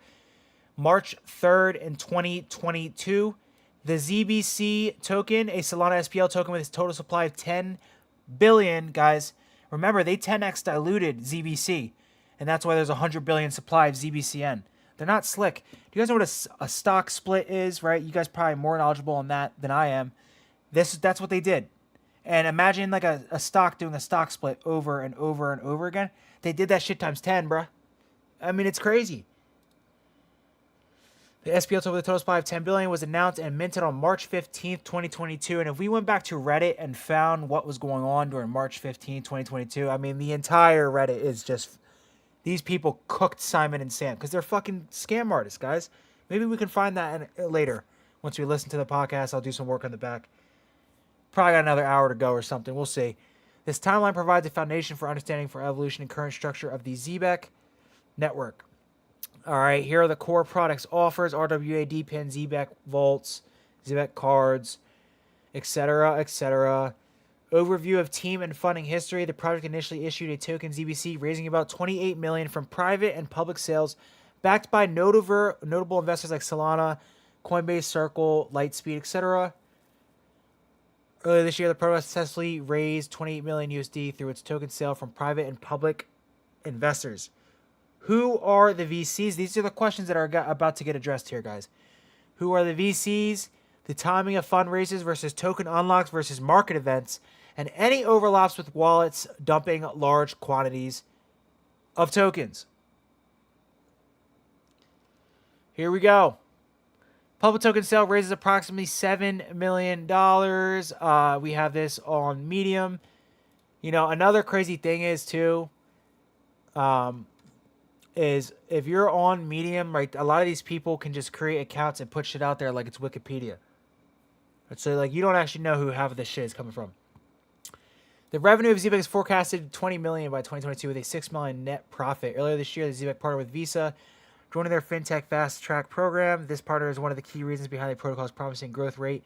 It is the first long project admitted to the Visa program. The Zebec token sale yielded $21 million from private sales, $7 million from public sales, etc. Legal and regulatory clarity. Any known SEC, FINRA inquiries, jurisdiction of Zebec Labs and affiliated entities. How are they marketing the token as a utility or an investment? Who are the market makers, launchpads, PR firms? Are any involved in past token dumping scandals like Web3 Port? And we obviously know this is true because Sam Thapalaya is involved with Move. All right? Sam Thapalaya, the founder of Move, Zebec has become a controversial figure due to his alleged involvement with multiple questionable schemes. Let's get into it, guys. All you people, defending Zebec and doing a podcast, and you're probably getting paid, right? That's step one. But this is who you're defending. Somebody who is going to prison. And guess who's going to be next? The peoples whose faces is on the fucking podcast talking about the scam, who probably took money. So I'm not trying to accuse anybody here, right? I will say I will start offering bounties for information, though. I don't know how much we need to start offering, but if anyone can tell me who paid them from Zebec, how much, and maybe who else in Zebec is taking payment, I will reward you. And you can find my email, the link in the description in my channel, guys. No joke. So I want information. I need a verified information that this is factual. And we're trying to bring this shit down. I need to know that you were paid by Zebec. Because obviously people were paid by Zebec. Kavan doesn't want to respond to me. He's a little bit of a bitch. A bussy. All right? Zebec protocol and scam founder. Guys, this is not me writing this, right? I'm reading it. Zebec protocol and scam founder Sam Thapalaya and Simon Babakani, both con artists, fraudsters, using investors' money to fund their lifestyle. These are controversies, guys. Change the contract many times. Not burning ZBC from April as promised during the buyback program, and you didn't burn it. So then you guys built a new blockchain, but don't raise any more money, which means they have to sell the old ZBC token, which was the reason for the 1-to-10 split. Revenue from selling nodes is fake. Remember when I said I used the N-word? The nodes, guys. The nodes, ladies and gentlemen.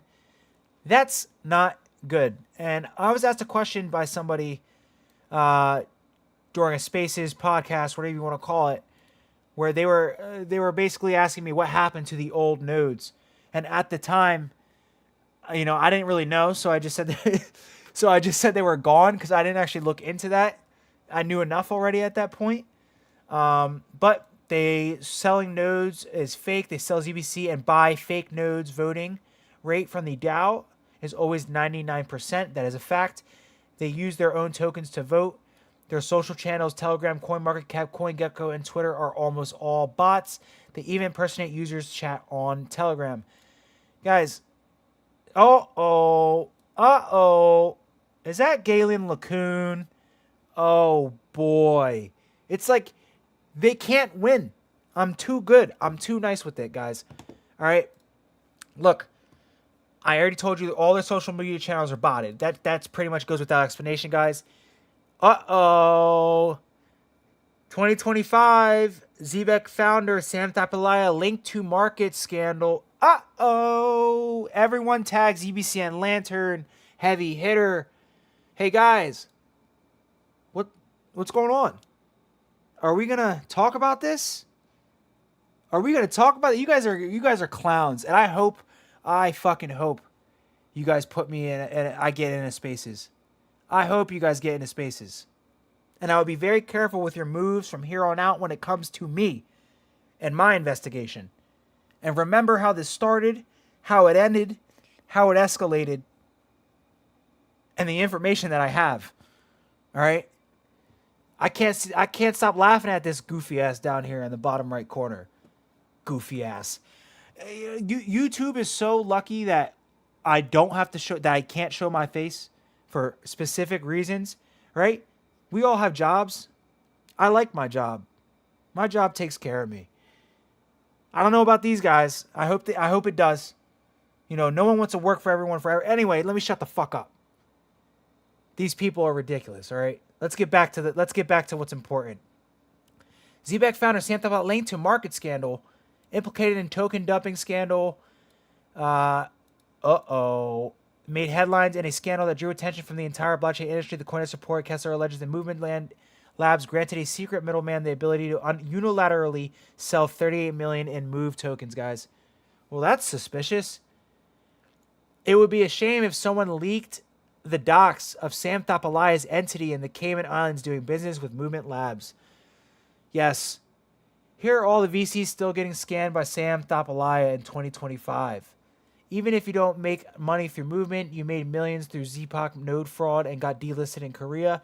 Refund scams quickly. Mistakes were made by the entity that I controlled. Vibes. Deadass. Rushy and Cooper are going to catch a lot of heat here. He threw his people under the bus. He's a rat. You guys don't think he's going to rat these people out that took payment? Oh, okay. There's rats in Zebec. I hope everyone realizes that there's some rats in Zebec. All right?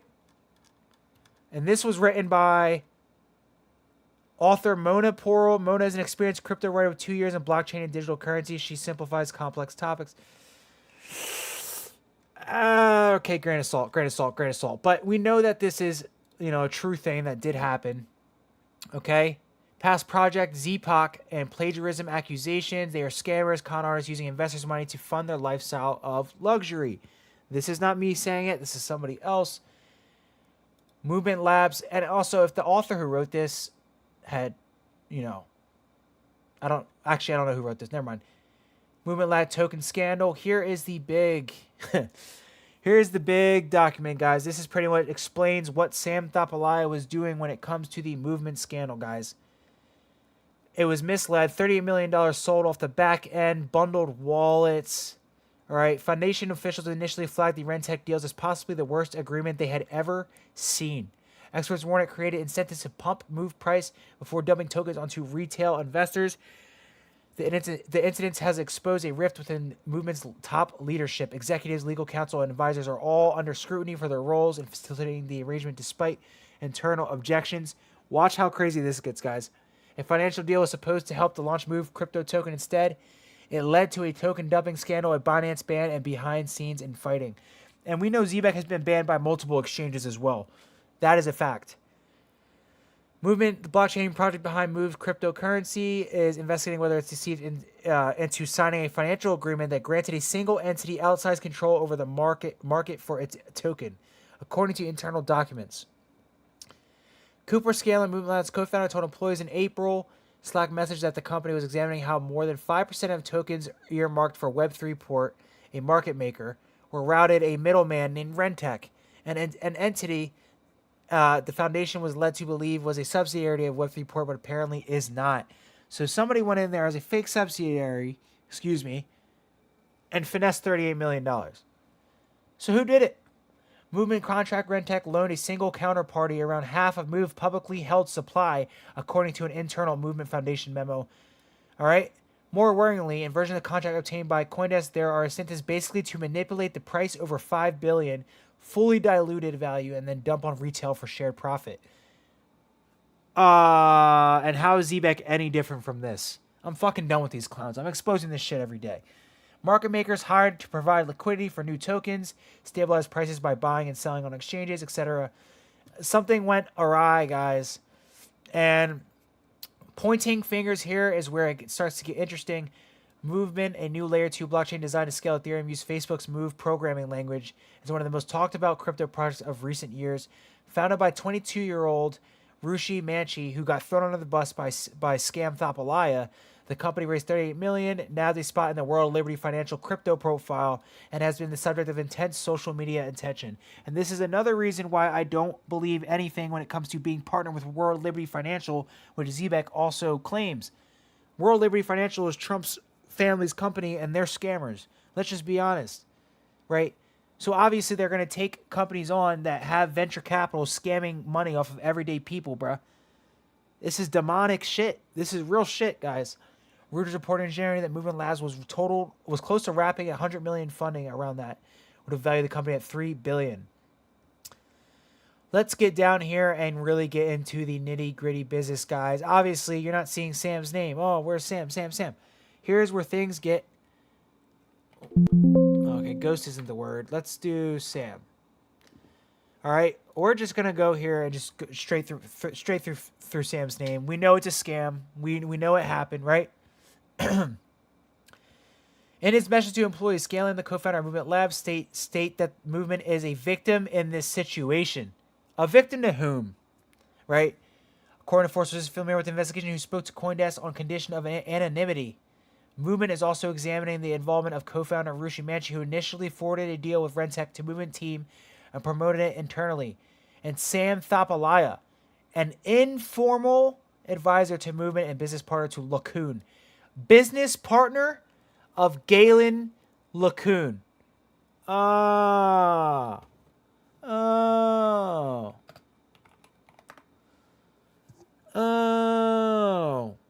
Sam's a business partner of a Chinese communist venture capital fund? Is this where we're at now? Galen LeCun? Sam? Galen LeCun. So, who initially forwarded the deal with Rentec to the Movement team and promoted it initially, and Sam Thapalaya. Oh, sorry. Excuse me. And an informal advisor to Movement and business partner LeCun. So these guys are involved. Something's very weird here. Something's going on. Possibly the worst agreement ever seen. I mean, and this is Sam Thapalaya, Scam Thapalaya, and you guys are representing him. Just keep that in mind here, guys. I just want to like, what's the point, right? It gets worse. All right, on March 28th, Manchi sent a market-making contract to the Movement Foundation in a Telegram message. It needed a signature. This loan agreement is entered into blah, blah, blah, Rentec Labs. All right, the draft agreement proposed loaning a massive 5% allocation of Moon token to Rentec, which we know is a fake BS bullshit cap. There are no circumstances in which I'm signing this. Marco Piano, independent director and consultant. For your amusement rather than action, possibly the worst agreement I've ever seen. Definitely the case from an economic perspective, and I am asking blank what even is the rationale behind this. I've unequivocally pushed back and stated that Foundation Movement Limited absolutely will not be signing this. And we have words from pretty much everybody here. Obviously, Marco, the director of the Foundation's British Virgin Islands entity, also refused to sign. British Virgin Islands coming in as a connection. Again, we know Zebec has a lab out of Zebec has a building out of British Virgin Islands as well. Oh, sorry, I lost the I lost the thing here. All right, Sam Thapalaya, among those close. All right, scrutiny over the deal was also spurred questions about whether Sam Thapalaya, the founder of crypto protocol Zebec, and an advisor to Manchi and Scanlon, may have played a behind-the-scenes role. Guys, remember I told you that Sam is a ghost investor and he just kind of slips away? I think he's working with these marketing makers, these venture capitalists to finesse money out of people. Well, where's Sam? Where is Sam? I just, who's going to respond to the question? Did someone respond yet? Why would any of us know where Sam is? Your brain is seriously warped, man. Sadly, you would celebrate if we did get rugged because your ego would get stroked. Correct. I mean, it's obvious, right? Are we, what? Where's Sam? Where's Sam? I'm breaking this down. Here, I'm so petty right now. Guys, I'm no joke copying and pasting the link. Tap in, pussy. I don't even care. I'm locked in, bruh. I want him to watch me cook his shit live, right? Where's Sam? Right? Isn't it very weird, guys? Sam has just stepped down as CEO. Simon's the new CEO, and but Sam was a ghost investor. May have played a behind-the-scenes role in a $38 million rug pull from the Move scam. No. But the guy who designed Zebec, it's legit. Zebec's legit. He did it right this time. I know he scammed multiple people. I know they're accused of being rug pullers, scammers, con artists. Both of them, Sam and Simon. But maybe this one time, maybe just this once, they're legit, right? Maybe once they went legit for Zebec, they said, you know what? We just got away with $38 million. Now we can fund our legit crypto project. It just seems ridiculous, guys. So yes, I'm asking where is Sam all the way down the fucking street. Tap in, pussy. Correct. I will be justified when you guys get completely exposed. Sam was the Ghost founder, completely disappeared, ended up resolving all didn't get in trouble, guys. Here's an email, right? Thapalai was CC'd alongside Rentek and Manchi in an email from Web3 Port Movement team and other communications regarding the market-making agreement reviewed by CoinDesk, guys. Bro, CoinDesk snitched on him, bro. CoinDesk ratted Sam out. Hi, movement. Binance address is ERC, and we've got an address here. We can look that up, in another video or something. Not right now. Here he clearly is on an email with these people. 1 second.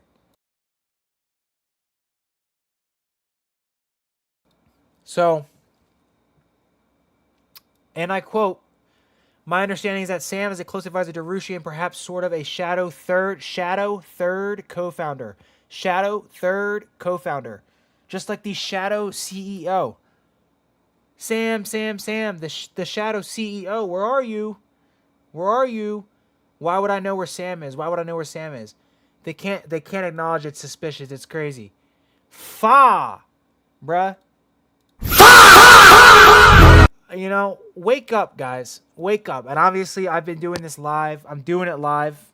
They're scared. They won't even get on a spaces for me. They can't even. They're pussy. All of them. All right? A lot of times we decide on something else, and at the last minute, there would be this change, said another. In those cases, we knew it was probably coming from Sam. Oh my god, this is so funny. So Sam's a Ghost founder. He knew that if there was a change made in those cases, we knew it was probably coming from Sam. Thapalai was present at Movement Sam's San Francisco office on the day that the Move token launched to the public, according to 3 people who were present. Telegram screenshots reviewed by CoinDesk also show that Scanlon commissioned Thapalai to help curate Move's airdrop whitelist. Here we go, guys. This is where it gets interesting. So they bundle wallets, and this is where the market makers come in. All right? Thapalai was present at the San Francisco office. Telegram screenshots reviewed by CoinDesk also show that Scanlon commissioned Thapalai to help curate Move's airdrop whitelist, the carefully controlled list of wallet eligible to receive tokens in the Movement long-delayed community giveaway. The arrangement reinforced a perception among some Movement employees that Thapalai influence with the company was more extensive than acknowledged. We've already addressed this.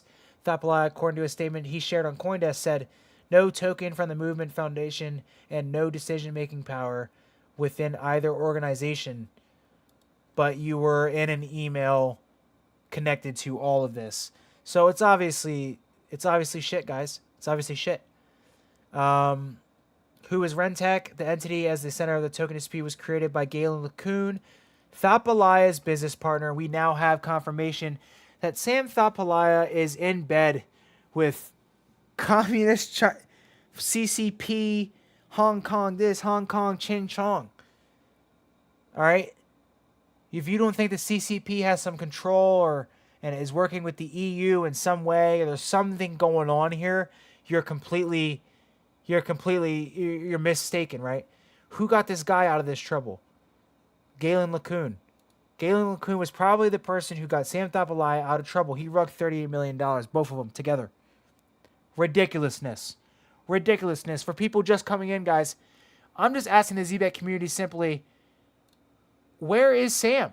Where is Sam, guys? No one wants to answer. They're all scared. They're all scared. And the reason why I'm asking this question is because back in the day, Sam was a known Ghost co-founder who rugged $38 million from the Move token. According to 3 people that were present, Thapalai helped curate the Move drop. So who got Sam Thapalai out of trouble here to be able to create Zebec Network, guys? It's Galen LeCun. That's my opinion. a Singapore-based financial service firm to connect crypto project with family offices in Asia. All right. Okay, guys. Okay. Right. I am not and have never been Galen or any of his entities' general counsel, stated Peck, a corporate administration firm that I co-founded, which provides corporate secretarial services to over 150 entities in the Web3 space, has provided corporate secretarial services to 2 of its companies, both of which no assets as part of their annual renewals in 2025. None of these companies are Rentec, etc. Right. Let's see if we're just kind of like missing anything here. You guys get the point, right? I've pretty much already broke that down. Did I put this in here? Not sure, but for everyone watching now, guys, I just put a link in the chat for that as well. The original link to where all of this is coming from is also here as well. Back to this, guys. Movement in crypto started back up. It basically summarized all of this, so we don't need to read this, okay? Social media manipulation, Telegram, X, Twitter, sentiment manipulation, bans, right? So I've been blocked by everybody, you know that. Are complaints about rug pulls or vaporware common? There are widespread claims that Sam and his team engage in astroturfing and censorship to protect Zebec's reputation. Ladies and gentlemen, that's just a fact. You can't astroturf my YouTube channel, though. And you can't astroturf my verified X account tagging every single cryptocurrency project in the space. And you can't astroturf me reaching out to people really connected in the crypto space to get the word out there. And if you don't think Verson or the Black Swan capitalists just randomly stopped talking about Zebec for no reason, think again. All right, I was the person who was reaching out to them, telling them how much bullshit it was that they got an interview with Bree Teresi. But we're not even gonna get into it. We're not gonna get into it, right? They know. Okay. Knowledge Chain launched with real technical substance in mid-2023, but by 2024, it had faded. It no longer operates visible under Zebec's control, now under 3 base, guys. There's no active token or trading, meaning the ecosystem is dormant. The innovation achieved is still valuable, but there's no ongoing activity, traffic, or updates, guys. Widespread claims that Sam and his team engaged in astroturfing. Reports suggest that negative posts about Sam on Twitter get swarmed by bots. For example, one user noted a critical post receiving 2,000 likes but only 4 retweets, an unusual ratio amplifying fake engagement. We know they do this, guys. I spoke about it so many times. So it's like, what else is there for me to say, right? Nautilus Chain, which was one of their kind of bullshits, BS. They cooked it, cooked their nodes. Launch of Nautilus and node sales. Zebec has been developing Nautilus Chain. All right, Zebec did not raise new capital publicly for this venture. Observers believe they funded it by selling more of the existing ZBC tokens, which was that 1/10 split into ZBCN. Zebec would sell ZBC and buy fake nodes, essentially moving money from one pocket to another to claim business is successful. Is this still up? Here we go, guys. Reddit from 2 years ago when this was actually going on. I saw people writing this and have heard a lot more about misappropriation of funds. Apparently no tech behind him. ZBC signs of scam project. Zebec protocol and scam founder Sam Tapalaya and Simon Balcani, both con artists. Fraudsters using investors' money to fund their lifestyle. Here's a lot of the information we've already read, guys. Like this is set in stone at this point. All right, I'm gonna laugh so fucking hard when this shit rugs. I'm gonna laugh. It's already rugged, guys. Let's stop living in like a crazy reality, guys. Everyone in Zebec, wake up. It's already rugged. Wake up. All right? It's down over 100%. I'm pretty sure. So, and it's going to keep going. So it's already rugged. The only thing that these people are doing is continuing to get liquidity. And that is a big reason why I'm so big of a proponent on arguing about Zebec. Because they continue to grab liquidity, astroturf, manipulate, social engineer. It's like a cult, guys. And that's why it just annoys me. That's why I won't stop. I won't shut up about it because it's bigger than just one rug pull. This is one long-term liquidity farm. Shit's rugging. Look at this, guy. I mean, they manipulate this with low liquidity on the order books. You are able to manipulate prices in a coin. Everyone knows this shit if they've been in crypto for a few years at this point. So it's kind of ridiculous that like these people pretend like they don't know what I'm talking about. All right? Partnerships, misleading announcements or partnerships. I mean, name one. Name one, guys. You know the location of Gatenox, one of their alleged acquisitions, is the same location for the lawyer that sent me that letter, and I can verify that. You know, I haven't actually done this, so maybe if I'm wrong, I apologize. But let's just look at this real quick.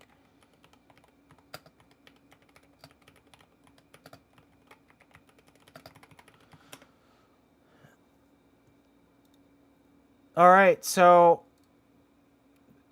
the Leadenhall building, level 30, we get a sex offender lawyer's letter, and then we also have level 30, the Leadenhall building, the same exact address, which is the same address as Gate Knox, one of their acquisitions. So why? I thought Zebec's not located in England, so what's going on here, right? Just real quick, I mean, I can cook you guys so easily, it's not even funny, bruh. You guys acquired Gate Knox, right? As payment expense globally, we're proud to welcome 3 new strategic advisors. One was from Gate Knox, the same address from that building. This is just so weird. No one can deny this bullshit, guys. The network has acquired Gate Knox, right? Gate Knox. Level 30, the Leadenhall building, 122 Leadenhall Street. Fucked up letter from a fake attorney that had diddled children in the past and wrote very messed up, weird, it's just very weird stuff. Had a bad presentation on cryptocurrency, kind of exemplifying how pools can be drained. Literally. As you guys can go back and stream. Same address. Leadenhall building, 122, level 30. That's another red flag. Just add it to the fucking pile. It's like not even funny at this point. Misleading announcements or partnerships. So that's one. I mean, Ripple, not a partner. XLM, not a partner. Algorand, not a partner. HXS, not a partner. World Liberty Financial, probably a partner, but they scam. So this is very obvious why. All right. Let's see. Loves Monet. You guys, I was talking to her about this earlier. Since the ZBCN Silfiers continue to twist the truth and spread false claims about a partnership with Ondo Finance, here's an official email from Ondo Finance confirming that no such partnership exists. Thank you for contacting us. I will be glad to assist. We worked with Zebec to add USDY support for their card, but we do not have an active ongoing partnership with them. Ridiculous. Ridiculous, guys. I wonder if Zebec down the line mentioned Ondo in a post. Said just blatantly, unless they've deleted it at this point, said blatantly that they're a partner with Ondo. Did you hear about our latest collaboration with Ondo Finance? Read about our newest partnership. See how this is bullshit, how easily all this stuff can be debunked, guys. All right. Uh-oh. Here we go. Right? The bigger name, Ripple, episode is not isolated. Zebec has repeatedly announced or insinuated links with top-tier companies. Major partnership with Circle, Chainlink, and Ripple. All right. You can't find this page. Some of these are closed. The company also touts being in Visa's fintech program and integrating with MasterCard for the debit card. Those are real programs, but standard for any startups. The concern is that Zebec portrays routine business development as groundbreaking alliances, feeding a narrative that everyone from Visa to Ripple is on board. In reality, some of these relationships are tenuous, and none of them named blue-chip partners have made public statements endorsing Zebec's token or its conduct. And I would be very interested to see what Simon has to say at XRP Las Vegas. This is all bullshit. It's coming to an end, right? And I think something's going to happen soon. I think the reason Sam left, he's long gone. He might be in another country by this point. It's because this shit is about to completely rug. They're about to give him his bundled wallet. He's about to get paid. And he's about to get paid using the people's money. All right? On February 20th, 2025, Zebec announced a strategic partnership with Stellar OG, marking a key step in integrating cross-border remittances in its next general payroll. Here's a picture, guys. All right, misleading marketing and hyped. Zebec has been repeatedly accused of misleading marketing. We did see Bundesliga ad. I'm not sure if that's true. Here's this one here. I mean, come on, guys. Come on. Right? And this is another big issue with crypto, right? You have these big companies, right? They're giving claps. You know, it's kind of ridiculous. And it's because these are just social media people. Hey, you're a social media guy for Stellar. I'm going to pay you $1,000 to put clapping emojis under my post. That's literally what these people do. I'm not joking, guys. This is what happens. And as you can see here, back in February 2025, 10 wallets own 80% of the wallets. Classic pump and dump. Very, very funny. All right, let's go back. I mean, this is long discussed, guys. Multiple partnerships are complete. BS, XRP partnership, unrealistic promises. Guys, listen to this. The trillion-backed stablecoin. Perhaps the most eyebrow-raising claim was in a 2022 press release. Zebec stated plans to start a stablecoin once revenue reaches 1 trillion USD. Simon said this, and this is why I don't believe Simon, guys. To start a stablecoin once revenue reaches 1 trillion USD. Bro, you're not Apple, you're not Google, you're not Ripple, you're not getting $1 trillion in revenue. Let's be real, guys. Your Dog with Hat has better tokenomics than Zebec. Dog with Hat has better tokenomics with Zebec, guys. Like, yo. Real quick. I just want to bring it up again because it's such an insane, right? It's such an insane thing. All right, Dog with Hat, $4.5 million liquidity locked up, 99% locked. Looks good, looks great. It's a fucking meme coin, and it's still shitty, but it's a meme coin. Utility coin, zero liquidity locked up, zero liquidity in the LP pools, which allows them to manipulate the price and then run transactions on the back end every time they make a fake announcement and a fake partnership. I'm telling you, this is what happens. So why does Dog with Hat have a better liquidity, better tokenomics than Zebec Network? You gotta just laugh. You gotta just laugh at this. It's so funny. And these people will defend this. Bruh. Wake up, man. Alright? They said there would be $1 trillion in revenue. It is an almost absurd. Only handful of world's largest companies have ever approached that scale. And Apple's annual revenue is barely 1/3 of $1 trillion. Announcing a hypothetical stablecoin at such a fantastical milestone struck many as a huge red flag, signaling either a lack of seriousness or a tactic to lure investors with grand visions. Community members openly mocked this, with one noting even Apple only makes 1/3 of that, and calling the plan a joke. In summary, Zebec's market strategy has leaned on a bold, sometimes dubious claims of partnership with future plans. This has temporarily pumped the token, but each time the lack of follow-through becomes apparent, confidence erodes further. Such behavior, essentially announcement hype without substance, is often associated with scam projects, guys. The team claimed this was to better represent an expanded ZBC to the ZBCN token migration. They claim was to better represent expanded product portfolio and infrastructure, including launching their own blockchain, which we know that's when they went. It's so funny. Like, how can you launch your own blockchain, but you're built on Solana? All right, so you're just naturally like a meme coin. I understand it may be able to get done, but come on, guys.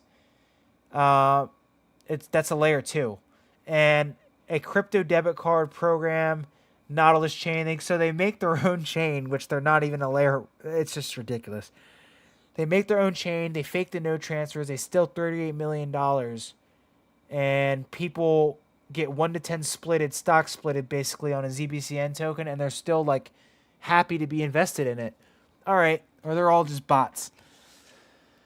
Zebec holders can vote on all aspects related to the management. All right, guys, it's going to go through the token name, everything, all the tokenomics, going to break that down. We know we've been talking about it, so we'll get to see it. Analyze tokenomics from treasury to exchange or wallets. Audit results. Has Zebec's code been independently audited? Guys, I apologize. I'm stumbling over. I've been hyped up today. This was like me today. This is what I was doing today. Functions related to vesting, escrow, streaming payments, any admin backdoor functions or upgradability. They're probably going to talk about the code that I've looked at as well. All right. Frequent contract changes and rebranding. And this is where we get into an issue just real quick. We're going to run a FA and run another song real quick. We're going towards the end of this big investigation here. We're going to play a FA, listen to some of the podcasts, kind of wind down the video a little bit. But I hope you guys have really enjoyed this and found this very informational. Because a lot of the aspects of this can be applied to many different projects, right? There's no reason Dog with Hat should look better than Zebec.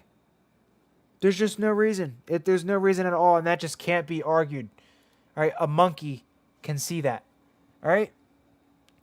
Give me 1 second. I got to run this song. You feel me? We're hyped up right now, and we'll get out of here in just a little bit. But I gotta watch some of the podcasts. I gotta fry these people up, and I'm just lit. I don't even know what time I got work tomorrow. Hold on, let me look at. I'm so fucking locked in, guys. I ate grapes, cheese, and drank a brew. Like, I ate like a Roman for this shit because I was ready for battle, and they didn't even want to show up to battle. The ultimate disrespect to your opponent is to not show up to battle. All right, and that is why I got 5 on it. Bro wanted smoke, and I can respect him for that. Chat, I'm in early tomorrow, but it's all good. We're locking in. It's still not too late. All right, let's run another song. Have I played anything else? This one is called Wake Up. I don't remember what this sounds like. I'll be back in just a second, ladies and gentlemen. Yeah. No face crypto in the shadows. XRP in the bloodstream. They can't stop what they can't see. Let's go! Phantom of finance, mask on my soul. Decentralized dreams, I'm taking control. No chains on my wallet, no leash on my gold. They print fake money, I'm backed by gold. Oh, algorithmic rhythm, I'm moving like light. Every foot drop, I turn up the mic. No fear in the market, I'm born to fight. XRP soldier, I shine at night. They talk, they lie, but I don't fold. I move with the truth, yeah, my vision of bold. From the blockchain streets to the digital throne. I'm the phantom and I roll alone. No faith, strict crypto, vibes too fatal. Flipping the script, no need for labels. Against the banks, I break the table. I'm chicken soul, I'm truly a no faith, strict crypto. Pico psycho, XRP flow, lightning cycle. They can't cage what's truly viral. Phantom of finance, I'm the idol. Talking big game, but I'm walking receipts. Charts on fire, still moving in peace. Shadow with purpose, the storm won't cease. Bankers tremble when I speak my piece. Decentralized mind, reversing divine. Every view, every drop, align with the signs. XRP nation, we rising in time. No fatigue vision, a paradigm. Yeah. Hey. Watch the system crash. Hey. Digital cash. Hey. They can't outlast. We move fast. Never outclassed. No fake, strict crypto. Ghosts in the data. Truth in the dark, innovator. Crusader from ripple to realms beyond the equator. Phantom of finance, liberator. No fake, crypto, mass, no fair. Decade ahead, the future's near. Against control, I persevere. Phantom forever, the pioneer. Yeah. You can't stop the phantom. No fake, crypto. Bolts unshaken. XRP forever, king.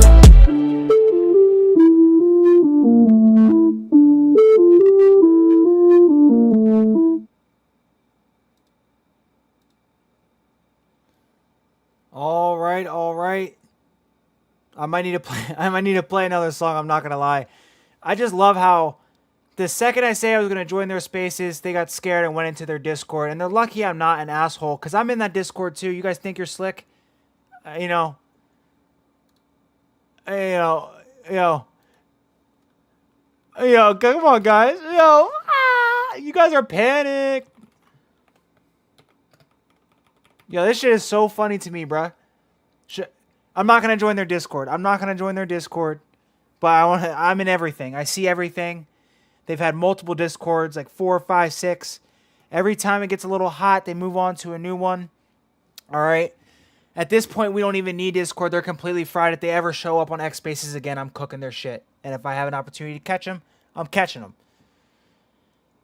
All right, guys. The podcast, they're having their own little podcast in Discord, guys. So let's see what happens. Right? If they ever go, I'm cooking their shit if they go on Spaces. They're scared. They're pussy. Nothing to say. I've exposed your entire project, but let's just keep going, bruh. Let's just keep going, bruh.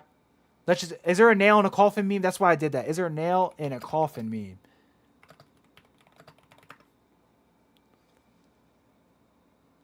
All right, there's no good nail in a coffin meme. Oh, well. All right, guys. We're going to keep going, right? So here's the real big issues when it comes to Zebec. Okay? Frequent contract changes and rebranding transparency suffers when a project repeatedly changes its token or contract. Zebec only migrated from ZBCN to ZBCN in 2024, but community members note they changed the contract many times. Even before. Hold on. 4K, guys. I saw people writing this, right? They've changed the contract multiple times, bruh. This isn't even a question anymore, as if this is suspicious, a scam, etc. I mean, what, guys? Here's the problem, right? High frequency contract swaps are generally unusual for legitimate projects, guys. Unfulfilled buyback burns promises. Zebec had previously assured its community that a portion of revenues would buy back and burn tokens. I wonder what's going on now. Isn't this month the last buyback month? Jesus, I can't talk. All right. By their account, they reacquired 300 million ZBC from the market. However, only 1.2 million tokens were actually burned before Zebec reversed course. What is going on here, guys? And this is what they're this is the token distribution they put out. But they won't put out that the top wallet holds like 20% of the project, 60%, top 10 wallets. Ridiculous. All right. Token distribution and dumping concerns. As a small SPL token ZBC supply and holders can be tracked on chain. The top holders include team-controlled wallets, the token mint authority, a Zebec address, and private investors from 2022 sale. While exact dumping patterns are hard to describe or ascribe without forensic analysis, anecdotal evidence suggests large token transfers to exchange around hype events, which is something I have been very outspoken on. I've told you guys this is a liquidity farm. All right? The Movement Lab scandal reinforces this concern. Sam's partners set up a market maker to unload tens of millions of tokens on retail. Likewise, critics suspect Zebec insiders have sold into pumps like the Ripple-fueled rally. We know that Kevin Cavell did that for sure. Began investigating. Binance security team. This is, guys, there is nothing these people can say to disprove me at this point. I'm just going to go through and run a victory lap through their podcast real quick. But, I mean, the proof's in front of you. They got to go to Discord and be secretive. They can't even go in a public space and have this conversation because it's a scam and they will get exposed. They will get exposed. It's so hilarious. I'm catching y'all on a live. I promise you guys I'm catching you guys. You're lucky I'm busy right now. Pop up in your Discord and blow your whole shit up. All right? You guys know that, like, the feds, I don't want to scare you guys, but this is factual information that the feds, the government, FBI, CIA, etc. I mean, we all saw the shooting at what is it? Maybe it was the Charlie Kirk shooting. It was the Charlie Kirk shooting. We all saw the Discord messages and how the feds get into Discord, right? So just be careful, right? If you're going in and making secretive Discord communities and you're in a scam community, I'd be careful about who you're actually letting in your Discord because I know you guys aren't actually good at verifying who's in there. I am not a Fed. I am a civilian. But I'm in there. I'm in all your Discords. You guys can never make another Discord or something without me joining it. There might be somebody in your community that's undercover that you think is a big proponent, loves ZBCN, but has a lot of information on you guys. I don't know. Opaque operations and exchange delisting, right? All right, according to one warning post, that chain appeared on social media, so it should be taken with caution, but it aligns with the overall pattern of behavior. The bottom line is that trust in the team's handling of the token is very low. Opaque operations and exchange delisting, guys. They got delisted by BitHump and BitThumb in early 2025 and decided to list ZBCN, a major Korean exchange, and we know Korean is very advanced when it comes to the cryptocurrency market. This was a serious blow, given that Korea had a big market for Zebec, was the second traded token on BitThumb, and they delisted it. So if that tells you guys anything, it should pretty much prove to you that real institutions don't actually like the Zebec token. All right? Is this discussed here? Yeah, guys. I don't know if it's discussed more than once here, so it doesn't mention it here, but we know here it was the second largest listing on BitThump at a certain point. All right? Big issue. Big issue. Where's Sam? Real, bruh. Where's Sam? That's all I want to know. Real. I don't know if this guy... I don't know. Wait. Yo, Jeff. What's up, Jeff? What up, Jeff? Where's Sam, man? Where's Sam? That's all we're wondering, right? It's not that crazy of a question. It's not that crazy of a question. Where's Sam? I want everyone who knows anyone in Zebec to just keep asking them, "Where's Sam? Where's Sam? Where's Sam?" And don't make them happy. I want to ask Simon personally, where's Sam? All right. This is just, guys. Let's get real, right? Given the above points, it's no surprise that many investors and community members have labeled Zebec a scam outright. On Reddit and on other forums, users have shared what they see as a pattern, fraud, misuse of funds. Photo of lavish spending have never been publicly shown, but the sentiment reflects the belief that Sam Thapalai and CEO Simon Babakani prioritize personal gain over product development. Indeed, both Sam and Simon are frequently mentioned together as professional con artists in users' discussion. Simon Babakani, that is the person next to Sam Thapalai, are both professional icon artists / scammers. They both make bold claims about the potential of their projects, such as the guaranteed returns. They keep investors' money and put it right in their pocket. Beware. They are thinking of changing the name of the company so it looks like a whole new company. And the reason why I think that this is very kind of tough for people to understand, like how this scam really goes so deep and why it's so manipulative and people really just... you can't, at first glance, you're going to think Zebec's legit, but at second glance, you realize it's not. And the reason why it gets so confusing is because this is structured like an old-fashioned stock scam, right? They structured this shit like a stock scam, and this is just round 2. They already did this with ZBC and Move, okay? So that's why it's hard to really tell. It's market makers, it's venture capitalists, it's stock scamming. They do this legally. So it is without question that this is organized to some extent between Gillian LeCun, EU adversaries, venture capitalists, something to do with this weird lawyer. Sam has disappeared, Ghost founder. He's disappeared again. He steps down from CEO. I don't know. It's worth questioning, guys. It's worth questioning. All right.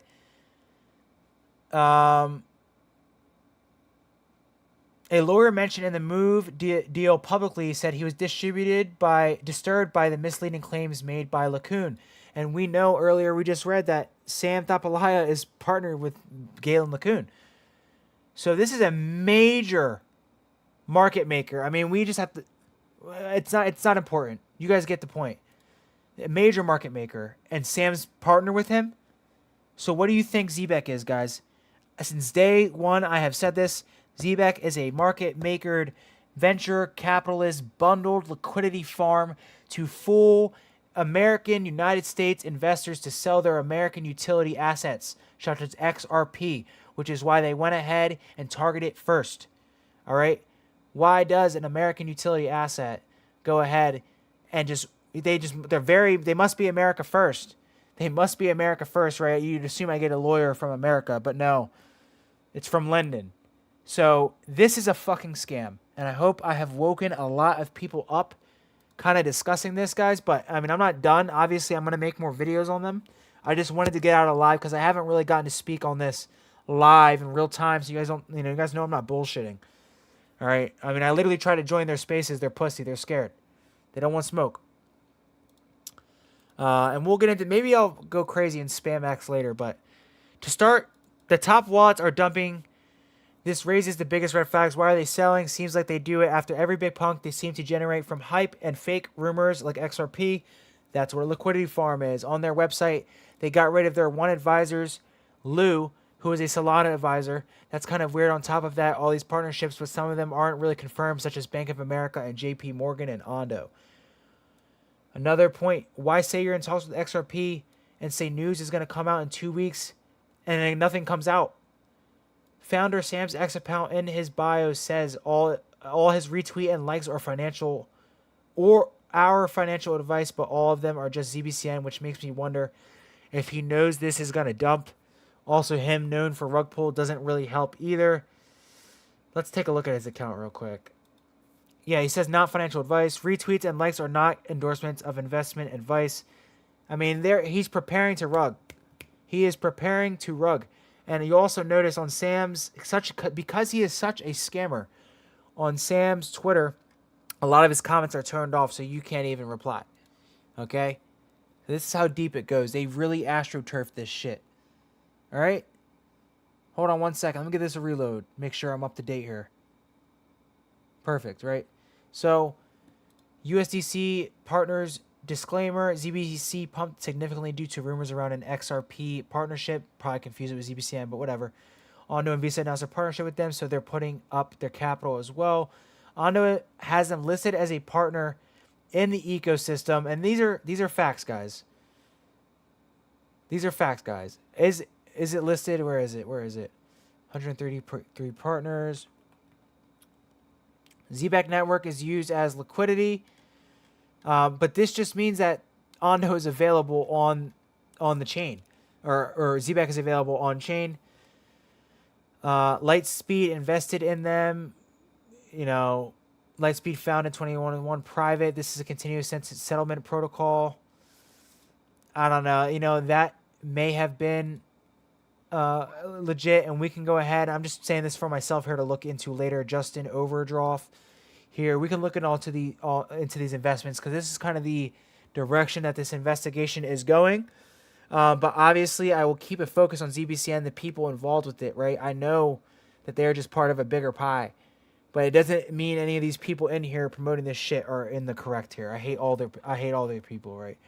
Zebec Network COO Simon Babakani spoke at the House of Lords before MP regulators and compliance leaders, highlighting the path towards responsible Web3 innovation and blue-collar crypto, a big number in the Zebec community.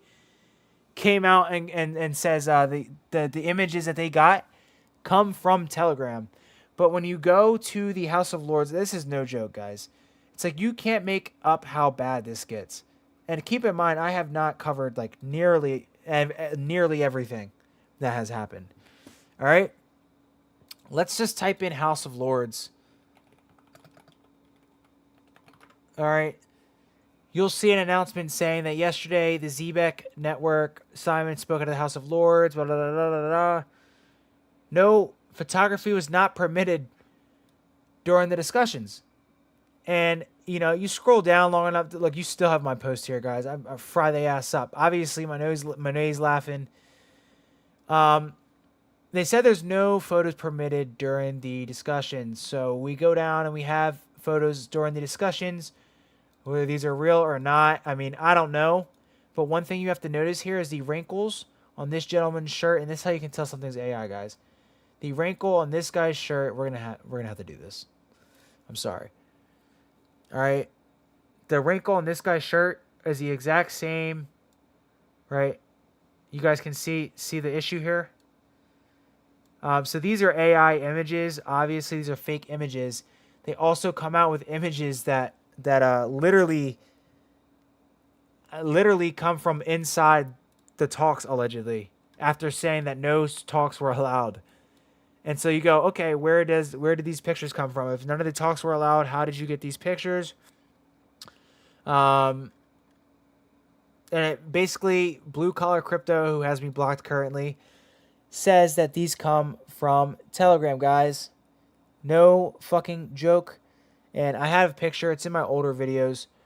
But it's not really that important right now. But, you know, this is just, it's never-ending bullshit until there's absolutely nothing and there's zero left in the cow. So whoever the people are who are caught up in this, I really hope there are not people invested into this project, because the more time that goes on, the longer they're doing their podcasts, the longer they're doing this bullshit, the more people are going to get grabbed into this liquidity. It is just, it's crazy. It's absolutely crazy, guys. All right, we researched and collected the biggest red flags and warnings in the community, blogs, and so on that weren't explicitly mentioned before in this report. Try to access it each one as objective as possible, guys. Super skeptical about Z-Man. I mean, there is a long, long line, and obviously I have put the link in the description. You guys can take a look yourself, share it across X, share it wherever you want to go. All the evidence is in front of you guys. I have done all I could in terms of reading you guys, you know, and just bringing you guys up to speed, right? Keep in mind, like, the only reason I'm live streaming right now is because the people within this project literally flipped on each other, guys. They literally flipped on each other. Scammers calling other scammers. That's literally what happened. It's ridiculous. It's ridiculous, and that's a dead giveaway. So when you have people who used to promote the project coming out and admitting that the project is a scam, which everyone already knows, you cannot defend that as a project. So all you guys are cooked in my opinion. Besides, I got 5 on it, and maybe like 1 or 2 other people. All right, and Saga. If anyone knows Saga and they're watching this, shout out to you, brother. I'm back giving them smoke, and I hope you watch this. All right. We researched and collected the biggest red flags and warnings. Obviously, you guys can go click on that, find it on Reddit. You know what? I'll tag this in the live again as well, guys. You guys can find this on Reddit. All right. Here's that. Right? Enjoy that. Absolute ridiculousness. Uh-oh. I'm still logged in on Reddit. Does that? I hope that I'm retarded. Like, that's not going to give you guys a logged in link, right? Oops. Well, oh well. It's fucking Reddit. Yeah. So there's a link to that, guys. You guys can check that out. Obviously, that goes back a few years into the ZBC protocol. You guys can really go back in time and see what happened for yourself. Conclusion. And this is the same conclusion I have come to. We're going to read this, and then we're going to get into the podcast. I am frying y'all ass up. I know you're talking bullshit in the Discord right now, right? You think you can listen in and hear when everyone joins the Discord. You don't know the real tricks in the trade of the computer. You don't know. You don't know what's going on. All right, conclusion. Overall integrity of the protocol. Risk level. Low, medium, high. What needs more transparency? Should investors, users proceed with caution? Zebec entered the scene with an innovative idea, right? And this is what I'm saying. The idea, you can build a company based off of an idea, right? But as soon as you start offering a product that's bullshit, that's when we have a problem. The idea atop the top tier backers, right? Venture capitalists want the goy to want to get paid immediately. Obviously, it's a good idea, but it didn't happen. But over time, it's accumulated to a litany of red flags that are hard to ignore. These include the founder's involvement in $38 million movement scam, false or overhyped partnership claims, non-existent Ripple deal, grandiose promises like $1 trillion revenue target for stablecoin, which is just in order to come out with the stablecoin, ridiculous. Sudden tokenomics pivots and sign of manipulation and governance of social media. The project token was even delisted by major exchanges over transparency concerns. All this has severely damaged Zebec's credibility. While its project is still running and has not definitively rug pulled as of now, the warning signs are flashing brightly.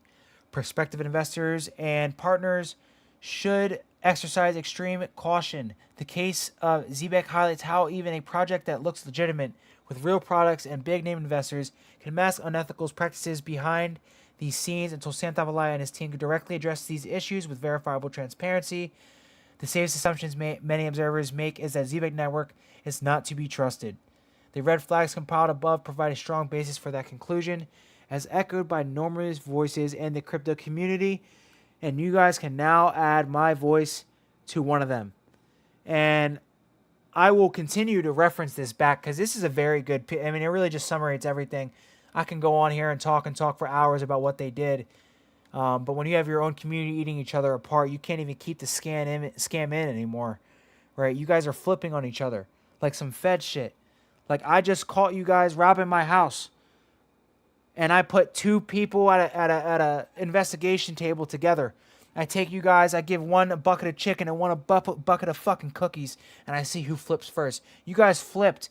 You would 100% rat on your peoples. And I'm not talking about 5 specifically. I'm talking about Kavel Kavan. That guy flipped. All right, the people who have promoted this product, done so much for this project, genuinely got people to buy into this project under false pretenses. Those same people turned around and said this project is a scam. You can't make it up, guys. You can't make it up. So it's like I don't even have to argue anymore. Your own community is saying it. So eventually you guys will have to answer to all of this. And obviously they bitched out, right? They bitched out. I said, where's Sam? Where's Sam? They don't want to know where Sam is, right? I go ahead. I say I'm going to join their spaces. They stop the spaces absolutely immediately. They get scared. They run on and then they go, oh, let's start a Discord, guys. You know what? Now that now that the guy who's going to absolutely cook our shit and can actually argue and knows how to argue, knows how to have a debate, and isn't going to lose this debate, now that this man wants to join your spaces, which you guys can rewind and see what happened. You guys stopped the spaces immediately and immediately went to Discord. It's so funny. Going live on Zebec Nation Discord. Let's go. Y'all are scared. I've said my piece at this point. I have better things to do. I'm going to confront you guys the next time you go onto his spaces, because unless you want to not hear from me and not do spaces ever again, you'll hear from me. And I will make your spaces a living hell. And I know, oh, you will kick me out, try it. See what happens, right? You will have to answer for all of this. And the last time you tried to answer, it didn't go so well. You guys weren't really able to answer for anything. It's unfortunate. I keep getting stuff that pops up here, but nothing keeps popping up here. I'm ready for smoke. I always have been, guys. So, now that we have conducted this research, right? I mean, all of the TLDR is here. You guys can organize by this tab here. Click the link in the chat, guys, and look at this for yourself. You can't argue against facts. It's all there, right? And I just another reminder, all right? A meme coin dog with hat has more liquidity locked up and better tokenomics than ZBCN. And until you guys can address that, until Zebec can address that, I mean, just stop talking. You guys should stop talking and just stop while you're ahead. All right? Now, let's get to the fucking whatever it's called. All right? Now that we're here and you guys know all of my information, listen to how ridiculous this shit is about to get. You guys can only imagine how I was feeling, right? I'm going to mute up for a little bit, really get you guys kind of in here. I'm not going to interrupt too much until I have to say some crazy shit, right? And we're going to give these guys the benefit of the doubt. I want you to pay attention to what this guy says in the bottom right corner. If he says what I think he's going to say, anything he says, pay attention to how stupid it sounds, all right? These two people are really involved in getting people to feel like they're emotionally attached to like crypto, like we're in a good community. This is a community, and we don't scam people, and we'll tell you about conspiracies and tell you that the monetary system is going to change, and they'll give you a little bit of pig butchering. They'll dump a little bit, and as soon as you're caught on, like you're in a good community, you found Zebec, they got your ass, and that's how they get the liquidity. And so this is what these two people are here for. Again, all due respect to him.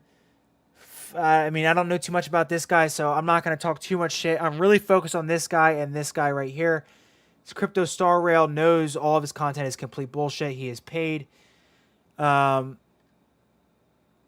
ZBCN Man is a mod for the ZBCN community. He has contact with Simon, or some of these people, for a fact, at least have contact with Sam or Simon, or people who have more knowledge within this project.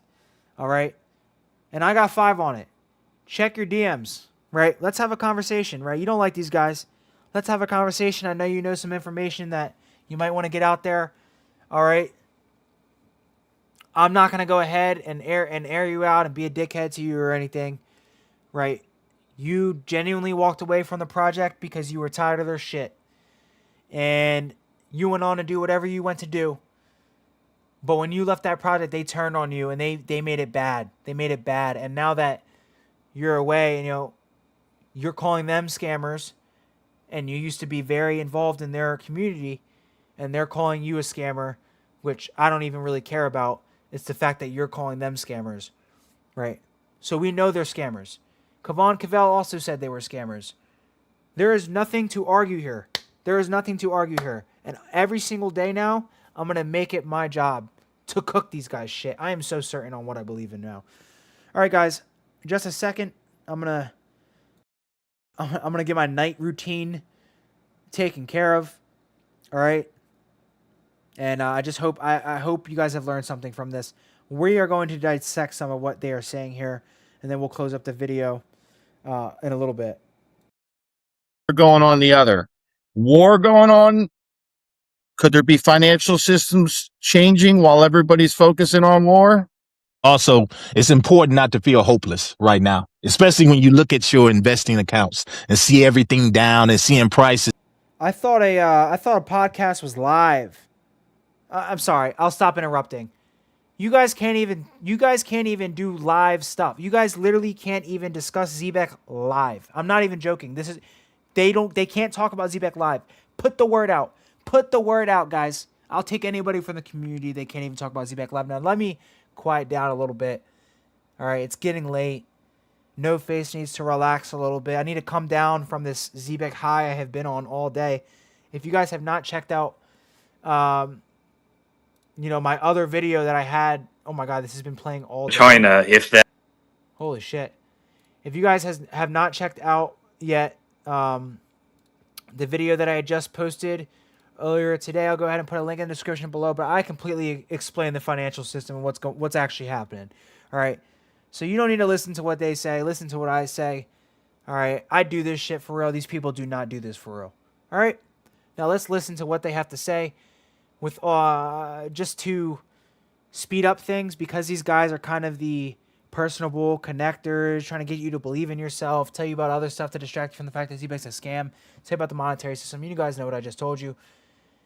Because of this, guys, we will be skipping some of what this guy has to say and a lot of what this meathead has to say over here, and focus on everybody else. So let's get started. Seeing prices go up, as long as you don't feel hopeless right now, because we get centered. Say, what can I do about this?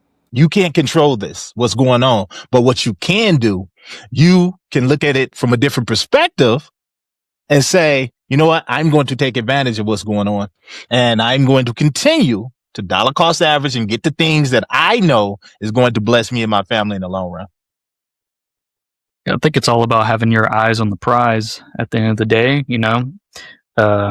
long-term planning. I mean, none of these markets really matter right now, because we know what's going to be happening in the future. Okay. We're going to click continue. This is your top YouTuber, guys. This is your top dog. All right. That was literally, what did he even say? This is going to be a lot of word salad. I'm just going to warn you guys now, okay? Agreed. Yeah, and if you have conviction in any projects, now's the time to buy them.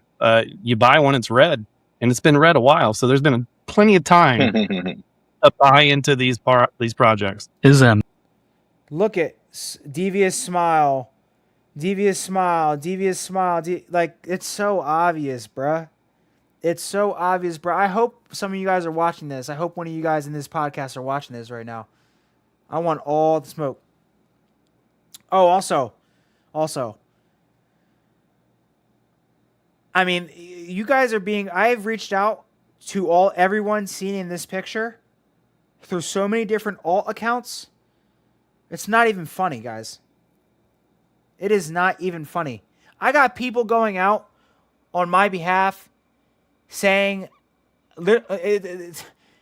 I will never, I'm not even going to explain how deep I am into this shit, guys, but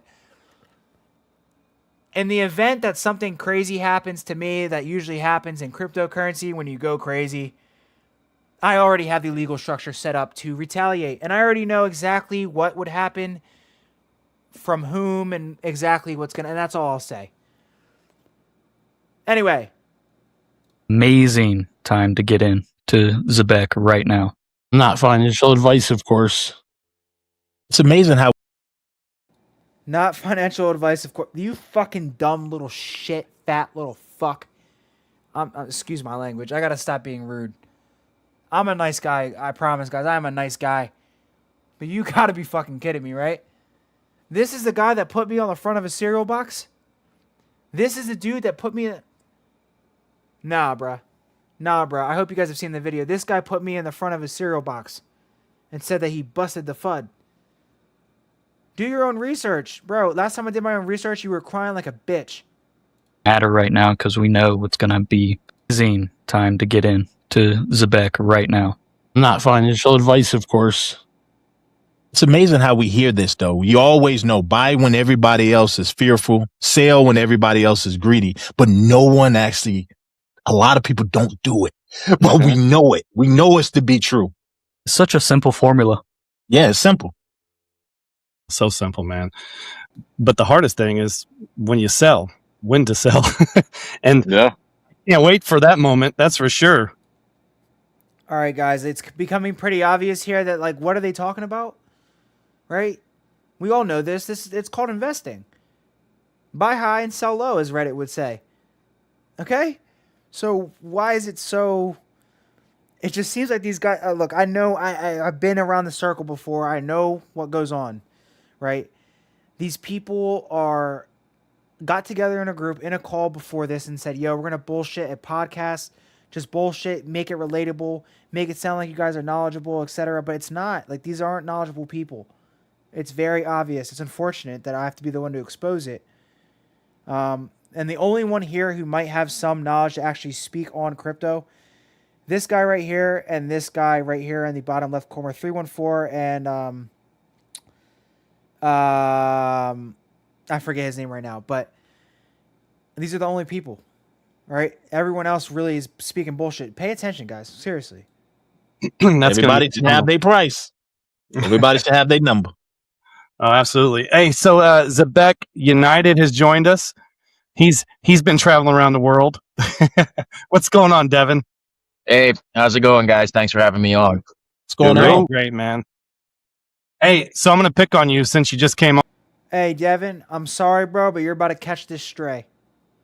I'm sure you've probably argued with me before, but you're about to catch a stray. I don't even know what you're about to say. I mean, this is just absolutely ridiculous, guys. You can't fake a podcast this bad. On. That cool? Yeah, go ahead. All right. Which means they genuinely don't know their shit. All right, man. So this past week, Tangem and Zebec, they posted something. They talked about some stuff that was going to go on during a Bundesliga match. Tell us more about that. And my question is, how many people does that actually reach when it comes to this advertising? So let's put it this way. You look at across Europe, they have different leagues for the different countries around the continent. And so in Germany, you have the Bundesliga. The two biggest teams in Germany are Bayern Munich and Borussia Dortmund. They played a rivalry that's actually called Der Klassiker. Please forgive my German. I know it's horrible. Anyway, it stands for like the classic. So it's the biggest game in Germany. So when you're talking about what's arguably I'd say the fourth hardest league in Europe, and this is their marquee match. So if there's any match for anybody to watch who's interested in the German league, it's this one. So you're talking millions of views, and millions of views just saw the advertisement for Zebec as well too. So this is going to be huge. That is huge. So in other words, if there was one match to pick for Germany, it was this one. Nice. I got a question. So, and this is for Zebec United. So, going off that, what you just said, what would that be compared to in American football? What two teams going against each other? Ooh. Well, that's a great question. I would say Patriots and Jets. Okay. Okay. Yada yada yada. Let's bullshit for a little bit. Let's shoot the shit, and then let's talk about let's get these guys on the scam. Let's get these guys on the scam very soon, guys. And I think this is where it starts. Right about that tangible. I know I am. I'm super excited about it. I can't wait to get it. It's actually my first diving into a cold wallet. I've never owned a cold wallet. Stop everything. I need to take my dab, so I'm gonna let this. Hold on.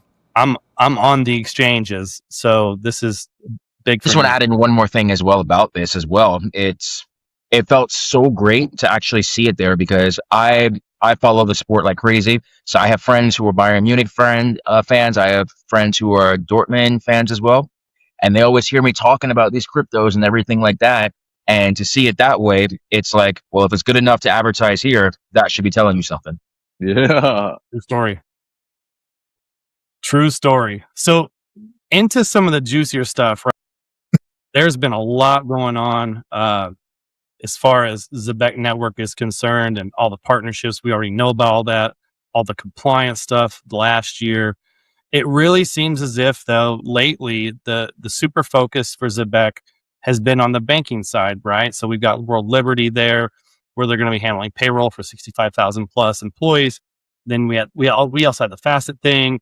Then we had the Lattice thing, and so much happening and so many connections. I'll tell you what, this past week, I feel like I've done more deep diving and looking into, like, whenever someone's trying to solve a mystery and they got the board up and they're connecting all this. I'm sure 314 has one of those. If he turns his camera around, I bet we see it. No, definitely, man. So we're just going to kind of talk about all this because there's so much there. And let's cut all the bullshit, right? If 314 is the guy that knows what he's talking about, I want to talk to 314, spread the word out. I want 314, I want to talk to him about Zebec. Let's bring up this conversation one-on-one. I don't need all you little gay people joining in, trying to gang up. I'll just go one by one. We can start with 314, since this guy seems to be very conspiracy-minded. We love conspiracies. So spread the word. I'll make sure to spread the word as well. I will be... check my X account after this live stream is over, guys. I know I'm going to snap. There's no way I'm going straight to sleep after this. Yo. All right, so back... Hold on. This guy was just talking, right? Guys. For 1 second, okay? Anyone else pretty excited about that tangible? I know I am. I'm super excited about it. I can't wait to get it. It's actually my first diving into a cold wallet. I've never... You do not use crypto. You are not in cryptocurrency, my man. I mean, guys, so hold on. You're the moderator for the ZBCN community. You're some big knowledgeable Zebec Nation You have a crypto podcast. You've never had a cold wallet? You fucking kidding me? This is a joke. This got to be a joke. I need to quiet down. I need to settle down and close out the live a little bit. But you never had a cold wallet. Guys, they are trying to appear more relatable to these people. Oh, get your first cold wallet and buy Zebec like this guy did. Like this guy knows what he's doing. All right?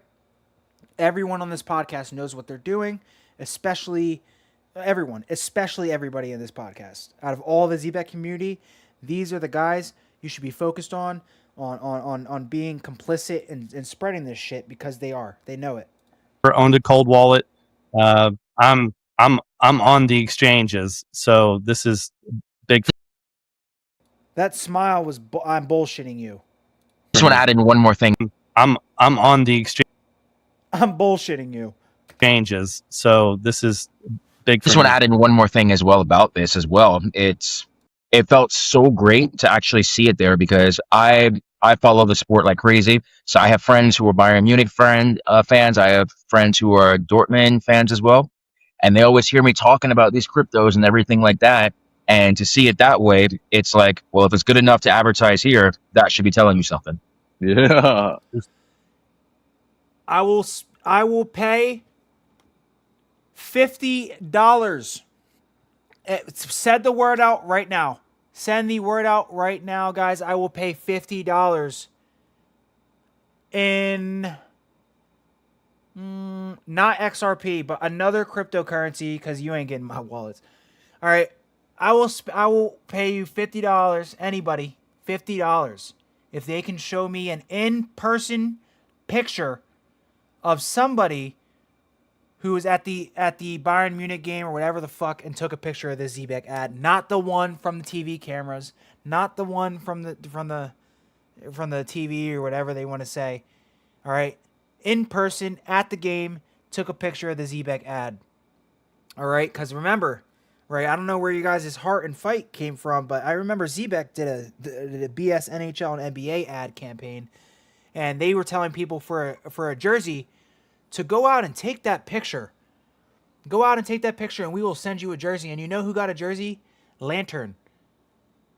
But Lantern never went to the stadium. I never saw his picture. It's ridiculous, guys. True story. So into some of the juicier stuff, right? There's been a lot going on as far as Zebec Network is concerned and all the partnerships. We already know about all that, all the compliance stuff last year. It really seems as if, though, lately the super focus for Zebec has been on the banking side, right? So we've got World Liberty there, where they're going to be handling payroll for 65,000 plus employees. Then we also had the Facet thing. Then we had the Lattice thing, and so much happening and so many connections. I'll tell you what, this past week, I feel like I've done more deep diving and looking into, like, whenever someone's trying to solve a mystery and they got the board up and they're connecting all this. I'm sure 314 has one of those. If he turns his camera around, I bet we see it. No, definitely, man. So we're just going to kind of talk about all this because there's so much there. And if you didn't think that ZBCN had utility, I think you're completely wrong. And so 314 and Heavy, I know Heavy, you know a lot about Lattice too, right?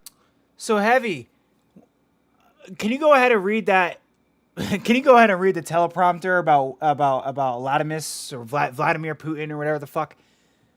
Hey, 314. You're young, you're sparky, you're peppy, you're sharp. We're going to send you a Zebec shirt and we're going to get you involved to just talk sharp on the podcast, right? You're young, you know a lot about the crypto space, a lot more than these old heads and these dummies on over here. You look smart. I can tell you're intelligent just by the way you look. Pause, not trying to be gay. All right, these guys are retarded, but not you. All right, now 314. What do we have to say? Right. Yeah, I took some notes here. Yeah, man. Hold on. We gotta go back to the big guy over here, brother. Man, I took some notes here. I'm gonna read them off. Just talk. I haven't read a note this entire stream, guys. These people can't stand on 2 feet. Their arguments hold no water. These aren't men. These aren't people who can sit down and have a conversation even if they disagree with somebody. They're just not. They're just not, and that's the truth. Tell us more about Lattice, and then 314. Let's go into those deep dives you were talking about, and I'll just piggyback off that. All right, so we just did a partnership. So and ZBCN, man. So ZBCN doesn't have any utility. I disagree. Show me the utility. Show me one thing that ZBCN got used for and somebody benefited from. Matter of fact, send me screenshots of people's latest staking rewards. How about that? There's a lot of complaints that people aren't getting their staking rewards. I wonder what's going on. With Lattice, and they are a neobank in the Canton ecosystem. Another huge project there. So name one thing Canton does. It's like, why do people sit here and just say fake shit? I'm not going to sit here and tell you all about Canton if I don't know about it. Like, realistically, guys, like, it's like these people are just spewing out bullshit. I told you I'm going to pick this shit apart, and that's what I'm doing. Right? You're reading off of a AI. You got your marching orders from your boss, whatever. Basically, what's going on here is, do you want me to break all this down for everybody so they know what all this stuff does? All right, so obviously. Oh no! Wait, you actually want me to read and break this shit down? Wait. Do you really want me to read and break this shit down, bruh? Let's talk about Zebec for a second. So, Zebec is a payment streaming and payroll protocol started on Solana. Now it runs across multiple chains, enabling second-by-second crypto and stablecoin payments instead of. All right. I'm not going to be too mean to him. I know I've been disrespectful, kind of mean to him before. Brother, you have better things to do with your life. I see the nice drum set back there. I know you like to make beats. You're good at them. I've heard them. So I think you should just stick to that. You do not need to be in crypto, bruh. And much less Zebec. And again, everyone needs to understand that, we believe this company, this scam is coming from the EU area, UK, West London. All right, so it's very funny how these are all just American people on the podcast. Where's an accent? These are all just American people. But I've been in the spaces plenty of times and heard, plenty of people that don't have a full on American accent. So I don't know. Something to note here. Back to this dumbass. Lump sum transfers. The stack includes Zebec cards, real-time payroll infrastructure, and is super. Anybody who has a Zebec card physically, send a picture, tag me on X. Supports 18 blockchains, 150 tokens. Lattice Finance is a neobank that's on the Canton network, and that's basically offering consumer banking style front end. So username based transfers, ACH debit, on off ramps, virtual physical. Right, so you guys are understanding what I'm saying here, that when they get people into these projects, they make sure you're new. They don't want you to know, hey, man, we got you a part of the community. You are great, man. Go ahead. You've been hosting these spaces. You're great. Let's go ahead. We'll put you on a podcast. We'll platform you a little bit, make you feel important, even though you know absolutely nothing about cryptocurrency and you're just reading off of a fucking screen. And, like, these are the people that they have promoting Zebec. I want to snap so bad right now, guys. MasterCard, debit cards, and it's integrated with Apple Pay and Google Pay. So that's they I guess that's where Zebec comes in, that they're going to be providing the rails for them. And then Canton itself is permission institution focused blockchain used by major financial players and already processes around 6 trillion USD in a monthly volume for tokenized securities. Tell them, they're running the Discord right now. Tell them to calm down in the Discord, guys. You're freaking out a little bit. And, what's crazy is, like, never mind. And related infrastructure. Thanks to the DTCC, baby. That's right. And that's where we're going to go from here. Yeah, go ahead. Does anybody know how long Canton been? All right. Yeah. Prompted question. Make sure you ask about the DTCC right after. Look, maybe I'm thinking too much into it. It just doesn't. This doesn't seem like a natural flowing conversation to me, at all. Been around? I want to say I heard 23. They haven't been around. They haven't been around that long. They just kind of swept on the scene, and they swept on the scene. But if you look at who invested into Canton, there's a lot of enterprises, Goldman Sachs. You think about all these big investment banks. It wasn't by surprise. It was strictly strategic. It was just that the retail people inside of crypto just wasn't aware of Canton when they came on the scene. And all you have to do is ask yourself, when the DTCC is tokenizing assets, where would they want to do that? They would want to put it on a private blockchain so that they can test it out. Nope, shut up. All right, so look, what blockchain just went private? The XRPL. We're not going to play this stupid game, Canton this, that. Like, this is what they do too. They kind of peddle other coins in there as well. Get this shit out of here. All right? The DTCC doesn't work with scams. And Goldman Sachs, this, that, the other. Things need to get verified here, right? Obviously, I'm not going to go ahead and look deep into Canton or whatever. But it's ridiculous, guys. It's absolutely ridiculous what they're trying to pull on these people. It's just, this kid definitely knows what's going on. This guy definitely knows what's going on. Crypto researcher. You should have researched Zebec a little better, brother. Before they scale it.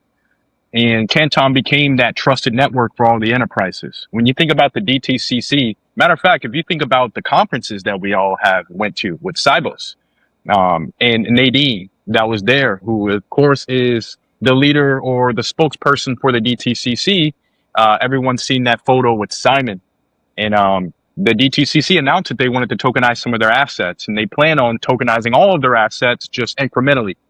And Canton Network started to become that blockchain that people wanted to use.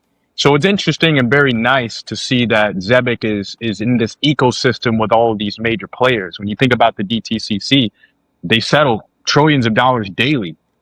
They have over $100 trillion of an asset overall that they plan on bringing on chain. So when you talk about this becoming a global movement, BTCC is first and foremost. So That's right. I'm Yeah, quadrillions. quadrillions. Yeah. And you Yeah, know, so- when you look at it like that, I look at DTCC and I look at them as a secret society almost, and it feels like somehow, somewhere back there, Zebec got indoctrinated. They got pulled within, and now that they're within, they're moving faster. And of course, it helps. What the fuck are we talking about here, guys? Right? Your partnerships are nothing. Go ahead, verify them. You guys have to talk about other tokens to make yours seem more legit.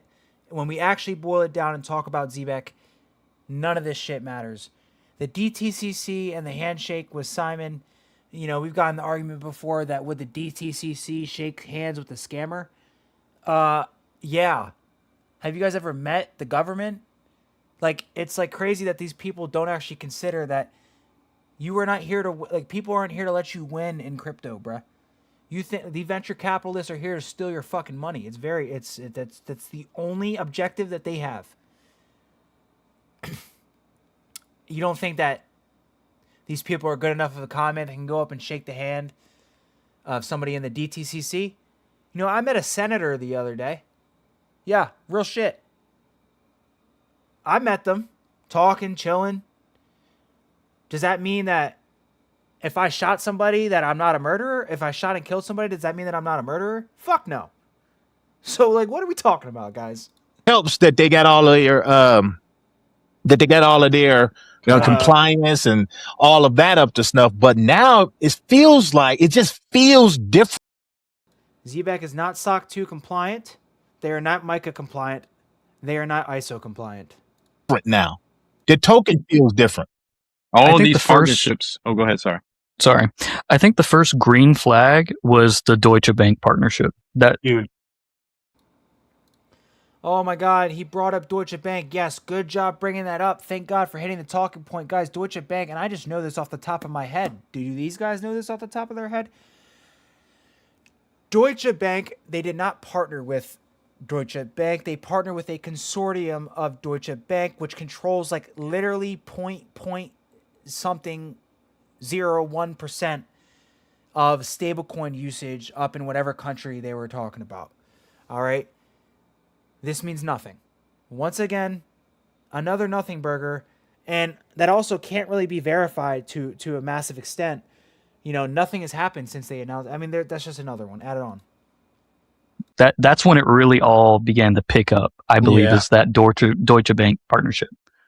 For me personally, it was when Zebec cards integrated with Phoenix, the first meme coin from the XRP ledger onto Zebec. So that was just their first like partnership step with Ripple, and I thought that was like gigantic for me personally. That is something that definitely me and ZBC and Man and a few guys have talked about.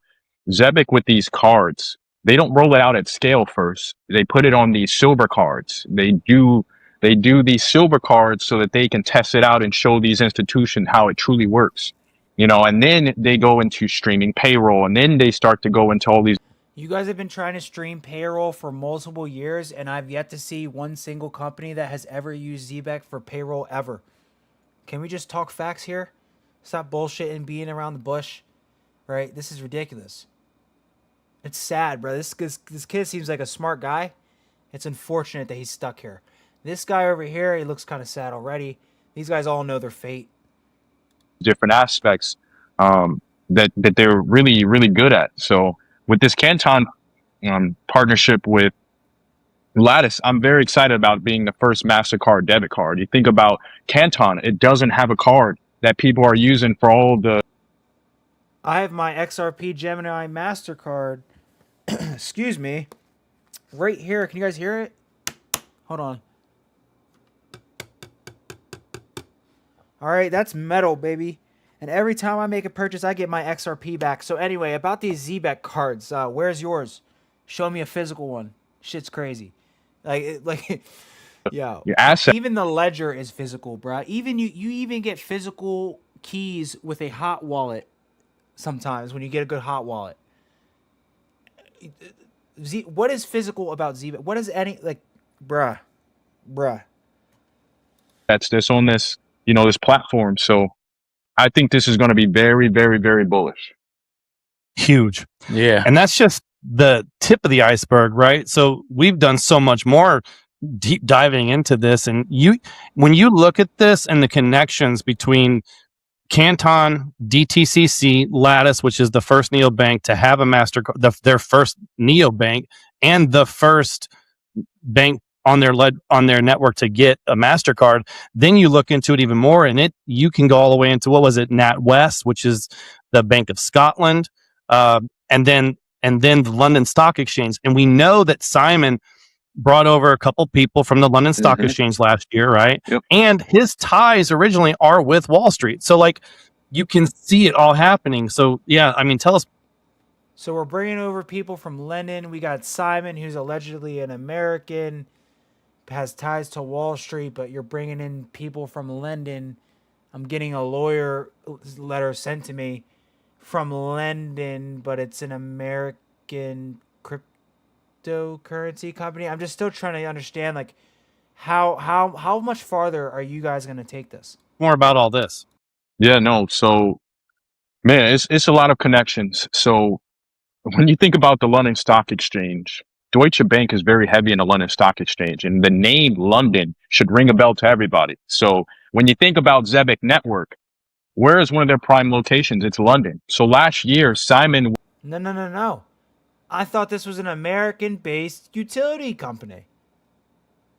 So now we're gonna. I see what they did here. Okay, let's be honest. You're taking money from the American investors. We can't sit here and pretend like, are you American? Are you from London? Are you from the British Virgin Islands? Are you from the Cayman Islands? Like, where is Zebec from? Right? I'm sorry. Let's. So if Zebec's from London, they're international. London is the financial capital of the world. They control basically the entire monetary system because their markets wake up before ours do. And if you guys know about the Rothschilds, the control in the banking system, etc., right? They control a lot. And this is why I've always been on the side that these people are London-based or EU-based venture capitalists, and these people are hired and paid for by the venture capitalist.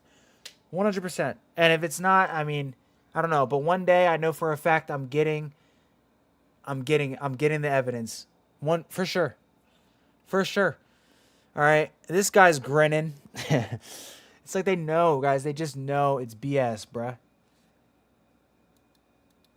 You know, if is this an international crypto company or is this an American-based crypto company? It's people got to start making this discernment, asking these questions. Jesus Christ, it's a little ridiculous, guys.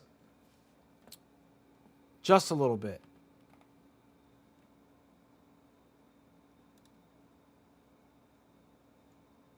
Decentralized infrastructure network for seamless flows or real world value. Here's an American flag. ZBCN AI based.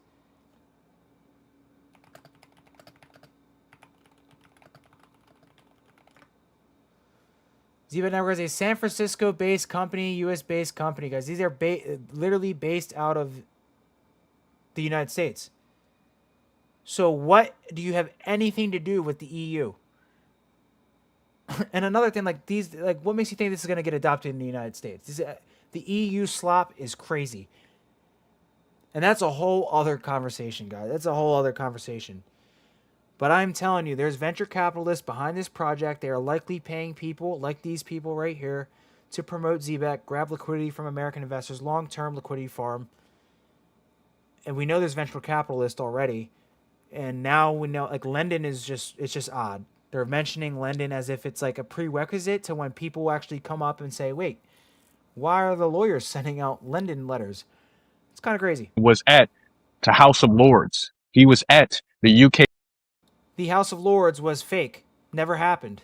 Reform. He was at these places, the Digital Asset Summit, and that was last year. Again, this is a podcast. Why is it being edited? that was also in London, and these partnerships started to come about. When he's at these House of Lords, he's knowing that the regulatory framework is not 100% settled, but he's trying to get his foot forward to make sure that he's in the mix of everything, which is actually. But it didn't happen though.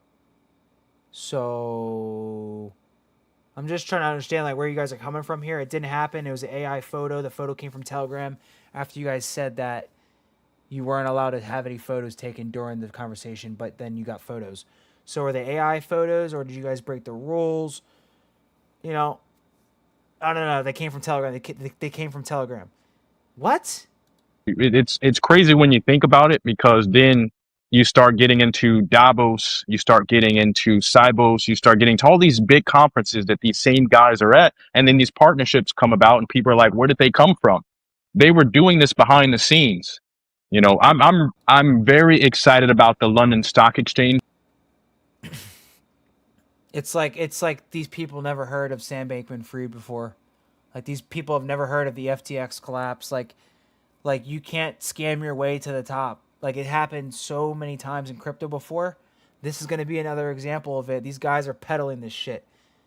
God, I literally hope I'm wrong. I really do. For all the time and effort and bullshit that I spent talking about this bullshit, like if I was wrong, at least that I would know that like at least I would have learned from my mistakes, right? But I mean, we're going to find out one way or another. For what people don't know about the London Stock Exchange is the London Stock Exchange is on Canton Network, and they just announced that they will be doing 24/7 settlement on the Canton Network in terms of all of their assets. And with 24/7 settlement, they need to be moving assets all day, Monday through Sunday. Doesn't matter, doesn't stop. And what's really cool about the London Stock Exchange is when you think about programmable money, Zebec is able to do that for essentially everybody. You have Deutsche Bank, which is. This is like the most mental gymnastics I think I've ever seen an individual do in my entire life. I mean, hold on. All day, Monday through Sunday, doesn't matter, doesn't stop. And what's really cool about the London Stock Exchange is when you think about programmable money, Zebec is able to do that for essentially everybody. You have Deutsche Bank. When you think about the, when you think about the London Stock Exchange when it comes to programmable money, Zebec this, Zebec that, bruh. What does this have to do? Is it does?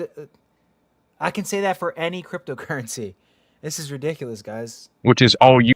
They notice how the first quarter or the first third of this podcast literally wouldn't have even been able to stand up if it wasn't for Canton Network. A different project. Right? This is what they do, guys. Proof. Unity, the Euro stable coin that they use for payroll, and you think about their compliance. So first and foremost, their compliance is Euro stablecoins, by the way, just for you guys to know. I mean, I'm not gonna look this up, but Euro stablecoins represent literally like the smallest fraction of the stablecoin market.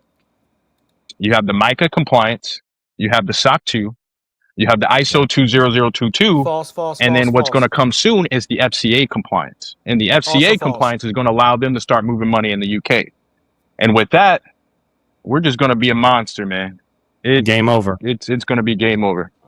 Oh yeah, it goes like Genghis Khan. I did a video on Zebec a little while, probably last year. It was about Genghis Khan. I like studying a lot of the old emperors and different things. And what he did is he went out and he recruited. He pulled everybody in the fray. And I remember thinking when I saw Zebec putting out these cards constantly. Yo, we might have to clip this. I'll clip it later, guys. Hold on. Is he about to compare Zebec to Genghis Khan, bruh? I'm about to lose my damn mind. Please don't. It's like I don't hate you. Please don't. Every time I looked around, I was like, they done partnered with another person? who is this? I didn't even know some of the people that they were partnering with, but I knew. That's because they're all bullshit partners. Like, yo, it's so obvious, bro. Look at him. Look at this. Look how red this guy's face is. He knows. Oh God.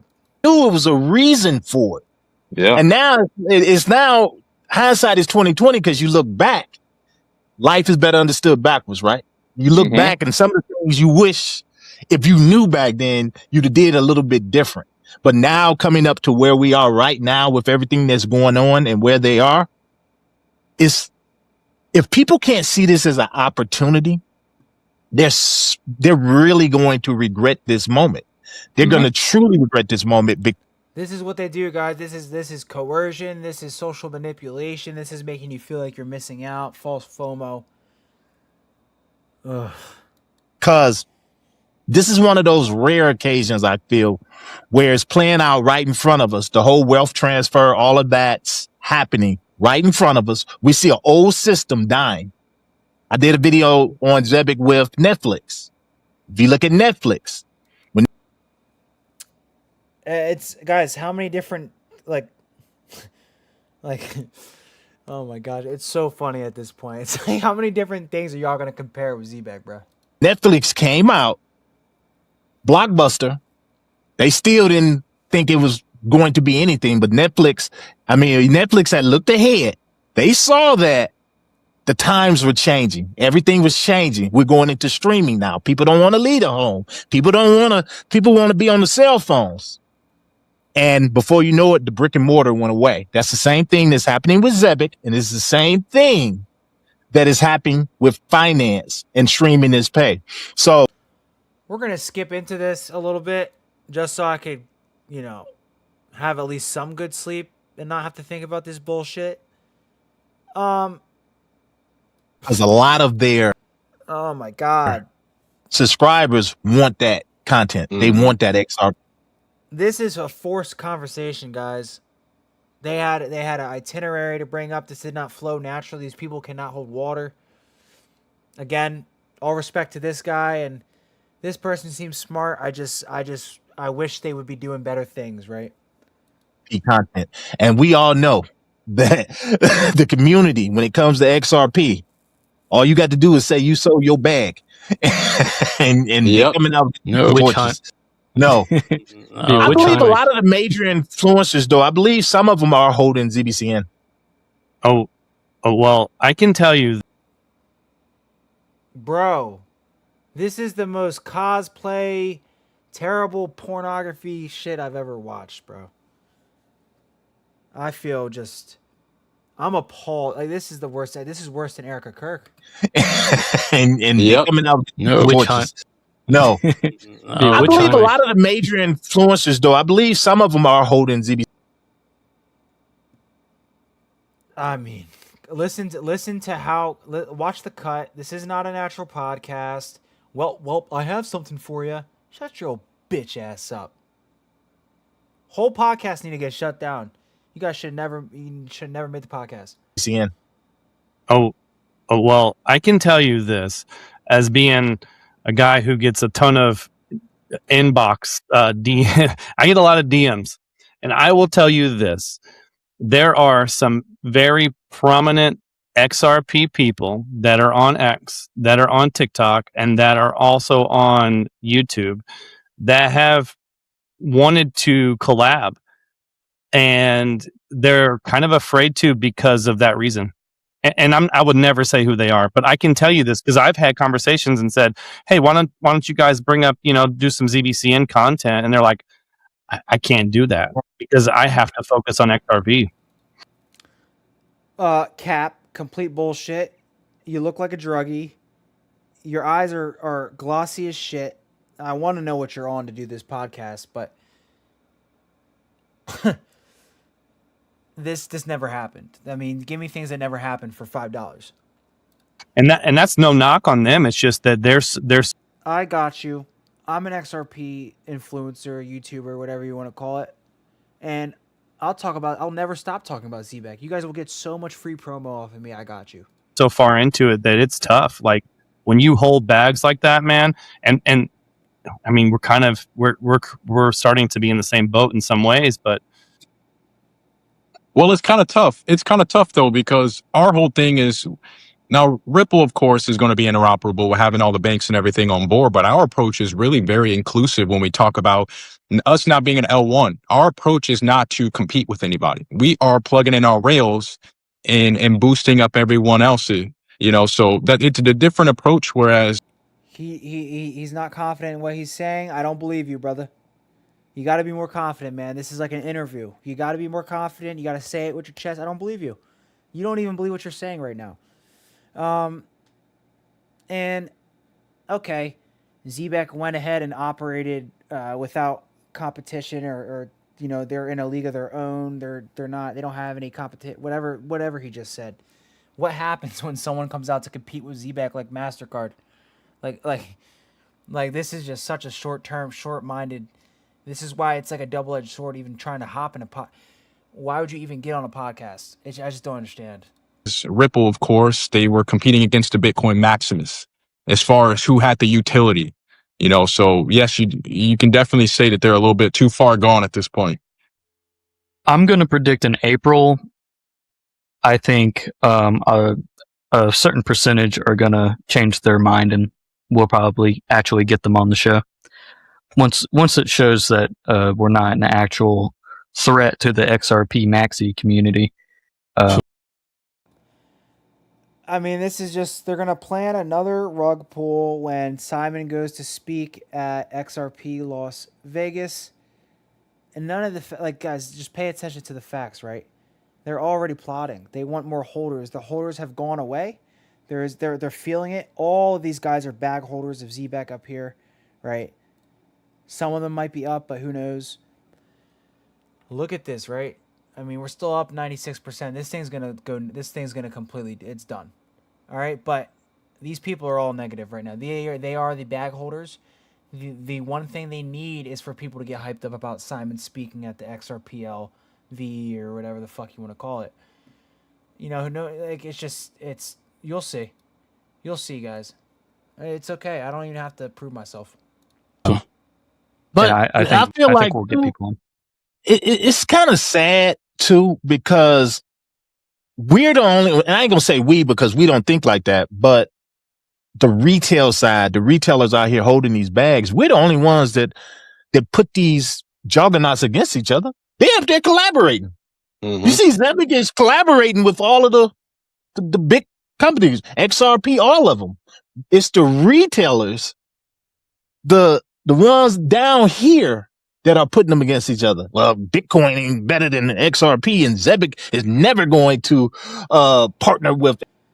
They're never going to partner with XRP or Ripple. And the thing is, what are we being so negative for? The reason it's been quote unquote pitted against each other is because everyone who is into XRP and actually knows the space, actually knows cryptocurrency, knows Zebec's bullshit. They won't touch it. And so there's a little bit of spite here, right? It's very obvious, but they're not going to get too many holders with this Simon shit. Nobody even knows who Zebec is. No one cares about Simon. No one even will recognize that he's on that panel. He's the only one that nobody really gives a fuck about. And once they actually look into Zebec, figure out what's going on, they're gonna get cooked. They're gonna get taken off the map. Shit's not gonna go good. I don't know. I don't know how this is gonna end, guys. But and if a partnership comes out in April and I'm completely wrong, and Zebec goes up hundreds of thousands of %, it is what it is. I'm number one fodder, but. I really believe this, guys. I really, really believe this. XRP,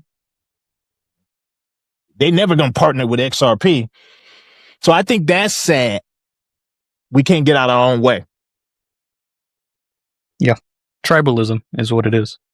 Tribalism. Yeah, there you go. That article right there from January 26th, 2026, their Ripple nears banking license. I mean, it's a foregone conclusion at this point that they're get that, it's there, man. They fought through so much for so many blockchains to come to fruition in this space right now, and Zebec's included. Zebec's whole approach was compliance first. They saw exactly what Ripple had to go through, coming up. So that kind of eliminates a little extra pressure. Bro's in flow state right now. Bro just hit flow state. As far as us being deemed as a security and, not being able to do what we do. So, no, hats off to those guys. They're battle tested. They're the only crypto right now that has clarity. So if clarity doesn't pass, XRP is going to be one to benefit. And they did it fast too. Look how fast Zebec got all of these compliances done. Yeah, definitely. I've never seen one move that fast. I've never seen that It's because it's because the compliance never happened. Duh. happen like that. So you tell me they're not in the fold. They Not are only in was the it fold. their, they're not even their backers. They're founders. I mean, they're advisors who they have on the board. It tells you everything right there. You have people from ADP. You have people from so many backgrounds. So obviously, you guys remember we read the investigation, and you guys know that one of the board members of Zebec was a former employee of Solana Foundation, and they just like randomly left one day. I wonder why. Given just really good gems. Who is it? Tom Lutz, one of the guys who had a huge banking background with payroll, talking to Simon on the Future of Money series, which is phenomenal, by the way, for people who want to understand Zebec and the people that they're talking to. They're having these real life conversations about how they can transform the space. And these people, they're all on board. And what people miss is those people that you're talking about, they have reputations. They have big reputations. They're not going to put their like one of those guys, I think it was Tom Lutz. He's been doing this. I think I'm correct on this since the 70s. You really think he's going to put his reputation on the line for that? Absolutely. 100% absolutely every single time when dollar comes down to dollar. These are bankers we're talking about. You guys think, yeah, the fuck? Like, why are people so soft? You guys, I mean, this guy, oh my God, I'm going to snap. We're going to save it for another video, another live stream, but let's finish this up. For something that he don't believe in? No. It's a no-brainer. They know where it's going, man. Complete social manipulation. I mean, it's all bullshit.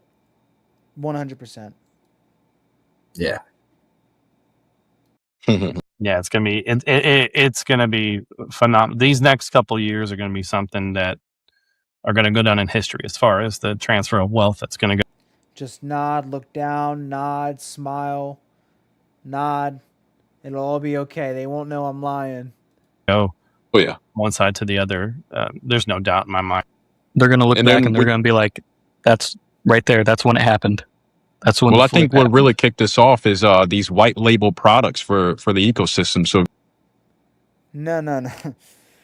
This is all Zebec does is white label products. That's it. That's it. There is nothing else that Zebec does but white label products. Even the super app is white labeled. if you look at the super app roadmap, all the way at the end, it says continuous. So yes, it shows photos of Stellar and shows photos of XRP, but they know there's going to be so many other projects that's going to want to be able to use Zebec, World Liberty Financial, and what they got going on for their white label products. I think the ecosystem is going to look completely different than what we could ever imagine in a year or two from now. Yep, Zebec will not exist.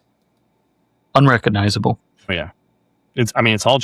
I hope you guys are ready. Everyone in this podcast, I hope you guys hold real utility assets. If I were to bet, I know for a fact this dude down here don't got no XRP. And I'm just going to say, I'm not going to be disrespectful, but when given the choice between XRP and Zebec, you're buying XRP. It's the only decision. Changing. You look at the stock market alone, it's going 24/7. That alone is a huge difference. Tokenizing everything, huge. And you got Elon talking about getting into crypto, so it's real. Elon literally holds millions of XRP. I mean, he's been in crypto for a long time. You guys are just saying shit now. I got people who now I try to convince to get in crypto, and their whole reason for not getting in crypto, they love stocks, is because crypto trades 24/7. And I'm like, you don't even know what's coming for you guys. We tokenizing everything, baby. I'm tokenizing my cup. I'm tokenizing. You know, I'm big on body language, right? And I just know when somebody is bullshitting. I've been around the block many times. You can't bullshit a bullshitter, right? Down the block many times. And I know this man right here is fucking frauding about what he's saying. His body language, his smile is giving insecurity. He laughed for too long. Basically, you guys can see it. 4-7. And I'm like, you don't even know what's coming for you guys. We tokenizing everything, baby. I'm tokenizing my cup. I'm tokenizing everything. Yeah. Hey, and you know what? Man. One more big thing though. I look at President Trump and how deep he's into crypto. Just looking at that alone, you have to look at the human behavior of self-interest. Do you really think crypto is going to fail with him being involved like he is 3 point some? You know, maybe not crypto, but a lot of these coins are gone, including Zebec. Billion they've made. Crypto. Come on, man. I told my wife, if he said This is a lot of just projecting. that he's going to make this the crypto capital of the world, his legacy is on the line here, and he's a person who loves to leave a legacy. He will leave a legacy, and he will be the person that makes this the crypto capital of the world. Absolutely. Amen. Amen, He doesn't say anything he doesn't mean literally, and that he's going to accomplish it. That's And like I said, World Liberty Financial and just Trump in general, he has the best of the best. He worked with the best of the best. Guess who he chose for his payroll partner within the crypto space? I mean, the level of cap and bullshit is it's funny, right? But I don't believe you still, bro. All you guys. This is a bullshit podcast. It's not even a podcast. It's edited. This isn't even a real fucking podcast. You guys really had to prepare for this. And I could take all you guys one by one. Pause. Zebec Network. That should tell you something. That World Liberty Forum, jeez, everybody was there. Yeah. Talk to somebody else about that. But people need this. What? Shut your bitch ass up. Man, I don't want to hear from you for the rest of this video. Separate their personal feelings about him from that. You got to separate that. Else you'll miss this whole opportunity. Yeah. Yep. In the end, it's all about what we can do to better our lives and then the people around us, our ecosystems. It's all about that. And so you can't let personal feelings about a person decide your ability to take care of your. We're gonna skip. We're gonna skip, guys. I can't take any more of this.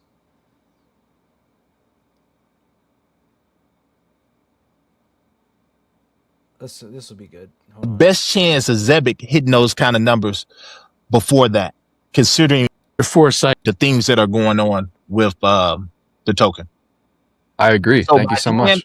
By then, I'm looking at really big numbers, those kind of XRP numbers that people always say that XRP is going to get to. And that's not. Everyone, just say rest in peace for this guy right here. Just say rest in peace. Just don't ever say some shit ridiculous like that ever again. Please. You were doing okay. You didn't have to say that. Not a knock at XRP or anything. Amen, brother. Amen. Yeah, perfect. Thank you. Bullshitter. Everyone. Honestly, I've changed my opinion. I think this guy has morals. This guy has morals, and this is how I know this shit is a scam. This guy has morals. He's wearing a cross. All right. I think, hopefully, it means what cross. Lions, not sheep. But he really hasn't spoken too much about Zebec in this entire video. And I have got a feeling that this guy right here, Patriot, isn't truly bought into the cause, right? I don't think this guy actually likes what he's doing. That's the vibe I'm getting.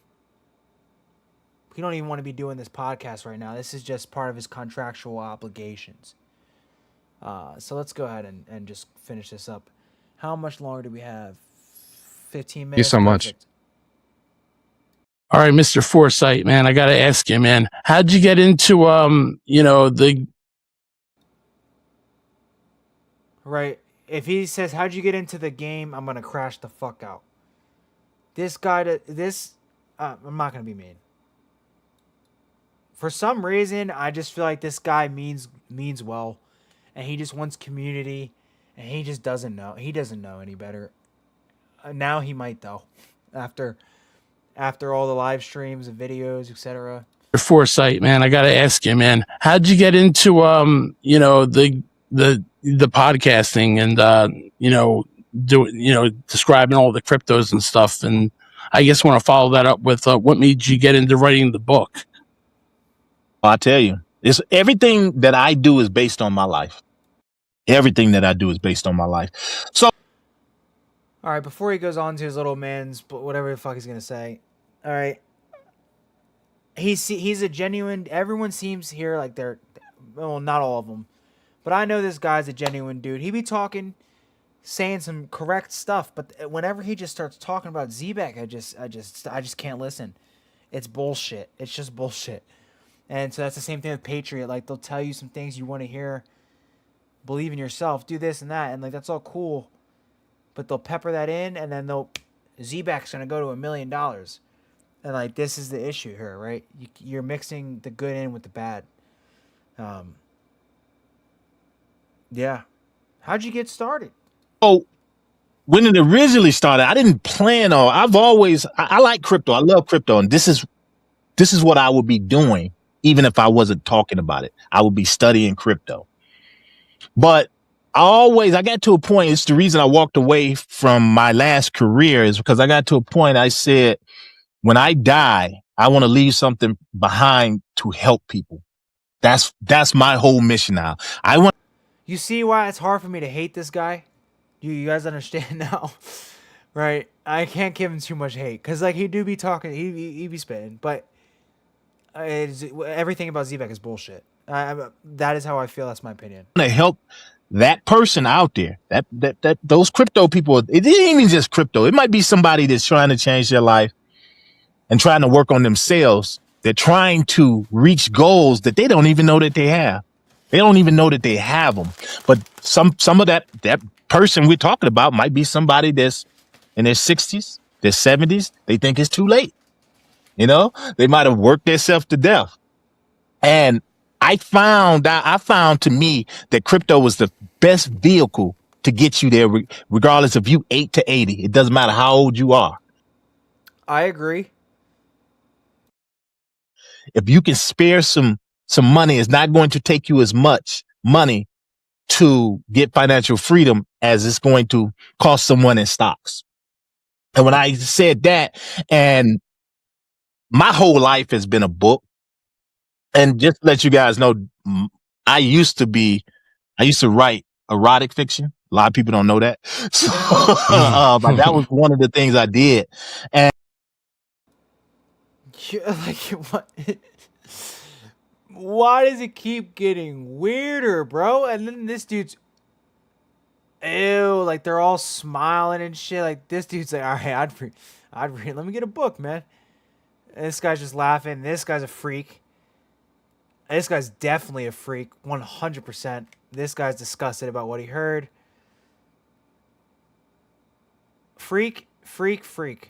And I said, when I branched off from there, I said, I want to give something back positive. So I want to give it back to him in a way that I can talk straight to this person. That's why I came up with Overcoming Self for Crypto Wealth, because I understood you can give people all the information in the world, but if they're battling their self and they're battling their inner demons, they're not going to be able to hold the blessings that they got coming to them. So that's why I said, I want to give them something that they can take and actually change generations. But while doing that, they can prepare for that door that God hasn't opened yet by working on themselves first. Awesome, man. We appreciate. Here's the good thing here. Here's one thing I will say before we kind of close this out and let this play out a little bit. This man is the only person here that really promotes other cryptocurrencies. And so I've seen his other videos. That's why I'm not like too crazy right now. But everyone else here, Zebec. So yeah. Appreciate you, brother. Everything you do for the ZBCN community Appreciate and you guys, crypto. man. I Yeah, appreciate man. you guys. I got a question for you. When you go into a family function, what's kind of like the dynamic? What's the dynamic like now? Of course, that you have this huge influence on YouTube and in the crypto space. Don't nobody talk about it. Really? Yeah, don't nobody talk about it. It's a weird energy. It's a weird energy. It is a weird energy. And I believe what a lot of that comes from, guys. I believe that sometimes, and you guys are going to experience this, sometimes in your life when you're starting to elevate, the distance starts creating because people are so used to the person they used to know. Mm-hmm. They can't let that person go. That's the person they can't let go. And if you're going in a direction that people don't feel like they can come with you, a lot of times they rather just not say anything. And, that's why I say sometimes you have to let your success speak for itself. And like you guys were saying earlier, when you do make it and you get what you're going to get, just keep it quiet, because that's when you're going to see the change in people. You're going to see all of that. Everybody's going to change. You have more friends. You're going to have all of that. Everybody's going to come to you for advice. This is why I make it a point in my videos to say that it's going to come a time when all of this go up, y'all phone's going to be ringing off the hook. 314, especially you. They're going to be, hey, what do I buy? What do I buy? It's too late. And I said, I'm not going to lie to people. I'm tell them. I'm make sure I tell them, like, you can chase it, but the real money to be made was back here. And I'm not going to feel bad because everybody knows what I do. And all it takes is a question. I don't mind sharing. Yeah. It's not like we haven't been telling them, right? Right. So if you can't come and just ask a question, then I don't know what to say. So yeah, it's a different vibe. And my family, my mom and them, they always going to think crypto is a scam. They're from the old school. Crypto is scammy. Oh, no. They love reading something about somebody that got scammed. I get the first call. Hey, you need to be careful. Why are y'all telling me this? Yeah. You guys know. You guys. It's so ironic. It is such an ironic conversation. No. Oh man, amazing stories. I want to follow up. I actually want to know this as you were talking there, because you brought up that you used to write erotic fiction, right? So your journey to where you are now, to being a godly man, obviously came from some darker places. So tell me more about that part, because I'm interested in knowing that part. What was the deciding factor of you letting that go, your old self? Oh, I tell you what it was. It's one of those things where when you've tried everything, and this is a message for everybody. If you've tried everything in your everything you could to make it to that next point and you can't, it comes a point when you have to take responsibility and say, why is God forcing me to repeat this class? Now, and then me and you had this talk last night. Everybody on this podcast right now know something that they need to let go of. Something. It's something for everybody. You don't even have to say it. But I made it a point to myself to give up certain things each year to better myself, because I don't want that door to close. I do not want that door to close this time. I want him to say, your ass is finally ready. So I've been through a lot of dark times. I tell people I've been through evictions. I've been through car repossessions. I've been through all of that. And this is why I'm so big now on ownership. Mm-hmm. Being able to sit there. I watched them come take a car from me one time, because I've had two that was taken. They watched me. I watched them, the repo man, come take the car, and I looked out the window and it was just like, all right. And no, so I'm so big on ownership now so that don't happen. But all of that was my fault. I'm not blaming nobody. All of that was my fault. Everything.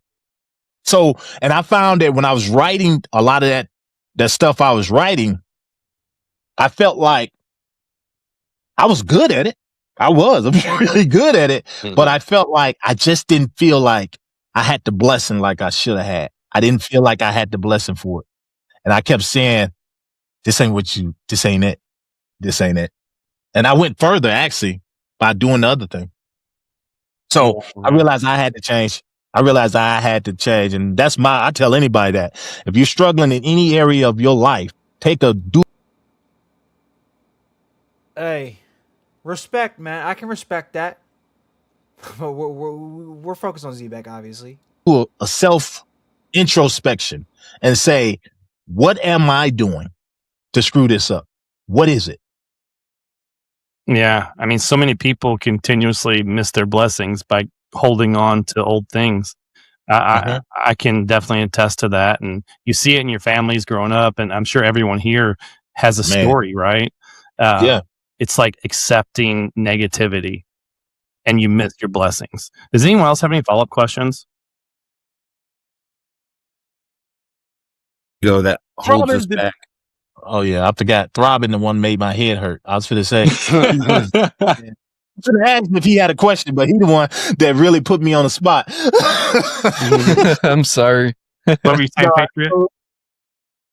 I was just going to say it's always ego that holds back. We think that, we always have the answers and we have the plan and we just don't focus inward. We're focused on the world and trying to have things and think we have all the answers to things. And it's just, you get to a point where you have to do self-awareness and reflection. You let the ego go and then the facade goes. Cause I always say the ego is the internal and the facade's the external, right? And, you let it go and you give it to God and he has the plan, he knows the plans for your life. And then things just start to change. You transform your mind and that transforms your heart and things just start to change, man. And I appreciate you sharing that story. It's, I love it, man. I know I could see where you came from and it's, a lot of people I think will appreciate you sharing that.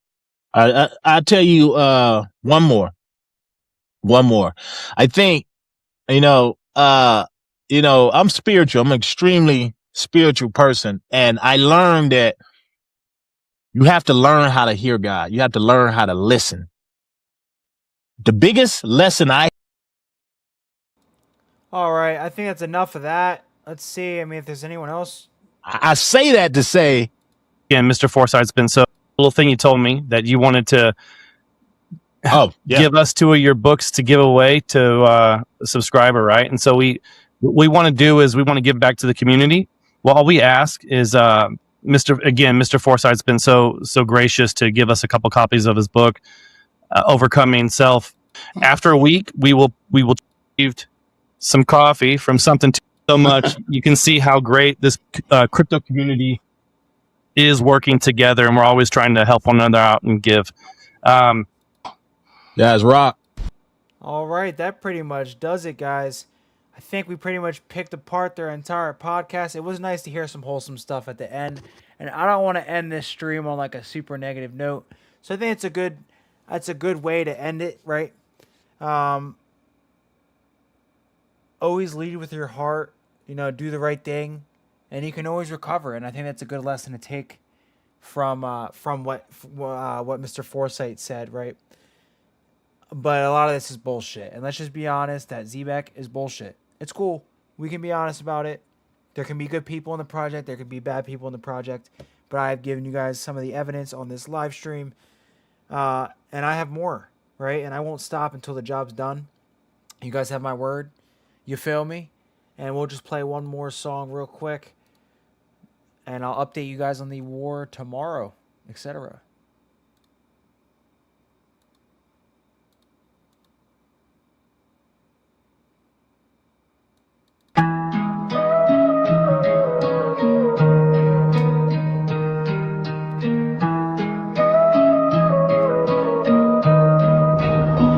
Moonwalking on the legend, yeah, we stay lit. XRP rise, can't nobody quit. No face crypto drip, stack it, flip it, hit. Power waves crashing, feel that crypto hit. Stacking sats like racks, pockets never flat. Cross-border flex, banks can't match that. Let it glow in, watch the numbers going up. Flash settle speed, feel that money erupt. Got that digital drip, NFT fits. Liquidity floods, yeah, we taking big hits.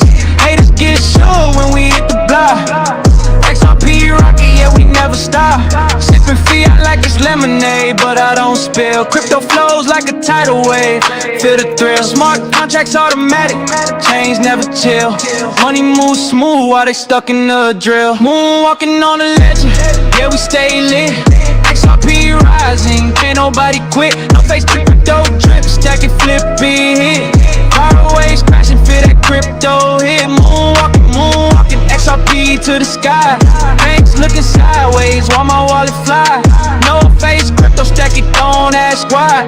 Digital peace, we live, we never die. Crypto drip like sauce, liquidity floss. Transactions fast, no pause, no loss. Bridge the world like Ripple, global boss. Yeah, haters salty while we double the toss. Chain reaction, hodl action, all automatic. XRP popping off that chart, so dramatic. Call it flex insane, got that cryptographic. Money in motion, life cinematic. TikTok vibes, this one go viral. Look so sticky, crypto spiral. No face crypto, energy tidal. XRP moonwalk, skyscraper moonwalking on a legend, yeah, we stay lit. XRP rising, can't nobody quit. No face crypto drip, stack and flip it. Power waves crashing, feel that crypto hit. Moonwalking, moonwalking, XRP to the sky. Banks looking sideways while my wallet fly. No face crypto, stack it, don't ask why. Digital kings, we live, we never die. Moonwalking, moonwalking, moonwalking. Flip it, flip it, flip it.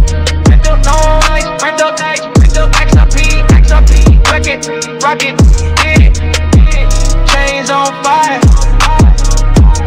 Waves get higher, digital empire. We the supplier, the supplier, the supplier. You feel